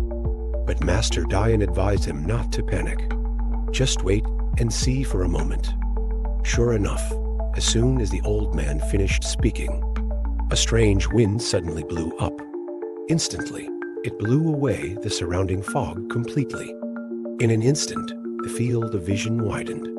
Gentle breeze accompanied by insect chirps actually made the night even more charming. Looking at the lights in the distance, Juzi was overjoyed. It turned out they had unknowingly almost reached the entrance of their own village. In surprise and joy, Juzi turned back to look at the roadside just now. But when he looked, he realized that the hollow stone from just now was actually gone. The old man spat disdainfully, saying that the scary thing had long been scared and ran away. Juzi found it very magical when he heard this, so he inquired about the loud bangs just now. The old man laughed loudly upon hearing this, saying, "You can rest assured. That was Master Tuba helping us." Hearing a new term pop out of the old man's mouth again, Juzi was even more confused. Who is Master Tuba? Hearing Juzi ask about this, a look of reminiscence appeared in the old man's eyes. He said that Master Tuba refers to our 8th Root Army guerrillas. When fighting the Japanese devils back then, our informant in the city got intelligence, saying that a company of Japanese devils was going to encircle and suppress our guerrilla team of only a dozen people that night. So our 8th Root Army soldiers rushed to report the news overnight. Coincidentally, this soldier was also at our current intersection, encountering a mountain and plain of heavy fog. Even the horse began to disobey orders. This directly annoyed the soldier. He took out his Mauser pistol and fired 3 shots into the sky and shouted loudly, "You dare to delay my business? Are you blind?" Sure enough, with this roar, the fog instantly dissipated. Even the horse became obedient. Afterwards, the intelligence was delivered to our guerrilla team in time. After listening to this story, Juzi felt a surge of hot blood rushing upwards. As expected of our 8th Root Army, even dirty things are afraid. But speaking of this, he suddenly felt something was wrong. Think about it, that 8th Root Army soldier fired a gun here. Aren't you afraid of attracting the Japanese devils? The old man smiled upon hearing this, said, "You're thinking it wrong. If it really attracts them, then that's even better, because the Japanese unit is in another direction. If they want to get here, they'll have to take a detour. Our guerrilla team will be even safer. Hearing this, Juzi finally understood, and he punched his fist, exclaiming, "Wonderful." And what followed was surprisingly smooth. Our guerrilla team took the initiative to attack, laying some homemade explosives on the Japanese army's must-pass road. And you know what? Just with the strength of these dozen or so people, they actually managed to scatter a company of Japanese soldiers. How delightful. What's even more amazing is that after the battle ended, the messenger soldier asked them if they had heard 3 gunshots from the west. They all said they hadn't heard anything. This became a strange tale at the time, but coincidentally, later on, there were also some villagers who had encountered ghost walls, and after they escaped, they all said that before the fog dissipated, they had heard 3 gunshots. Hearing this mysterious and strange story made Juzi feel very happy. So that's how it is. No wonder you said earlier that it was Tubei who helped us. The old man nodded. He looked at the scattered lights of the distant village, feeling deeply moved. Whether they shouldered the last fate of this old country, or whether the last fate chose to be inherited by them. Ultimately, they are all true revolutionaries. All of them risked their lives and passion to win back the nation's destiny. Therefore, their righteousness naturally suppresses this land under their feet.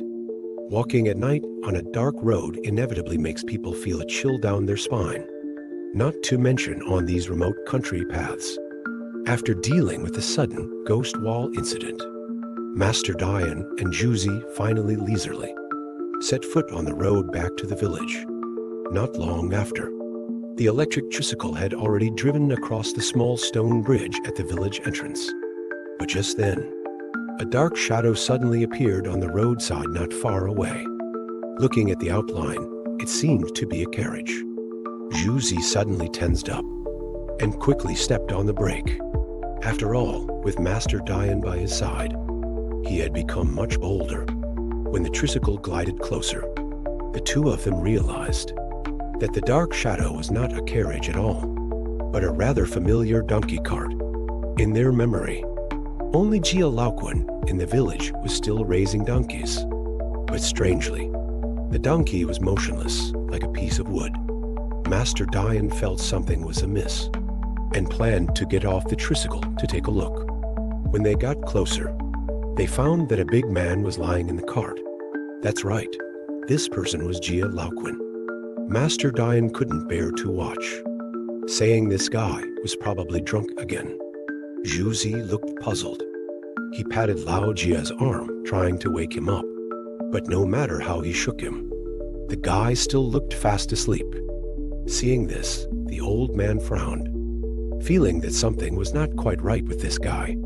But before he could think further, Jia Laoquan suddenly started talking in his sleep. He mumbled about laying 5 layers of raindrop stones for building a house, and then using red bricks to build walls and glazed tiles for the roof. Then he talked about how after the spring, he would take the 10 acres of irrigated land in Hedong and level them all together. Hearing this, anyone who didn't know the situation would think that Lao Jia had suddenly come into a fortune. But what followed was a bit off. Jia Laoquan actually claimed that he was 28 years old this year, and that he would bring a piece of fine corduroy to propose marriage to the daughter of Granny Chen, who sells tofu in the West Village. Although there was an old woman who was considered a burden, he didn't care at all, planning to take her in and raise her together. Lao Jia's words were shocking, making Juzi's eyes widen. Even Master Dian was confused, only vaguely understanding that it was about building houses, buying land, and marrying a wife. The old man was too lazy to delay, and immediately told Juzi to wake him up. Juzi was immediately energized upon hearing this, and shouted loudly at his side, "Get up, Master Jia." Sure enough, this shout really worked. Jia Laoquan was startled, and woke up instantly. As soon as he saw Juzi in front of him, Lao Jia complained with some dissatisfaction. Juzi, "What are you yelling for?"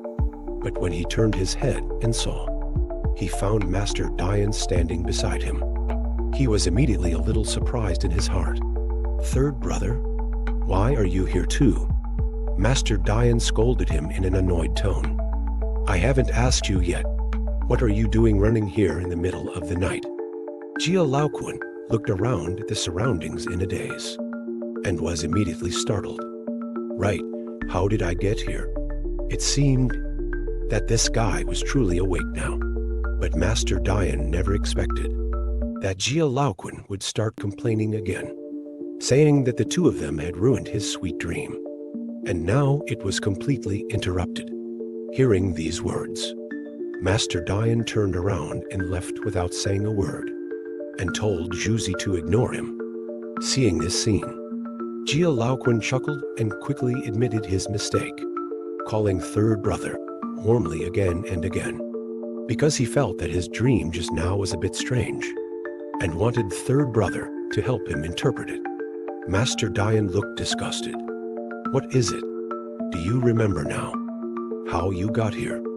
Hearing this, Lao Jia didn't beat around the bush anymore, and directly started talking about his experiences today. It turned out that it was his gluttony acting up. To taste a bite of smoked tofu, he ran to the faraway Zhangdian town to satisfy his craving, and he also happily drank half a jin of Guaganzi wine. When he got dizzy from drinking, he lay down in his donkey cart, preparing to let the donkey, which knew the way, pull him home. After that, he fell into a drowsy sleep. Later, he didn't know how long had passed. A gust of cool wind suddenly woke him up. He got up and looked, and found an old house like a temple in front of him. The house was exquisitely built with flying eaves and brackets. Looking again at the plaque, it seemed to say Schumann Ancestral Hall in 3 characters. Before he could figure it out, he noticed that there were 3 Trisolarans sitting at the door of the house. Oh no, not 3 Trisolarans, but 3 respectable men. They were waving to him from afar, inviting him to play Pai Gao together. Coincidentally, Lao Jia's hands had been itching to gamble these days, so he didn't stand on ceremony anymore, and directly sat down and started playing with those 3 people. And you know what? His luck was surprisingly good. A pair of monkey cards was always in his hand. He kept winning so much that he was a little embarrassed. But those 3 respectable men were quite generous, and gave out large red bills very readily, so he didn't pay much attention to it. Later, as they played until it got dark. Oh, come to think of it, it wasn't really getting dark or anything.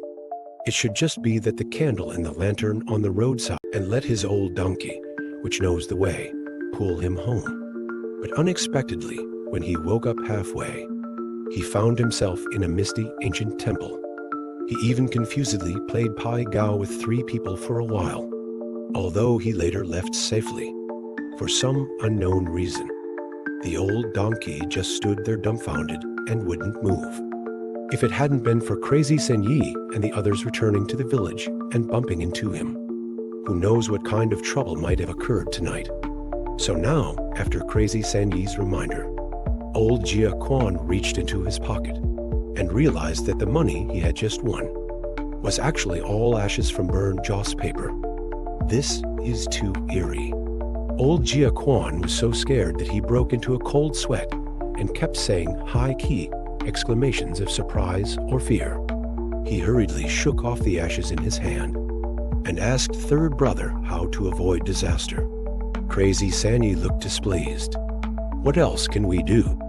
We definitely have to figure out who we're dealing with first. Speaking of this, he asked old Jia Quan if he still remembered what word was written on the door plaque. Fortunately, old Jia Quan remembered this clearly. It was neatly written with the 3 characters, Shumen Ci, Common People's Shrine. Hearing this name, Crazy Sanyi immediately frowned, because in his memory, there was no such place within dozens of miles. Since this path is blocked, we have to look for other clues. Hearing this, old Jia Quan lowered his head and pondered again. Suddenly, he remembered a very strange thing. That is, the temple-like house had no windows. He confirmed this many times at the time, because the house gave him a very oppressive feeling. So he specifically looked at it a few more times. After saying this, he hurriedly looked at Crazy Sanyi and asked him if he had any ideas. Unexpectedly, Crazy Sanyi's expression suddenly changed drastically. Heavens, a door without windows. No wonder 3 of them came out at once to ask you to play Pai Gao. Once these superstitious words came out, old Jia Quan was immediately frightened. "Third brother, please don't scare me." The old man didn't explain further. Instead, he asked him to recall more carefully whether those 3 people had any significant characteristics, or if there were any familiar faces. But how could old Jia Quan remember these? The environment at the time was always misty. Even the white lanterns by the roadside were flickering dimly, making it impossible to see clearly. Hearing this, the old man also found it difficult. He asked him to recall the past 3 to 5 years, to see if there were any special people who had passed away. As soon as these words came out, old Jia Quan jumped up in shock. "Third brother, what do you mean? Are you saying that people from over there want to pull me over?" Referring to the afterlife. "Tell me quickly, who is it? While I still have breath in me, I'll go dig up their grave tomorrow." Seeing this guy getting worked up, the old man couldn't listen anymore, because he also didn't know who was behind it. And even if he knew, he couldn't really tell this guy to go dig up graves, could he? Then the old man asked him to recall again what they talked about during the Pai Gao game, to say it out so he could help analyze it. But in reality, old Jia Quan didn't say anything else while playing cards. The only serious things he said were the agreements made when leaving. At that time, the leading person sitting in the Heaven Gate position asked him if he had any free time recently, and said he could come play more often if he was free. Old Jia didn't think much about it, and readily agreed at the time. He even made a 7-day appointment with them. When leaving, he vaguely remembered the other party saying, "Next time you come, play a little longer," or something like that. Hearing this, Crazy Sanyi immediately got a headache from anger. Doesn't this guy know? The saying, "Humans and ghosts uncertain for 7 days. 7 days decided, human heads west," meaning a 7-day appointment with ghosts is ominous. You've made a pact with the underworld. As soon as he saw third brother with this expression again, old Jia Quan immediately broke down. He hugged him and started wailing loudly, hoping third brother could save him. After all, he was the only 5 guarantees household in the entire village, meaning he is elderly and has no family to support him. If he died, he probably wouldn't even have anyone to mourn him. The old man couldn't bear to watch. It took a lot of effort to calm him down. Within these 7 days, I will definitely figure out a way for you. Also, what you encountered are just wild ghosts, not underworld messengers. They don't have the ability to take you away on the spot. At most, they can only slowly wear you down. Just rest assured. Hearing these words, old Jia Quan sobbed uncontrollably and quickly thanked him. However, it was already midnight. It was best to go back home early. The old man asked old Jia to drive the donkey cart in front, and he and Zhu Zi drove behind to provide light and go back together. But strangely, old Jia Quan pulled the reins several times, but the donkey just wouldn't move at all. This was really strange. Seeing this scene, Crazy Sanyi quickly told him to stop yelling. "Your donkey, something's not right." Saying this, he came to the front to take a look. Upon looking, he indeed found the problem. It turned out that the old donkey's eyeballs were completely stiff. Looking at this, it should have been possessed by some unclean spirit. Seeing this, the old man didn't say a word, and directly started patting it. While patting, he chanted rhythmically, "Avoid ghosts, but not people. See the yang, not the yin." Four hooves tread both realms. Here is where the truth lies. After reciting these, the old man also took a deep breath and forcefully cleared his throat to produce phlegm. This scene made old Jia and Ju Zi feel extremely uncomfortable. As a mouthful of phlegm shot out, a flower immediately bloomed on the donkey's forehead, referring to the phlegm. Looking at its expression, the donkey also seemed to respond strongly. After a burst of braying, it finally returned to normal. Before long, they had arrived at the village entrance. Originally thought they could just go their separate ways home. But unexpectedly, old Jia Quan kept pitifully begging to stay overnight at third brother's house. If it weren't for the old man's repeated persuasion, he might have really followed them all the way home. It seemed old Jia was really scared. Ever since old Jia Quan was tricked by unclean spirits last night, Crazy Sanyi, who was with him, had been busy non-stop. And so, the very next morning, the old man sat in the courtyard and became a craftsman. This time, he didn't fiddle with paper figures anymore, but picked up scissors instead. Before long, a rather elaborate paper cut of an ox was completed. Then the old man took a string and tied it, and told Jing Dian that he had to go out again today, and might not be back until tomorrow. So the job of guarding the house fell on Jing Dian once again. Jing Dian originally wanted to go along and see, but the old man didn't agree, because this time he wasn't going to old Jia Quan's house. So in case that guy came over today and caused a fuss, he wanted Jing Dian to pass on a message, saying that he was already busy working on it. After instructing these things, the old man routinely gave a reminder, "Don't go out and play wild." Then he hurriedly went out the door. For Jing Dian, Grandpa's reminder was really unnecessary. After all, with a certain glory in hand, likely referring to a game or something he enjoys, he couldn't wait to stay at home. However, Grandpa had just gone out when that guy Zhuyer started analyzing and commenting, saying that his grandpa's trip was probably to fish for children, a metaphor for attracting children. It said that the ugly ox paper cut seemed perfect, but it was not very effective. If you want it to really work, it still needs a child's rhyme to bless it. At this moment, the old man was leisurely strolling around the village. Before long, he encountered two little kids playing outside. They were Cheng Long and Cheng Hu from the village.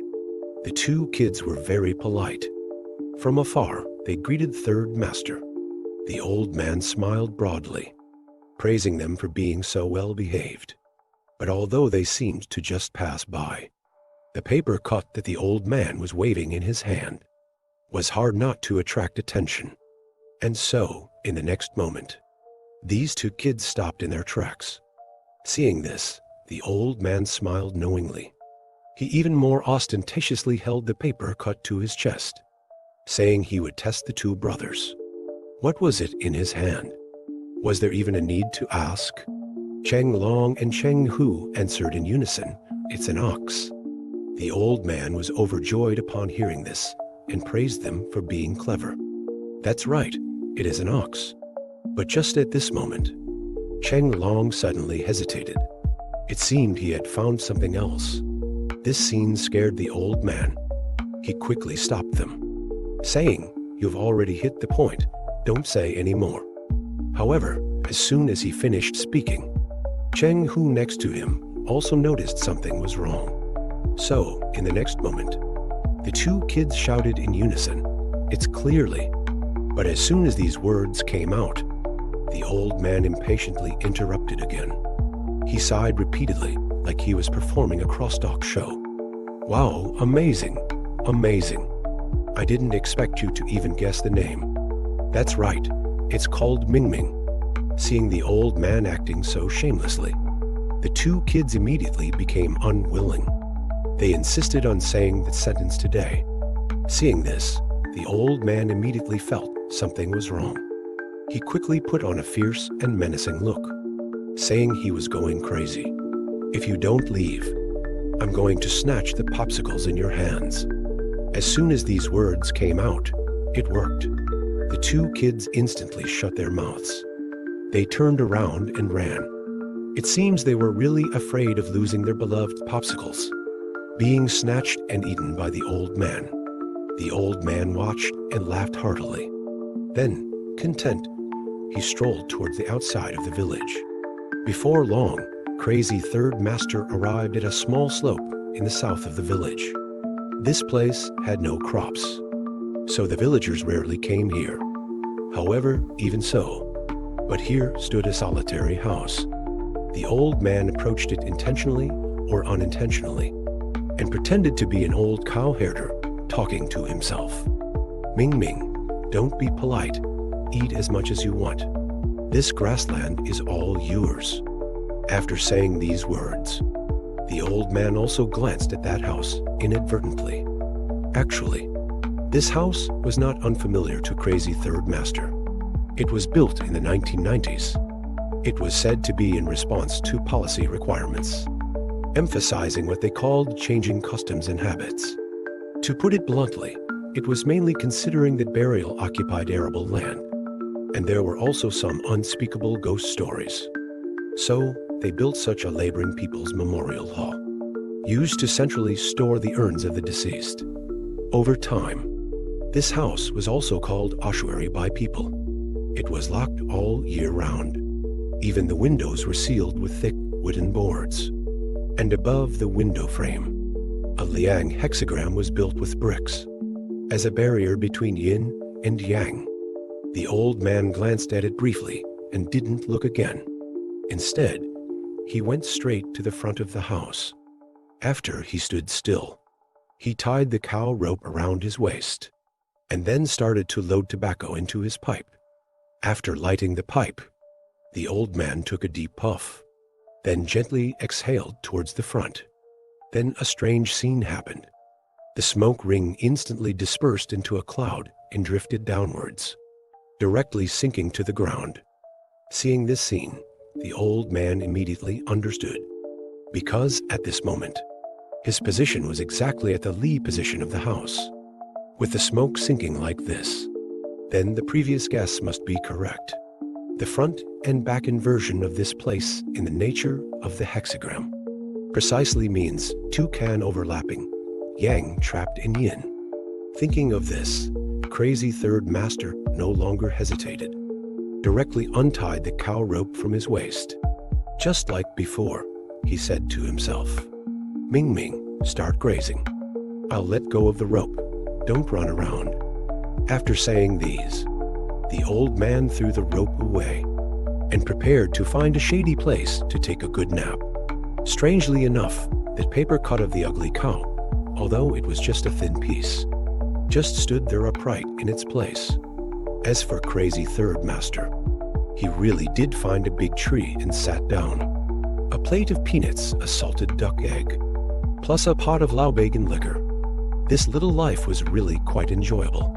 As the saying goes, 2 liang of Dukong liquor down the hatch. Even the emperor is not as good as me. Truly a picture of leisure and contentment. The old man savored it sip by sip. Unknowingly, the evening glow filled the sky. The evening breeze was neither cold nor hot, so beautiful that the old man even felt a little sleepy. In the blink of an eye, he had fallen asleep until the moon was high in the sky. Jia Laoquan from the village returned home drunk. On the way, he was dragged by his blindfolded donkey into an ancestral hall, and muddle-headedly made a 7-day Pai Gao gambling appointment with some old antiques. If it hadn't been seen by Crazy Third Master passing by, I'm afraid after these 7 days, it would have been Jia Laoquan's death anniversary. But luckily, they were also acquaintances from the same village. He couldn't just stand by and watch him die. After learning that this guy had passed by a strange house without windows, Crazy Third Master understood in his heart. He didn't say it explicitly, but the next day, he went on the road alone, leading a paper-cut ugly cow. After arriving at the ossuary in the south of the village with boarded-up windows, he let go of the ugly cow. and lay down by the tree, savoring his liquor. Taking advantage of the evening breeze and the liquor, the old man slept comfortably. Before long, the moon was high in the sky. When the old man woke up, he found that the surrounding environment had changed. Actually, he was woken up by someone calling him. He saw that the person was wearing a longevity hat and had a pale face, with a rather concerned look in his eyes. Crazy Third Master pretended to be surprised when he saw this, and quickly got up and said awkwardly that he had accidentally drunk too much and blacked out. But as soon as he finished saying these, he suddenly became nervous, saying he came to herd cattle, that the cow wasn't tied up. If it ran away, it would be a big loss. Unexpectedly, the green-faced man pointed directly behind him. "Isn't that it? It's over there grazing." Sure enough, the old man looked carefully, and immediately found a large yellow cow with a rope wrapped around one of its horns.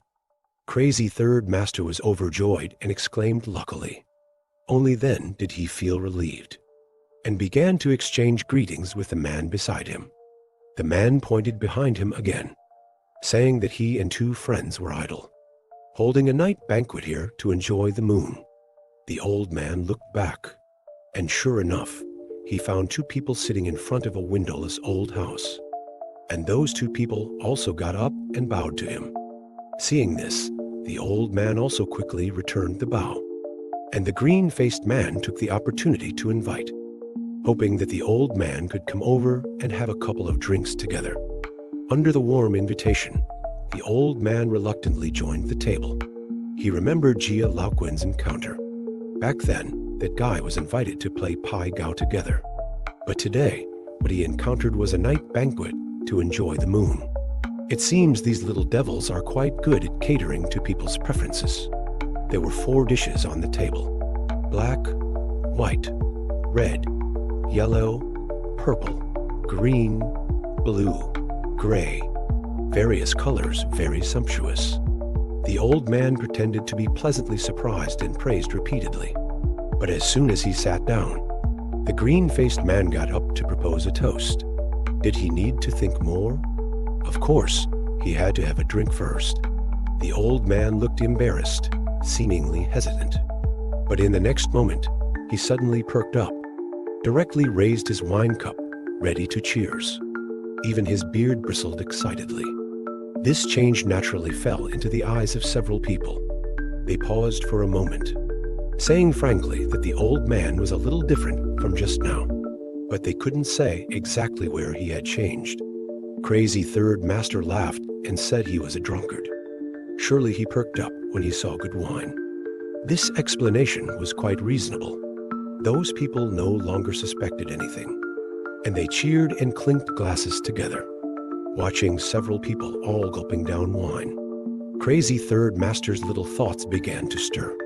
He looked left and right. After finding that no one was watching him, taking advantage of everyone's inattention, he directly poured the wine into his thick beard. Goodness, this trick was really well played. The unsuspecting men were still smiling foolishly, asking him if the wine suited his taste. Did he need to say it? The old man also showed his empty cup, saying this wine was smooth on the palate and went down in one gulp. As soon as these words came out, those men were naturally satisfied. And then they began to invite the old man to try these dishes again. Unsurprisingly, the old man's face changed again. This time, he was really in trouble. The wine from just now was still dripping down his beard. But how could he hide the food this time? Suddenly, he had a flash of inspiration and directly took out a wine pot from his waist, saying he wanted to share his good wine with everyone, and said that this was pure sorghum wine from the old distillery in the county. Every drop was the essence of grain. As soon as these words came out, those men were stunned at the same time. The old man didn't say much and directly handed the wine pot to the center. In an instant, the fragrance of wine filled the air, causing several people to exclaim in admiration. Seeing the exaggerated expressions of several people, the old man remained silent.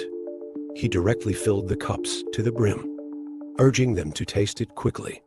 But those guys were clearly already tipsy.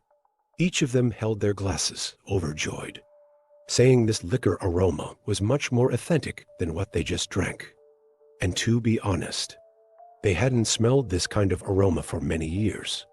In their eyes, the essence of these grains was comparable to the yang energy of the living.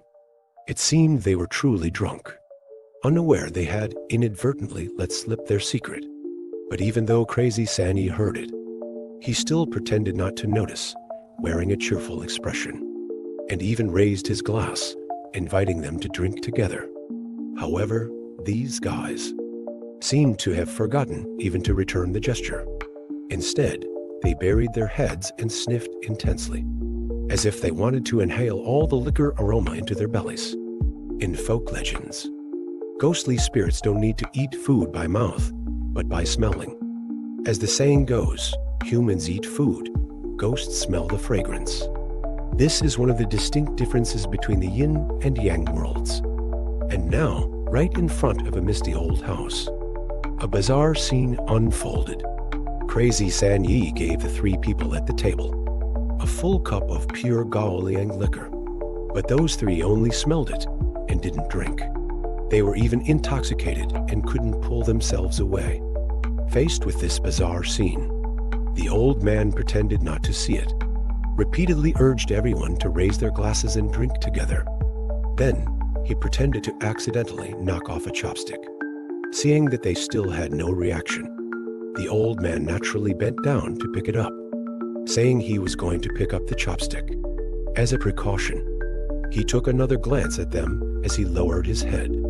Seeing that these three guys were still engrossed in sniffing, the old man felt assured in his heart. While pretending to look for the chopstick, he secretly took out a gourd from his chest, then uncapped it and gently laid it on the ground. Only then did he pretend to be surprised to find the chopstick, mocking himself for being old and having poor eyesight. After a simple wipe, he smiled again and raised his glass once more, asking the brothers how much longer they were going to smell. Unexpectedly, those guys completely ignored him. But how could they have known that from the gourd under the table, a large puddle of unknown liquid had already flowed out? Seeing that the men had no reaction, the old man chuckled and didn't bother them further. Suddenly, these three guys simultaneously let out a strange cry, just like having a seizure. But in the next moment, they looked at each other again, each with a look of comfort and satisfaction. This liquor aroma is really authentic, definitely much more refreshing than the yang energy from living people.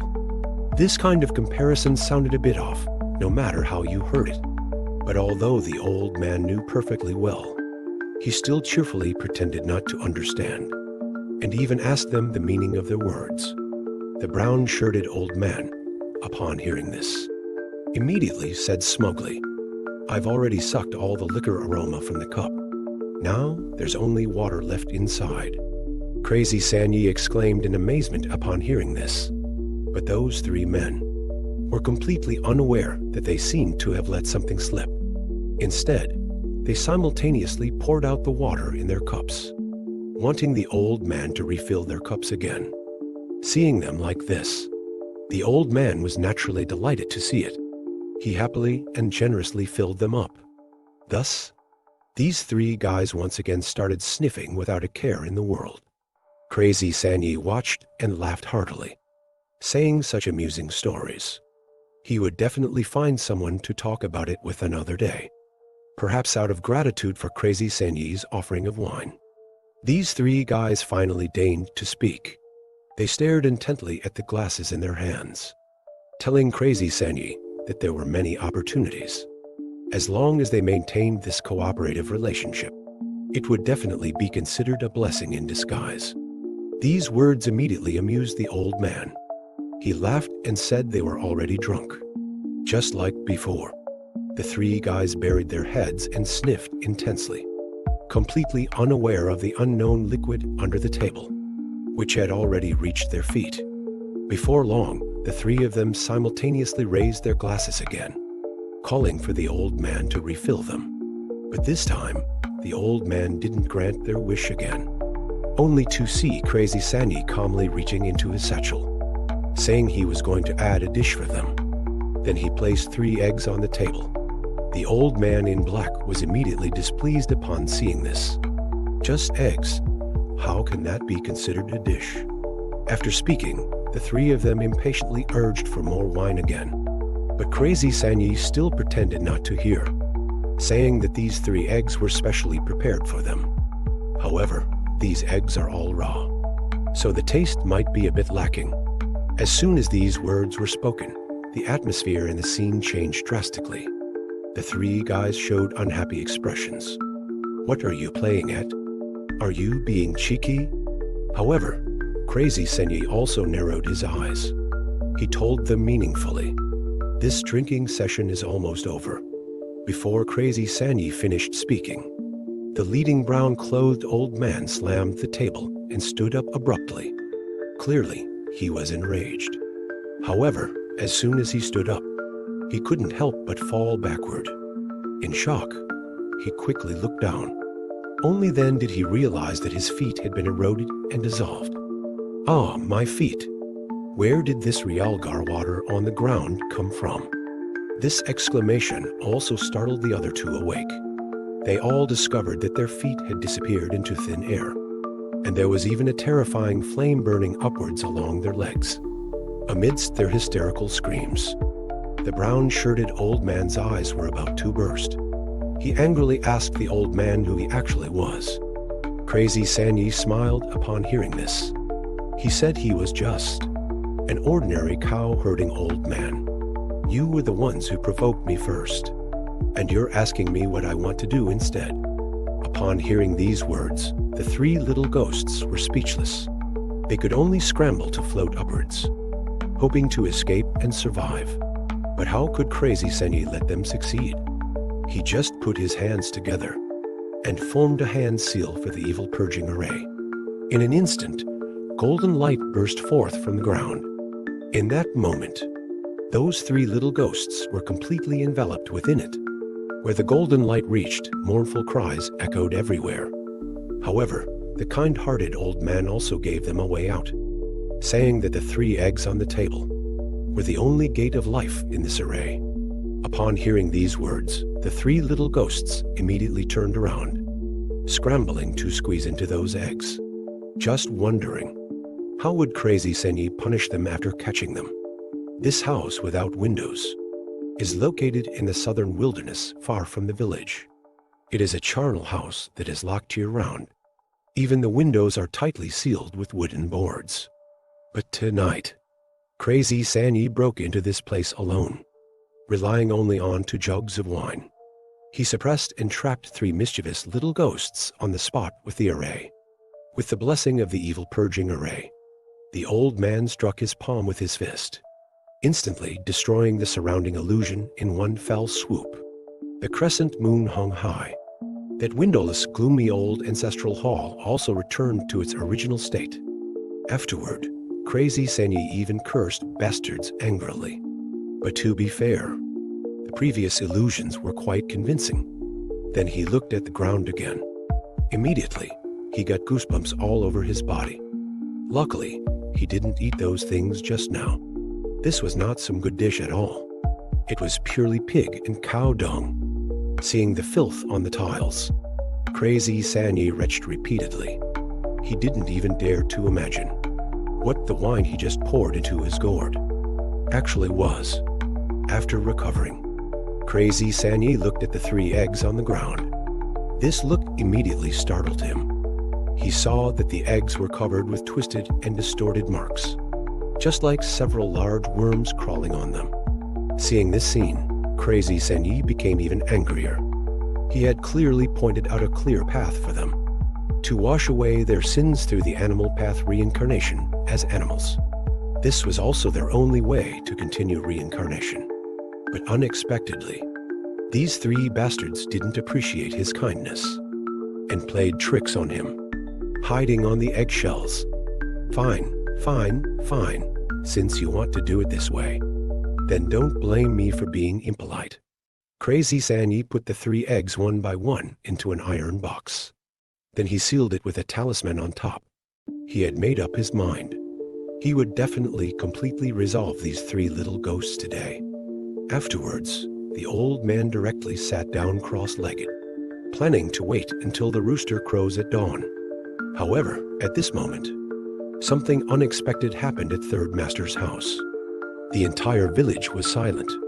Jing Dian was fast asleep as well. But suddenly, a strange magic circle flickered in his room. As the golden light grew brighter, a dark figure actually emerged from within the magic circle. Luckily, even though Jing Dian was sleeping like a log, but Juyer, that fellow, was very alert. As soon as it noticed the oddity in the room, it then controlled Jing Dian's hands and started to pull and tug forcefully. It even resorted to using slaps in the end. And so, amidst Juyer's affectionate greetings of Chao Ba, Jing Dian finally jolted awake. Following Juyer's cue, he looked ahead, immediately noticed beside his bed, there was actually a dark figure standing. But looking at the silhouette of this figure, it seemed to be a woman with a slender figure. In shock, Jing Dian leaped up like a monkey, and while yelling, he switched on the light bulb. In an instant, the room was brightly lit up. It was only then that Jing Dian realized the dark figure was indeed a hot and sexy young woman. But Jing Dian, being a straight man, wouldn't think of these things. Hearing the young woman directly call out his name, Jing Dian, even more alert, asked who she was. Zhu Yi quickly reminded him, saying the door to the room hadn't been opened, which meant this girl must have used magic to sneak in. Hearing this, Jing Dian was immediately taken aback. But who would have expected? The young woman didn't respond at all either. Instead, she started asking about the situation at home. Why are you the only one home? Aren't you supposed to have a grandpa? Jing Dian was confused by what he heard. Asked her what she wanted. Meanwhile, a phone call happened to reach the old man just then. A call at this hour. Could it be that something happened at someone else's place again? Puzzled, the old man took out his phone and checked. He then realized the caller was actually Old Poison Meow. How strange. That old geezer would actually call. Thinking this, the old man started teasing as soon as he answered. What's up, old poison bug? Haven't heard from you in years. I thought you were dead. Unexpectedly, Old Poison Meow seemed to be a bit anxious, saying he had something to call about, just to give a heads up. Judging by his tone, it sounded like he had tried calling several times already. When Crazy Third Master thought about his situation just now, it seemed reasonable that there was no signal back then. Old Poison Meow didn't know about Crazy Third Master's situation. He still thought it was just a simple signal issue. So he just went ahead and started talking about what he'd mentioned earlier, which was that today, his granddaughter brought wine and food over for a visit. In high spirits, they drank a bit too much. And then, accidentally, he let something slip, said some things he shouldn't have said. Crazy Third Master chuckled when he heard this. Huh, what did you spill? Did you spill that you used to be ruthless and kill people like FLIs? Old Poison Meow sounded a bit exasperated when he heard this. He told Crazy Third Master not to cut him off, saying it wasn't about that at all, because he was talking about the shadow marriage between his granddaughter and Jing Dian. Hearing this, Crazy Third Master couldn't help but feel a moment of surprise. But then he thought about it and didn't take it seriously anymore. After all, the kids are all grown up now. It doesn't seem like a big deal for her to know about this, right? But that wasn't the problem. Old Poison Meow said he woke up to find his granddaughter was gone. Judging by this, she's probably gone to find you. Crazy Third Master was dismissive. He was in Shandong. The journey from Shaanxi isn't a short one. But as soon as he said this, he heard Old Poison Meow say, "My four-ghost sedan chair plaque is gone. His granddaughter must have taken it. She'll probably get there soon. Hearing this, Crazy Third Master immediately got angry and started cursing. You fool. You didn't keep the thing safe, and she just took it so easily. This sudden scolding made old Poison Meow a bit embarrassed. He said sheepishly. He was drunk and wasn't paying attention. But Crazy Third Master didn't really take it to heart. Even if that girl has the four-ghost sedan chair. Without a formation eye, it's hard to get a foothold. After all, Shandong is so vast. She'll have a hard time finding it.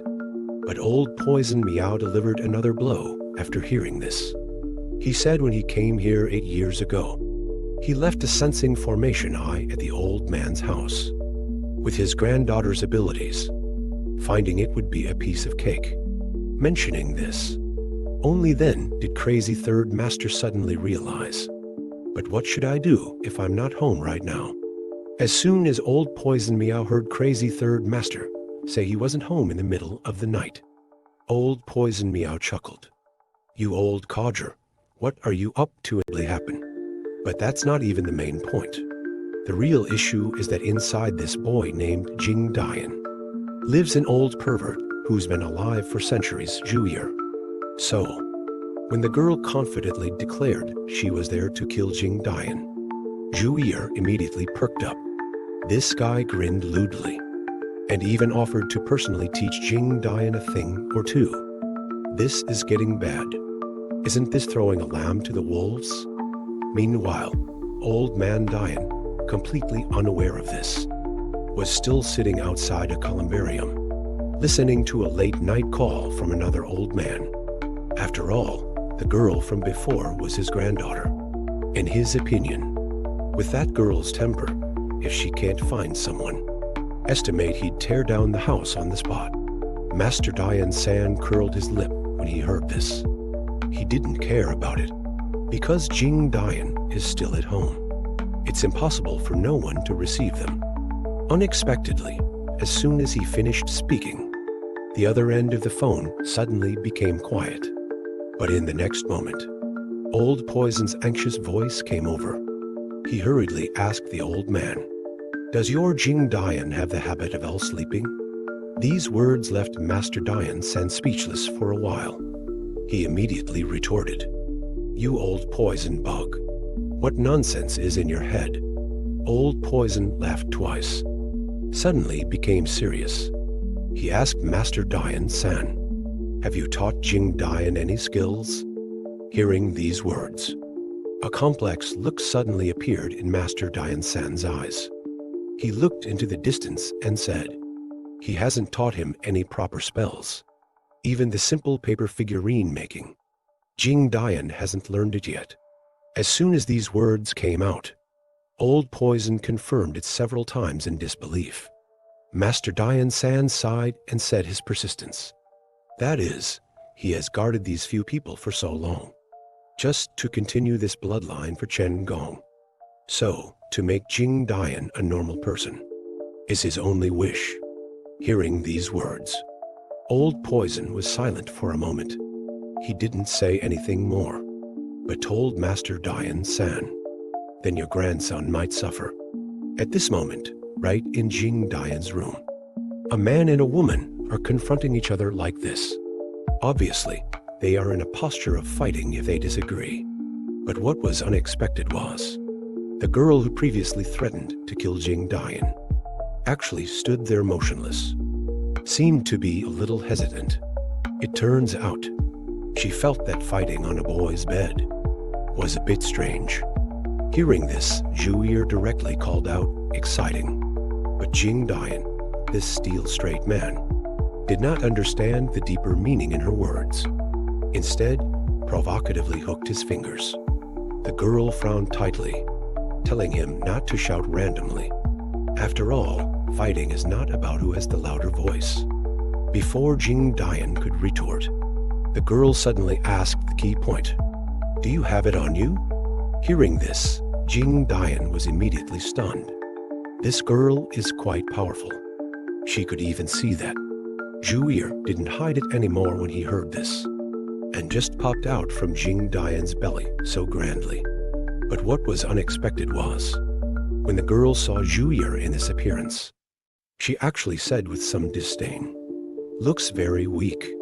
As soon as these words came out, Zhu hot temper immediately flared up. "What are you? How dare you judge me?" Unexpectedly, the girl didn't care at all. What's wrong? Hit a sore spot. Zhu couldn't outspeak her, and turned to threatening angrily. "Shut up, believe it or not, I'll kill you right away." But the speaker meant no harm, but the listener took it seriously. Jing Dian watched for a long time and suddenly asked in confusion, "In its species, is it really that weak?" As soon as these words came out, Zhu immediately became unhappy. "You idiot! What nonsense are you thinking?" This is obviously the girl's divisive tactic. Hearing this, Jing Dian suddenly realized, "That's right, I almost let her ruin our friendship." Zhu nodded frequently from the side, urging Jing Dian to attack now, until he makes her cry. These offensive words were just Zhu telepathic communication. The girl naturally couldn't hear it. However, she was still annoyed by Jing Dian's noise. She made a shushing gesture, telling him not to wake up the neighbors. It turned out she was worried about her identity, being exposed in this remote countryside. Such arrogance immediately made Zhu furious. It directly controlled Jing Dian's legs. Then with a lunge, prepared to give the girl a kick first, but it never expected. Its swift strike was easily dodged, and even more unbearable was, before it even landed, the girl seized the opportunity to strike. Several knee strikes directly flipped Jing Dian several times in the air. And this girl didn't stop there. Directly stomped her foot on the spot, and shouted softly, "Lapis Lazuli Realm." In an instant, the surrounding environment changed drastically. Jing Dian also directly slammed onto the floor. He was in so much pain that he grimaced. If it wasn't for Zhu's extreme adjustment of his posture just now, then what would be hurting now wouldn't be his shoulder blade, but the vital point under his abdomen. This woman is really vicious. After moaning for a while, Jing Dian finally recovered. But as soon as he looked up, he found that the surrounding environment was a bit wrong. The fiery, glass-like color all around startled Jing Dian, making him jump up. What's going on? What happened to our surroundings? Zhu quickly reminded him, saying, "This is a barrier set up by that girl. Don't be so surprised, like a country bumpkin." As soon as he said that, Jing Dian, already angry, threw a punch directly at Zhu. "Aren't you so cool and aloof? How come you got beaten so badly?" This scene left the girl speechless. "No way, you've never seen a barrier before? Besides, even though you have it seems like it can only control your legs." Before she could finish speaking, she saw Zhu desperately holding Jing Dian's hands up, trying to avoid getting hit. Only then did she understand that this spirit was indeed very ordinary.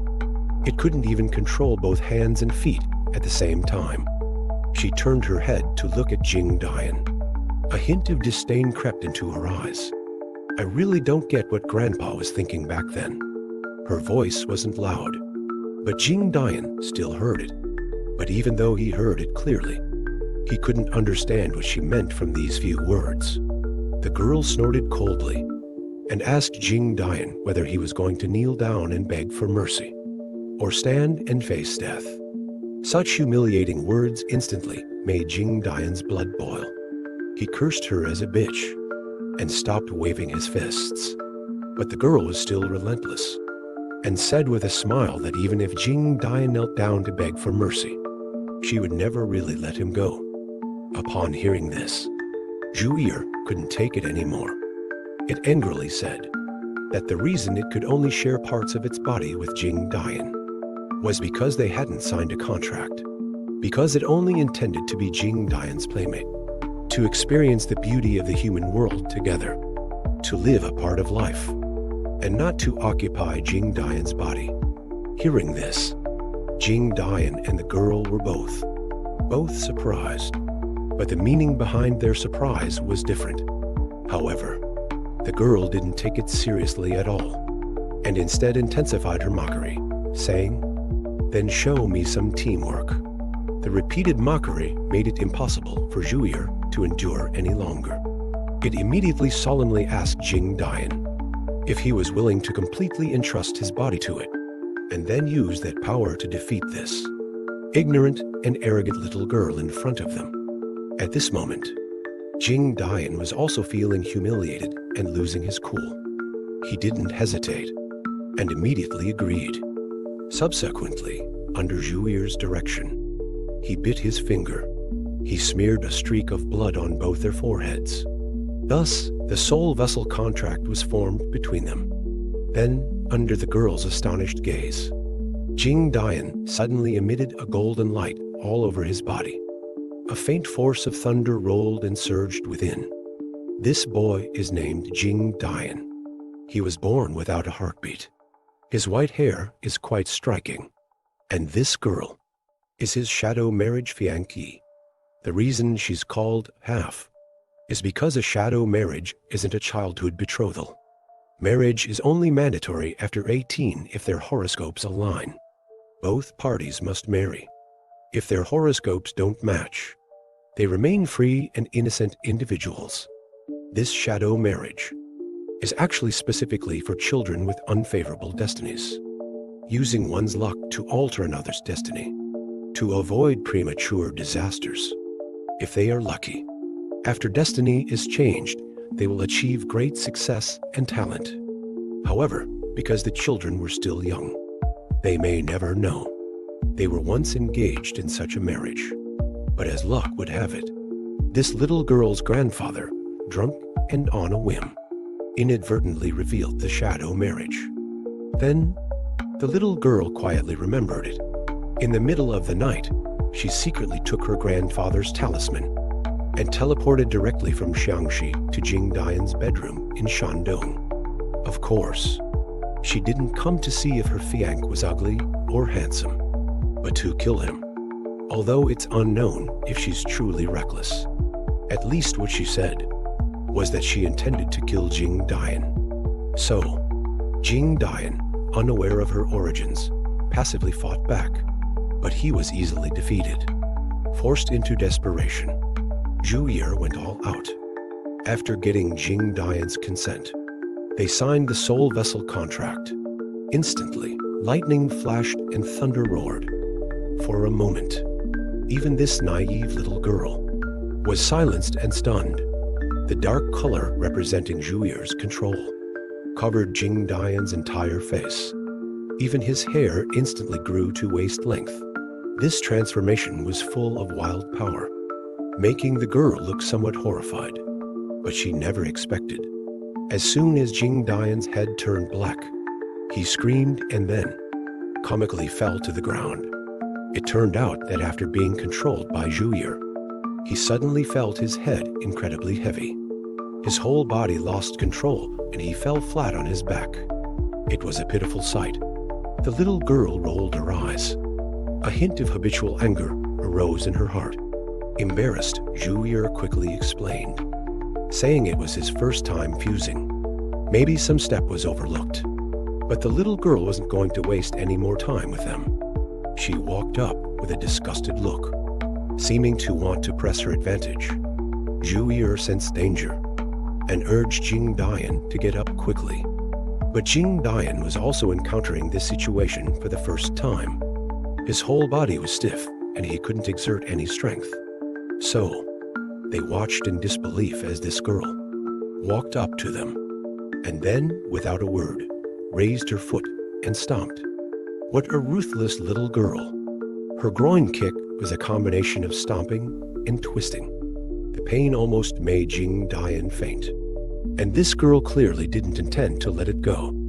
She even said she'd give Jing Dian a real taste of suffering, making his nasal bone break through the skin and flesh and grow out a foot. Without letting Jing Dian beg for mercy, she started counting down. watching her count down from 3 to 1 with orchid fingers. Jing Dian was almost in despair. What's even more infuriating, after she finished counting, she actually made a heart gesture. This was terrible. His nasal bone would really grow out a foot. Then I wouldn't even look human anymore.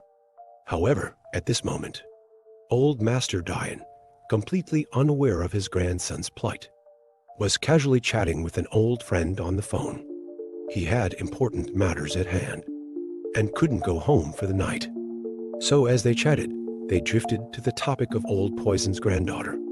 According to Old Poison, he initially only taught her some techniques of raising goo and using poison. But unexpectedly, just 3 years ago, this girl suddenly realized the bone manipulation technique on her own. Old Master Dian didn't mind when he heard this, thinking it was something like the iron body technique, a trivial skill to improve resistance to blows. But Old Poison said it wasn't like that. This girl's bone manipulation technique can go through the heart meridian to control bone growth in any part of herself or her opponent. It's the legendary Pulse Heart Bone Manipulation Technique, one of the 7 supreme skills. Pulse Heart Bone Manipulation Technique. Upon hearing this, Old Master Dian was immediately frightened. Are you kidding? She's so young, and she's already mastered such heavenly secrets. Actually, there's more. Since the shadow marriage, this girl has been thriving. She's even been awarded the Jia grade in the government's Special Ops organization. Old Master Dian exclaimed in shock. He was also very pleased in his heart. As they say, talent emerges in every generation. The waves behind drive on those before. It seems we old folks should step aside for the younger generation. However, after hearing about this technique, Old Master Dian became even less worried, because this pulse heart bone manipulation technique requires touching the opponent's 3 heartbeats to cast. Therefore, this ultimate technique is useless against both of them. Old Poison was stunned to hear this, and after a moment of surprise, remembered that they were both monsters, with no heartbeats at all. So, the outcome was predictable. No matter how many heart gestures the girl made, Jing Dian was completely unfazed. Thus, they remained frozen in this strange posture. Jing Dian was puzzled.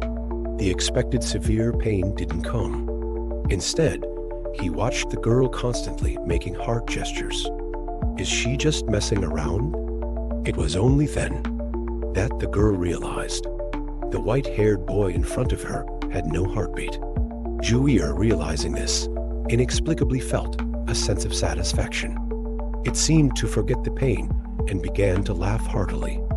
Sure enough, this laugh instantly infuriated the girl. So, that groin kick was used by her again, carelessly. Archen Jing Dian was then subjected to groin kicks for a week by this little girl. Not only that, the key point is that the girl's mouth was also running, calling them both incompetent good-for-nothings. Could this be tolerated? In the past, Zhuir would have already retaliated. But now, controlling Jing Dian's body, it couldn't even stand. Frustrated and exasperated, it exclaimed, "A scholar would rather die than be humiliated. Have the guts to finish me off." But on second thought, it felt saving its life was more important. So, in an instant, it released control of Jing Dian's body. Then, Jing Dian suddenly felt lighter. Before he could react, Zhuir hurriedly reminded him to escape. Seeing the girl's foot about to stomp again, Jing Dian was scared out of his wits and scrambled away. However, although he seemed to have escaped danger, the piercing pain did not subside. Heavens, what kind of torment is this? Zhuir, sharing his senses, naturally felt the same pain. It knew if it weren't for Jing Dian's special physique, he would have suffered greatly today. Watching Jing Dian wail in agony with his legs clamped together, the girl asked incredulously, "What? Still not convinced?" I have even more brilliant methods. Want to try them? As soon as she said this, Jing Dian was startled in fright, and even Zhu Yi hurriedly said, "No, no, miss, we yield." Hearing him surrender so readily, Jing Dian was instantly infuriated. He turned and started swinging his fists, fiercely punching Zhu Yi. After all, if it weren't for this damn thing bluffing from the start, how else would he have suffered such hardship for no reason? This scene darkened the girl's pretty face, saying that if they were admitting fault, they should have the attitude of admitting fault. Don't be so unwilling and laughing it off. As soon as these words were spoken, a plan suddenly formed in Zhu Yi's mind. Thinking of this, it suddenly unleashed its power of control again. As a result, Jing Dian's legs turned black. With a thud, he knelt to the ground. Then, while begging for mercy and admitting his mistake, he moved closer to the girl. Seeing this, Jing Dian cursed loudly. "You spineless bastard! If you want to kneel, kneel yourself. Why are you using my knees?" He desperately tried to pull up his pants, wanting to pull himself up, but in the next moment, he found that his hands suddenly turned black. Then, involuntarily, he reached forward to hug. At this moment, Zhu Yi's face was full of slyness, and he was even drooling with delight. Is this Zhu Yi's way of apologizing? This is simply courting death. The girl was so angry that her eyes darkened, and she cursed loudly, "Bakey, idiot, or fool." Then, without another word, she delivered a resounding slap. This slap directly sent Jing Dian flying backwards. He spun several times in the air before falling to the ground. Then Jing Dian was dumbfounded. It was clearly that dog Zhu Yi's idea just now. Why did I get hit? But Zhu Yi didn't seem to care at all, and even asked him how the elasticity was just now. In its view, although today was a tough situation, but as the saying goes, thieves don't leave empty-handed. This could also be considered a small profit. The girl, unaware of Zhu Yi's nasty thoughts, clearly didn't want to see them again. She really wanted to just get rid of these two annoying guys in front of her. She just waved her small hand and angrily chanted, "Barrier open." At the same time, completely unaware that his grandson had already been beaten 3 times, Grandpa Dian San was still chatting remotely. Now that Old Poison's granddaughter has come, when he returns, he naturally has to prepare some good dishes to entertain her properly. But speaking of which, Old Poison asked him again out of curiosity why he hadn't returned home in the middle of the night. Grandpa Dian San didn't hide it. He said he had taken some unclean things and was waiting for sunrise to dissolve them when the Yang energy is at its peak. Hearing this, Old Poison was a little surprised. He didn't expect that Grandpa Dian San's side still hadn't calmed down even now. Speaking of this, Grandpa Dian San was silent for a moment. After hesitating again and again, he finally told the current situation. For some time now, various strange and eerie events have been happening one after another on his side. Most likely the Earth's energy has a gap. As soon as these words came out, Old Poison on the other side was immediately shocked, obviously finding it a bit unbelievable. Regarding this, Grandpa Dian San naturally mentioned the blue stone drum that Old Poison had personally measured. Now it has cracked. Hearing this, Old Poison was horrified. The place where the blue stone drum is located is the air vent of the Dragon Vein. How could it suddenly crack? Grandpa Dian San sighed, saying that this was all a trick played by the Dongyang dwarfs Japanese. Old Poison was furious when he heard this. Could it be that there are HJ running dogs like Tang Yangdu again, betraying the foundation of the country? The old man shook his head, because he wasn't sure. So far, he hasn't figured out how big a scheme the other party has laid out. So he let a fish go. A fish with a line attached. When she comes back to bite the hook again, he should be able to figure it out. After Old Poison heard this, his tone also became serious. He knew the importance of Lu Land. Not only is it Grandpa Dian San's hometown, but also the homeland where his Julie tribe originated, and even more so the place where the dragon head of the central dragon vein lies. So he has an unshirkable responsibility. He solemnly told Grandpa Dian San that if he encounters difficulties and needs manpower, he can directly call him over. Moonlight, panic, and fear. Pants dropped in the middle of the night.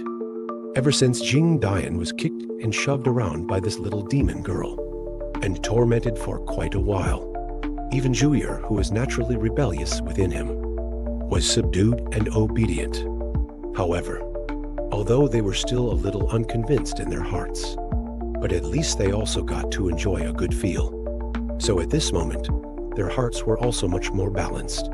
Obviously, this little demon girl was also tired of messing around, and with a hand seal, directly threw him out of the Great Formation.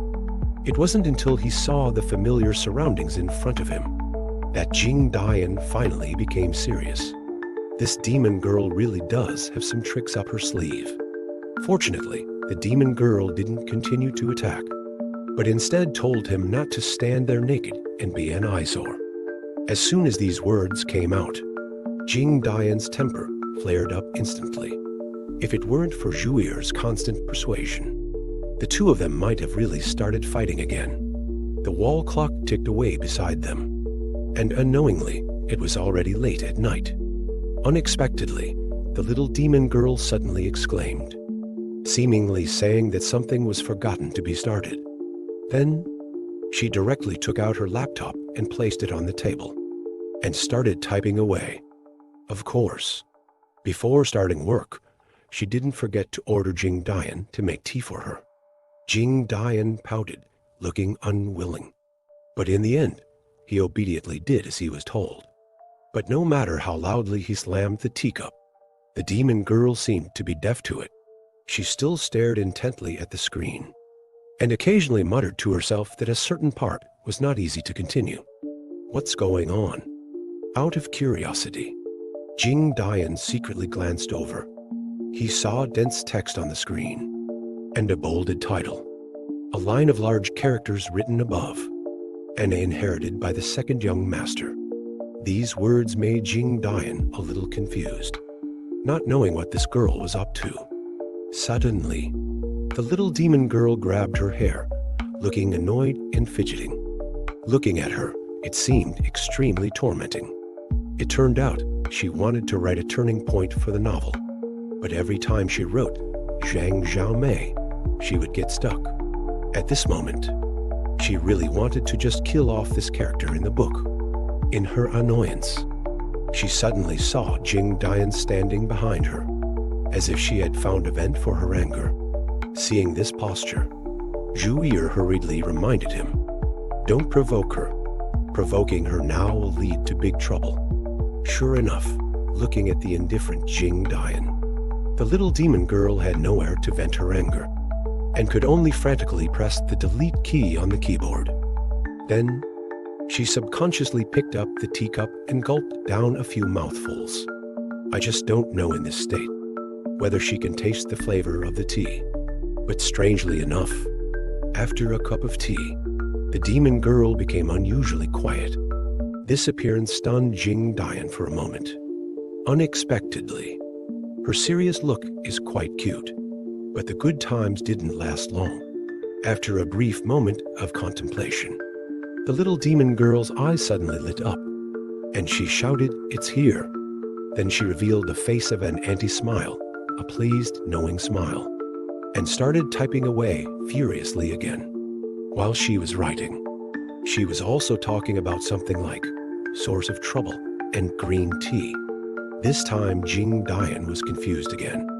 He thought it would be better to take back his previous evaluation. The demon girl now has nothing to do with cute. Could it be that this girl is possessed? Jing Dian thought to himself. Seeing the demon girl writing with such flourish, even her braids started to fly around, and from time to time accompanied by creepy laughter. Hearing this, He couldn't help but hug his head. Oh heavens, how should I save her? Grandpa, please come back soon. Your grandson is in trouble. At the same time, as expected, Grandpa Dian-san was still chatting remotely with the little demon girl's grandfather. After all, they were talking about those two kids. It was bound to bring up that ghost marriage business again. Old Poison found the whole thing quite amazing. He mentioned the girl hadn't been keen on school. She dropped out after junior high. But out of the blue, about 2 years ago, she suddenly got it into her head to start writing novels. And she actually became famous for it.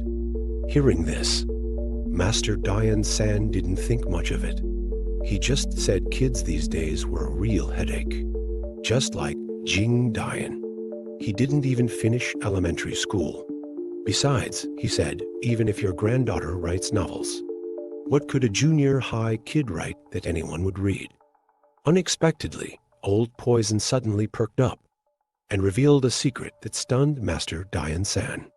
It turned out his little granddaughter, because of her writing, had earned 30 million in royalties in just 2 years. Well, that got a reaction. The old man was instantly taken aback. 30 million. That was an astronomical sum for them. Even Old Poison found it hard to believe. And then, a few days ago, his granddaughter had asked him if he wanted a car called something like a Scoop Poop to eat.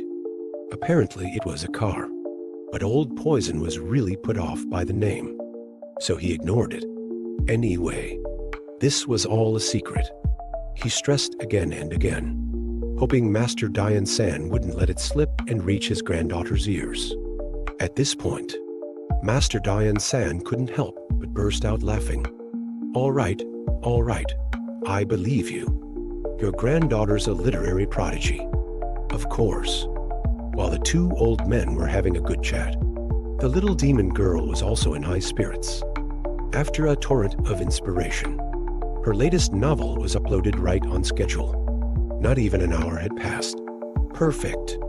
The little demon girl danced around excitedly, yelling, "Who's next?"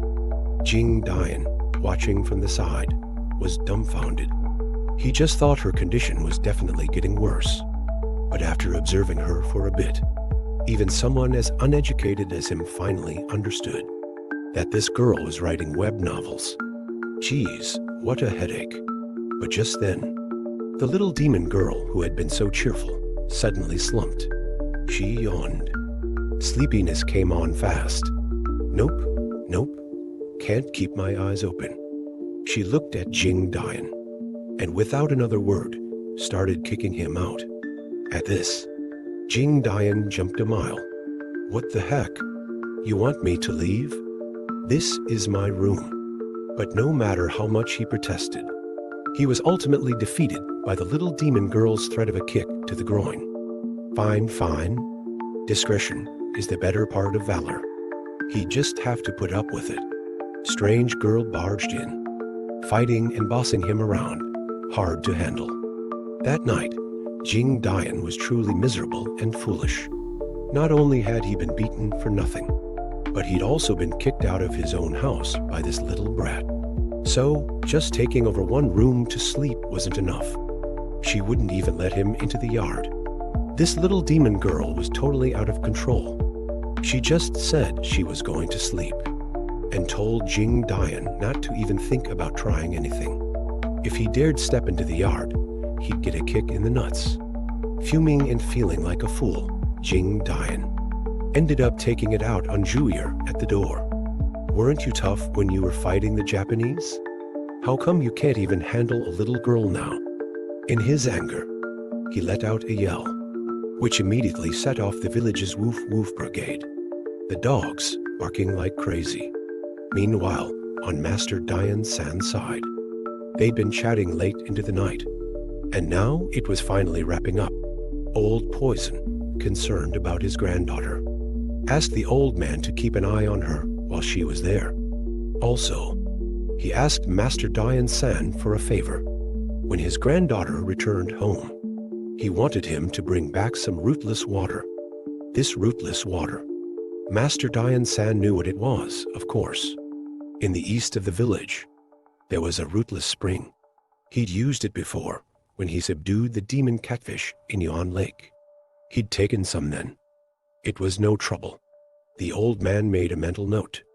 After a quick goodbye, Master Dian-san happily hung up.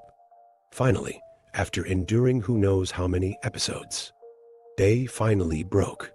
Jing Dian was still sound asleep, leaning against the door, when he was spotted by his two mischievous friends. Turns out, they'd come to get Jing Dian to go to the market with them. But when they got there, they found him sleeping by the door. How strange.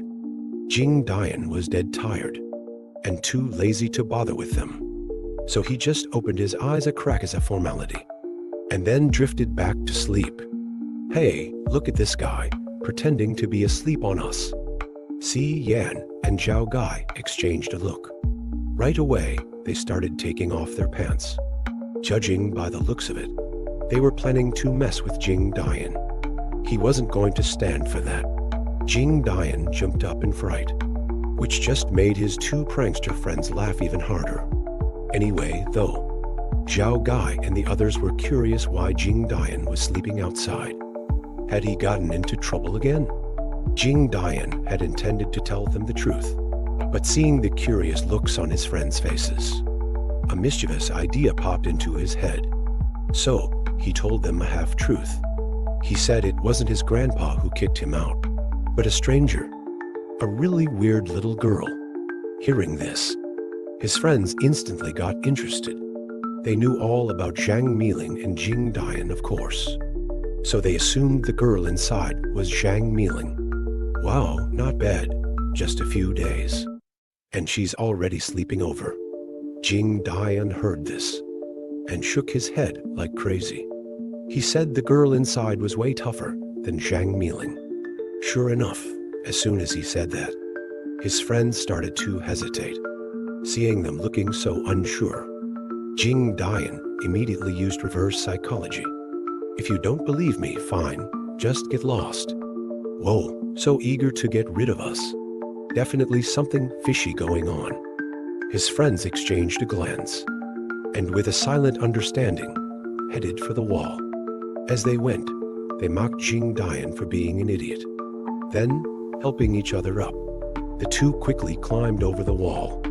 Hearing them land on the other side, Jing Dian couldn't suppress a grin. Sure enough, just a few seconds later, Zhao Gai's heart-wrenching scream echoed from the yard, followed immediately by another yelp. Clearly, Si Yan hadn't escaped unscathed either. Then there was the sound of frantic running in the yard. A moment later, the two friends sheepishly clambered back over the wall. As soon as they hit the ground, they both did the same thing, clutching their groins and moaning in pain. Triumphant, Jing Dian burst out laughing. That was exactly the reaction he'd wanted. But before he could really let loose and laugh, the little demon girl roared from inside the house. "Are you still making noise out there?"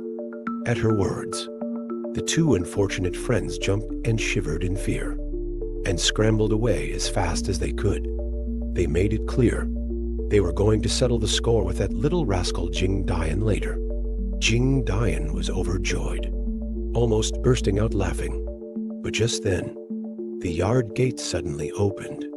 The little demon girl stood there, looking fierce and menacing, which startled Jing Dian. Luckily, she didn't attack. She just ordered Jing Dian to make her breakfast. It seemed this little girl was used to being waited on hand and foot. Meanwhile, Master Dian-san had finally waited until the sun was shining brightly. The yang energy was strong now. It was time to get rid of those little ghosts in his hand.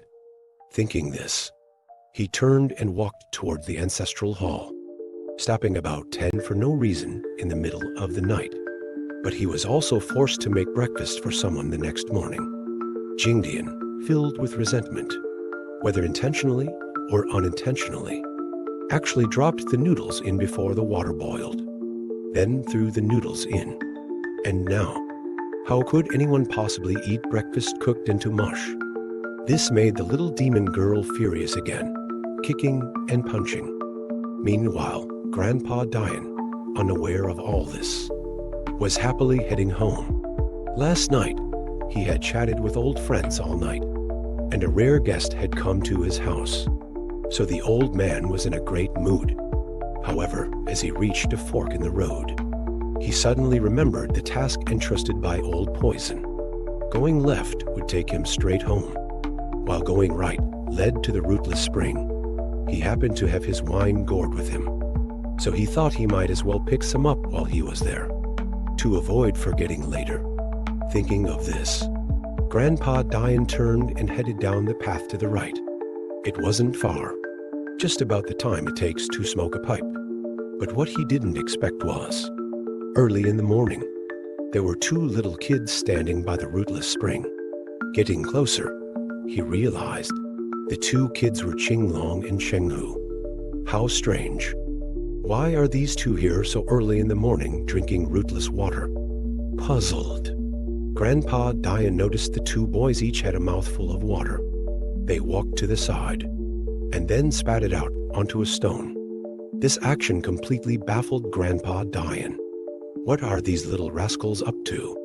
He couldn't help but take a few steps forward. And then he saw a like-pao toad sitting on the stone. Even stranger, the two kids were reaching out their hands to the toad, asking for money. This was truly bizarre. Grandpa Dian approached them and asked what they were doing. Seeing it was third grandpa, the kids became even more playful. They said they were spraying water on this big toad, so it would spit out money. At these words, Grandpa Dian was completely taken aback. Curious, he then examined the like-pao toad in front of him. No wonder it looked so familiar. It's Yaojin. Speaking of which, this was the first time the old man had seen it this year. He hadn't realized Yaojin's hibernation period had become so long. Seeing a familiar face, Yaojin croaked a greeting. The kids watched with wide eyes. They were surprised third grandpa knew this toad, and that it even had a name, Yaojin. No wonder it spat out money. Hearing this, Grandpa Dian chuckled and explained. Speaking of age, Yaojin is old enough to be your grandfather's generation. All the older folks in the village know it. It's quite a toad with spiritual cultivation. Look, it already has 5 petals on its forehead. When it cultivates 9 petals, it will be complete. Listening to Grandpa Dian's explanation, Qinglong and Shenghu were filled with awe. But even though it was a magical creature, they didn't forget their original plan. They planned to earn some more from Yaojin to buy popsicles. With that, the two boys ran back to the rootless spring. One mouthful for you, one for me, filling their mouths until their cheeks bulged. Then they immediately ran back to Yaojin and spat the water out with a poof. Normally, this kind of behavior would be considered disrespectful, but Yaojin remained unfazed. Of course, a hint of disgust on its little face was still visible. Then, predictably, it was time for the money-asking part again. Yaojin grumbled at the kids for a while, before croaking and spitting out a coin. Seeing this, Qinglong and Shenghu instantly beamed. They picked it up and saw, wow, it was still a 1 yuan coin. Qinglong was very pleased. He immediately handed the coin to his younger brother, then held out his hand again, ready for a second coin. The reason was simple. They were 2 people doing the work, so naturally, they deserved 2 rewards. This clearly baffled Yaojin. It grumbled again for a while, and then reluctantly spat out a second coin. The 2 kids were overjoyed, and quickly picked it up. But strangely, this second coin was noticeably lighter and thinner. Something was wrong. Looking closer, they realized it was marked 5 fen cents. The 2 little brothers who had never seen such a treasure were stunned. In their minds, anything not in their picture books was fake.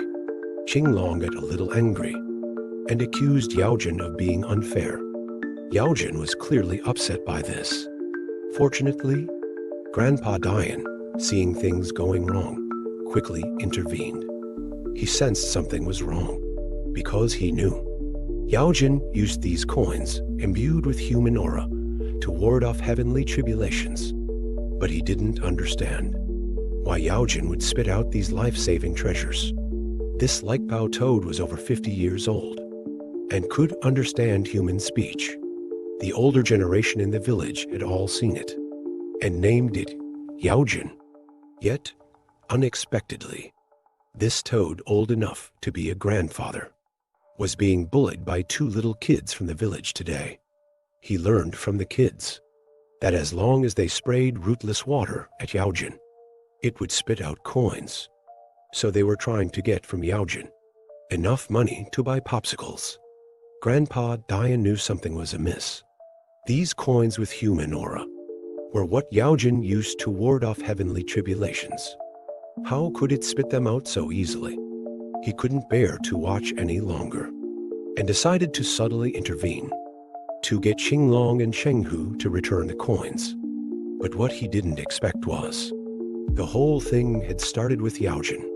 It had first spat water at the kids, and the kids had playfully retaliated by spitting water back. Then, as they were playing around, they discovered Yaojin would spit out coins. Grandpa Dian suddenly understood. It turned out that since yesterday, these two kids had been using this method to get money for popsicles. The old man was a bit exasperated. In our village, you're the only ones who dare to trade with a toad. Just you two. But no matter how he looked at it, it wasn't really the kids' fault. This couldn't continue. After a moment's thought, Grandpa Dian had an idea. He took out 2 blue yuan notes and exchanged them for the coins in the overjoyed children's hands. Unlike the children's delighted faces, Grandpa Dian felt a little heavy-hearted. He placed the 2 coins in front of Yaojin, signaling it to take them back. After all, these coins would become increasingly harder to find. Qinglong and Shenghu were very curious. Are these coins really important? Grandpa Dian nodded and said that when heaven thundered to purge evil spirits, Yaojin could use the human aura on the coins to avoid disaster. The kids were amazed, but then they thought of something else. Is Yaojin a bad toad? Otherwise, why would heaven strike it with lightning? The old man didn't know how to explain it. He was afraid they wouldn't understand, so he compared it to taking a test. Even though Yaojin was a good toad, it still had to pass this test to level up. The children listened with sympathy and started to feel sorry for it. Then, the old man told them about the origin of the coins again, explaining that these coins couldn't be stolen or robbed, but only found by chance. So for Yaojin, it probably couldn't find more than a few in decades.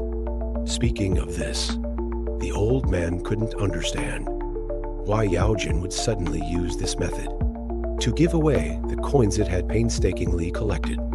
Yaojin croaked at him in response. The 2 kids couldn't understand, but the old man understood. He reprimanded, speechless. Don't just focus on temporary pleasure and damage your cultivation because of it.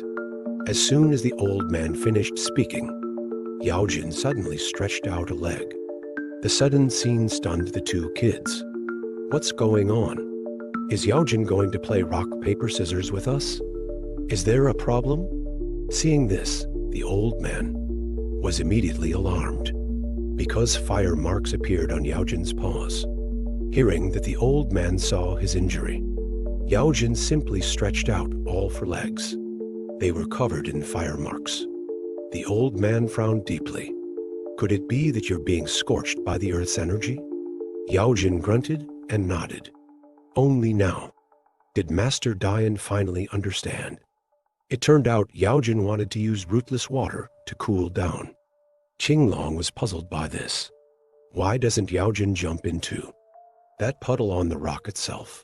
Why does it have to be us spraying it? This made the old man laugh. He didn't expect Qinglong to be so thoughtful.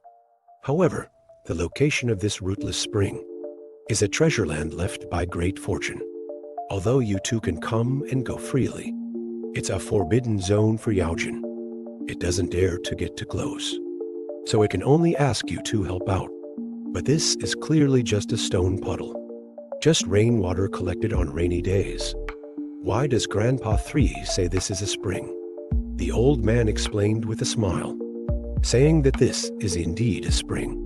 The ancestors of the entire village have been blessed by it for generations. It doesn't freeze in winter and doesn't dry up in droughts.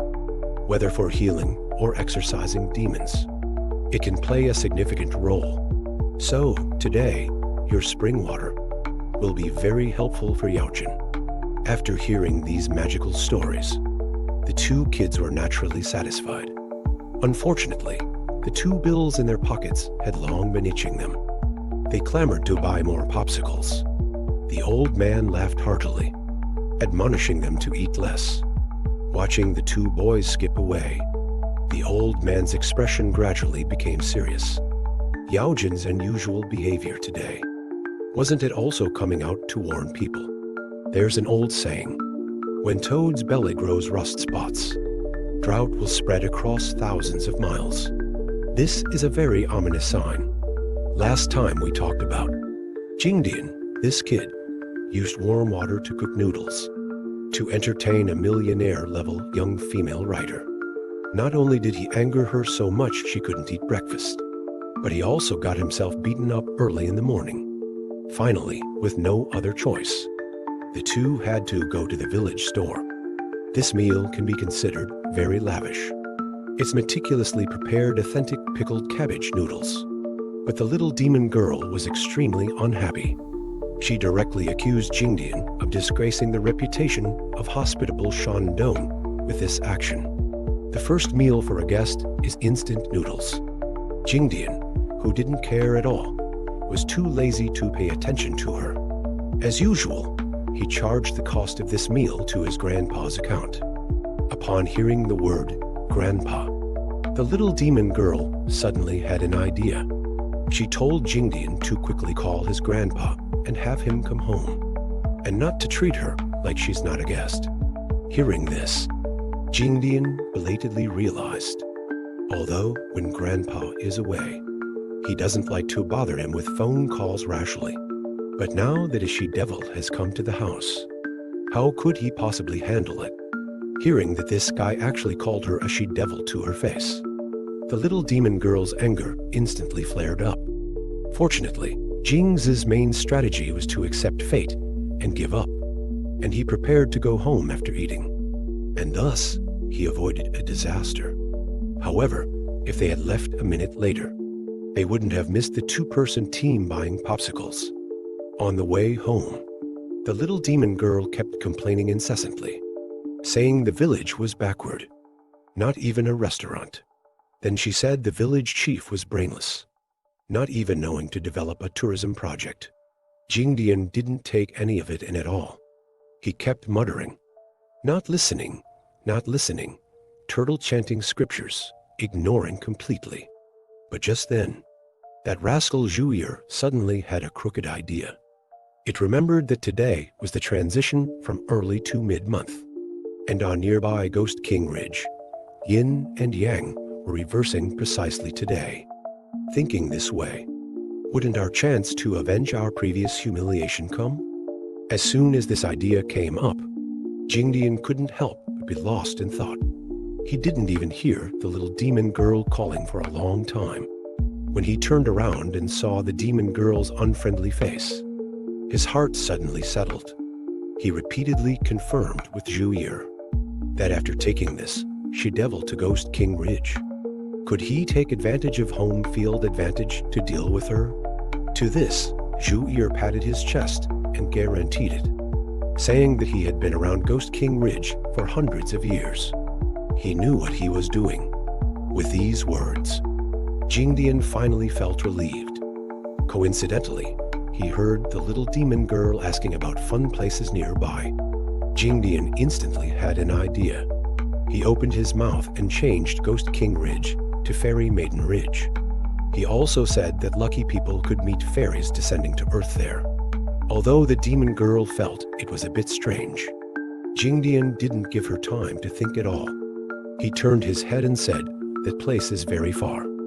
It's several miles away. If you think it's too tiring, then forget I said anything." As soon as these words came out, who could bear it? The little demon girl kicked him without a second thought. "Go, take me there now." Obviously, this simple trick of reverse psychology had worked perfectly. Just don't know. After arriving at Ghost King Ridge, how does Jingdian plan to deal with her? And Master Dian, completely unaware of this, was still chatting with Likebao Yaojin in the woods. This Likebao named Yaojin was also obedient, and swallowed the steel marbles it had spat out back into its stomach. The old man was very pleased to see this. He planned to find some more and bring them to it after returning home. But that's a story for later. What's more important now is the message Yaojin gave him. Looking at it this way, this old bone of mine also needs to perk up. Thinking of this, the old man greeted Yaojin and prepared to go get some rootless spring water. This was something old Poison specifically instructed him to do. Naturally, he had to hurry and get it done. Master Dian came to the stone platform and bowed repeatedly, hoping that his taking water would be approved by the gods. Then he pulled out the stopper and pressed the empty gourd into the rootless spring. It was truly magical. The bottom of the gourd had no cracks at all, but with just a simple press, the rootless spring water actually seeped in with gurgling sounds. The old man was overjoyed to see this. Laughing, he said, "It's working, it's working." In no time, it was filled with more than half a gourd. Listening to the gurgling sound inside, the old man was very happy. He bowed repeatedly to the stone platform in front of him to express his thanks. But just then, an unusual movement suddenly occurred behind him. Yaojin, who was beside him, was the first to notice the abnormality. Seeing a stranger approaching, it croaked and jumped into the bushes. Master Dian was also suddenly startled by the warning. When he turned around, he realized the person was an unfamiliar young man, and this young man simply greeted him, and then asked the old man if this was the location of the rootless spring. Hearing this, Master Dian knew he couldn't deny it, so while nodding, he probed the other person's identity. The young man didn't hide anything, saying he was from the neighboring county, because his grandma had shingles. So he had to come here to ask for some spring water to take back to treat her illness. Master Dian didn't know if his words were true or false, nor did he have the right to inquire further. He could only remind the young man that to take rootless water, he had to use a container made of grass or wood. Hearing this, the young man raised the bamboo tube in his hand, saying he had already prepared it. Seeing this scene, the old man didn't say anything more and prepared to leave. But he hadn't walked a few steps when he felt the young man behind him suddenly stop, not knowing if he had encountered some resistance or what. The young man turned his head and called out to Master Dian, saying he had something he wanted to discuss. Master Dian, hearing this, opened his mouth slightly, asked with a smile, "Oh, what is it? Tell me about it." And the result seemed to be as expected. That young man wanted to buy the gourd of rootless water he had just obtained. Chen Jingdian tricked a young girl in her prime into the deep mountains and forests, preparing to invite her to feel the love of Mother Earth. The reason was also very simple. He just wanted to get revenge for last night's kick to the groin. But who would have thought, before he could even launch this kick, that girl disappeared from right in front of him.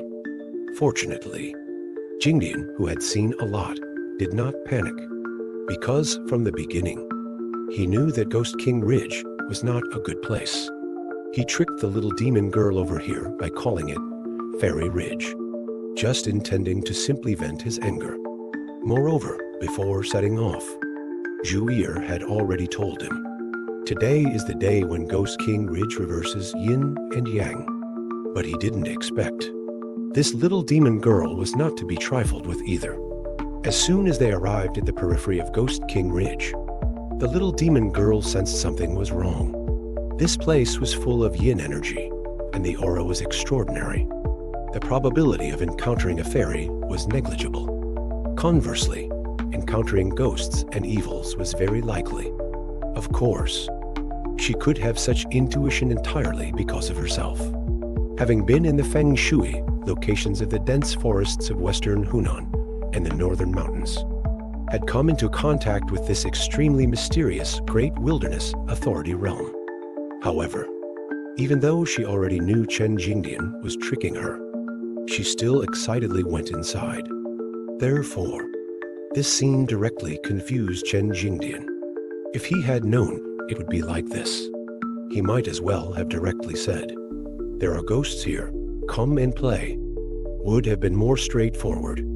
But this is also good. Zhu Yi watched with glee, stating directly that this girl's personality was very good. It liked her very much, but liking is liking. The original intention of revenge cannot be forgotten. So, this guy directly targeted the tightly wrapped, perky buttocks in front of him. Then, Chen Jingdian found that his feet had lost control, but he didn't expect. He had just gotten into position to deliver a fierce kick, when the little demon girl suddenly disappeared from in front of him, and the process was like passing through some kind of barrier. Zhu Yi was also dumbfounded at the sight. It also didn't expect today's yin domain to be adjusted so far out. Seeing Chen Jingdian was a little flustered. Zhu Yi comforted him, saying that the girl could still come out. Just wait until the yin domain recedes. To put it simply, the advance and retreat of the yin domain is like the tide of the sea.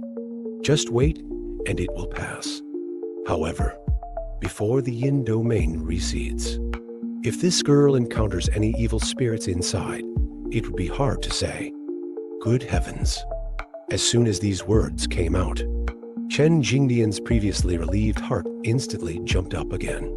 If he caused trouble because of this and his grandfather found out, his butt would definitely be spanked.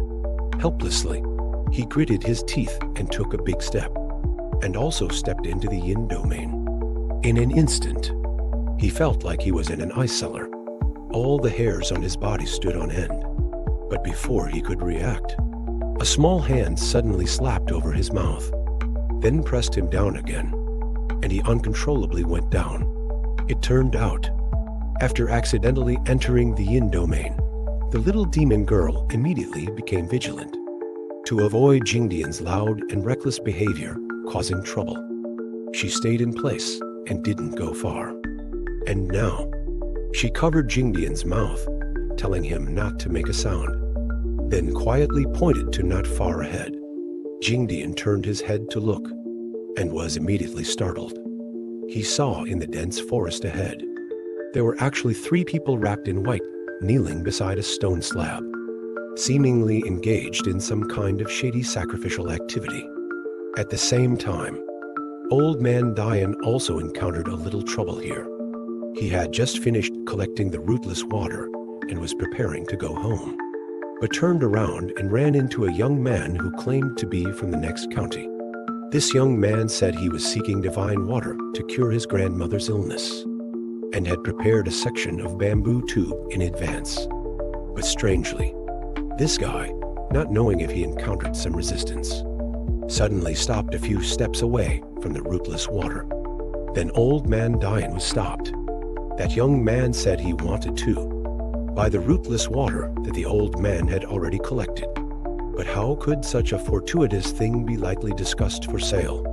Although it's both rootless water, what I've obtained may not necessarily be useful to you. Moreover, the rootless spring is right behind you. Why bother with the one in my hand? The old man spoke clearly, but the young man was not only unmoved, but instead directly took out a stack of large red bills, saying he was willing to spend 10,000 to buy it. This scene made Old Man Dian laugh. Young man, you are a rich man, but I, old man, dare not break the rules, dare not to do business with the grace of nature. As soon as these words came out, The young man's face instantly turned gloomy, but he still didn't give up, saying he could perform a show for the old man. If the performance is good, the old man would give him the rootless water. Then, as expected, old man Dian laughed again. He didn't say yes or no. Just asked the young man to perform one to have a look. Just don't know what kind of strange show this grown man will give to our old man, Dian. Perform? It's really outrageous. A young man actually wants to perform a show alone for an old man. And the location is in a small forest where there's no village ahead and no shop behind. It's also strange to say. The young man's purpose in doing so is actually very simple. He just wants to exchange the rootless water in the old man's hand. However, our old man Dian is also considered an old fox. He also didn't say yes or no. Just asked the young man to perform one to have a look first. And the young man didn't seem worried about the old man cheating. Directly put the bamboo tube on the ground and showed his empty hands, letting the old man watch carefully. Then he saw him make a fist with one hand and a palm with the other, gently touching them together. Suddenly, a flutter and a beautiful big blue butterfly flew out. This scene caused the old man to exclaim in admiration repeatedly. The young man looked very proud when he saw this. He considerately told old man Dian, "This butterfly is real, not some kind of prop." Hearing this, the old man looked carefully, found that this butterfly was indeed a real thing, complete in every detail. And the butterfly also seemed not afraid of people at all, flying straight towards him. But what he didn't expect was that butterfly suddenly swooped down and landed on his forehead, instantly turned into a yellow talisman. The young man was overjoyed to see this. He proudly uttered a word, "Fall." Old man Dian collapsed to the ground with a thud. This scene made the young man laugh heartily, saying he was a silly old man.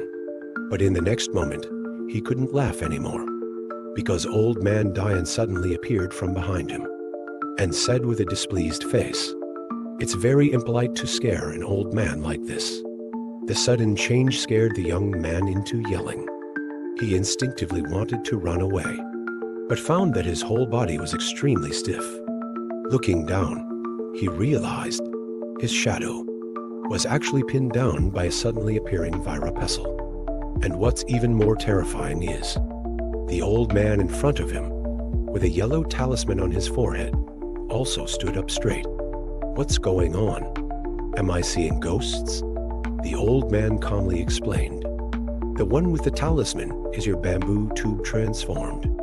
As soon as he finished speaking, that old man actually turned into a bamboo tube. At the same time, in the dense forest of Ghost King Ridge, Chen Jingdian and the little demon girl, who had mistakenly entered the Yin domain, were crouching and hiding in a bush, because not far away, there were 3 people dressed in white, kneeling beside a stone slab, waiting for something, looking very strange. Jingdian was a little puzzled, but the little demon girl told him not to make a sound and to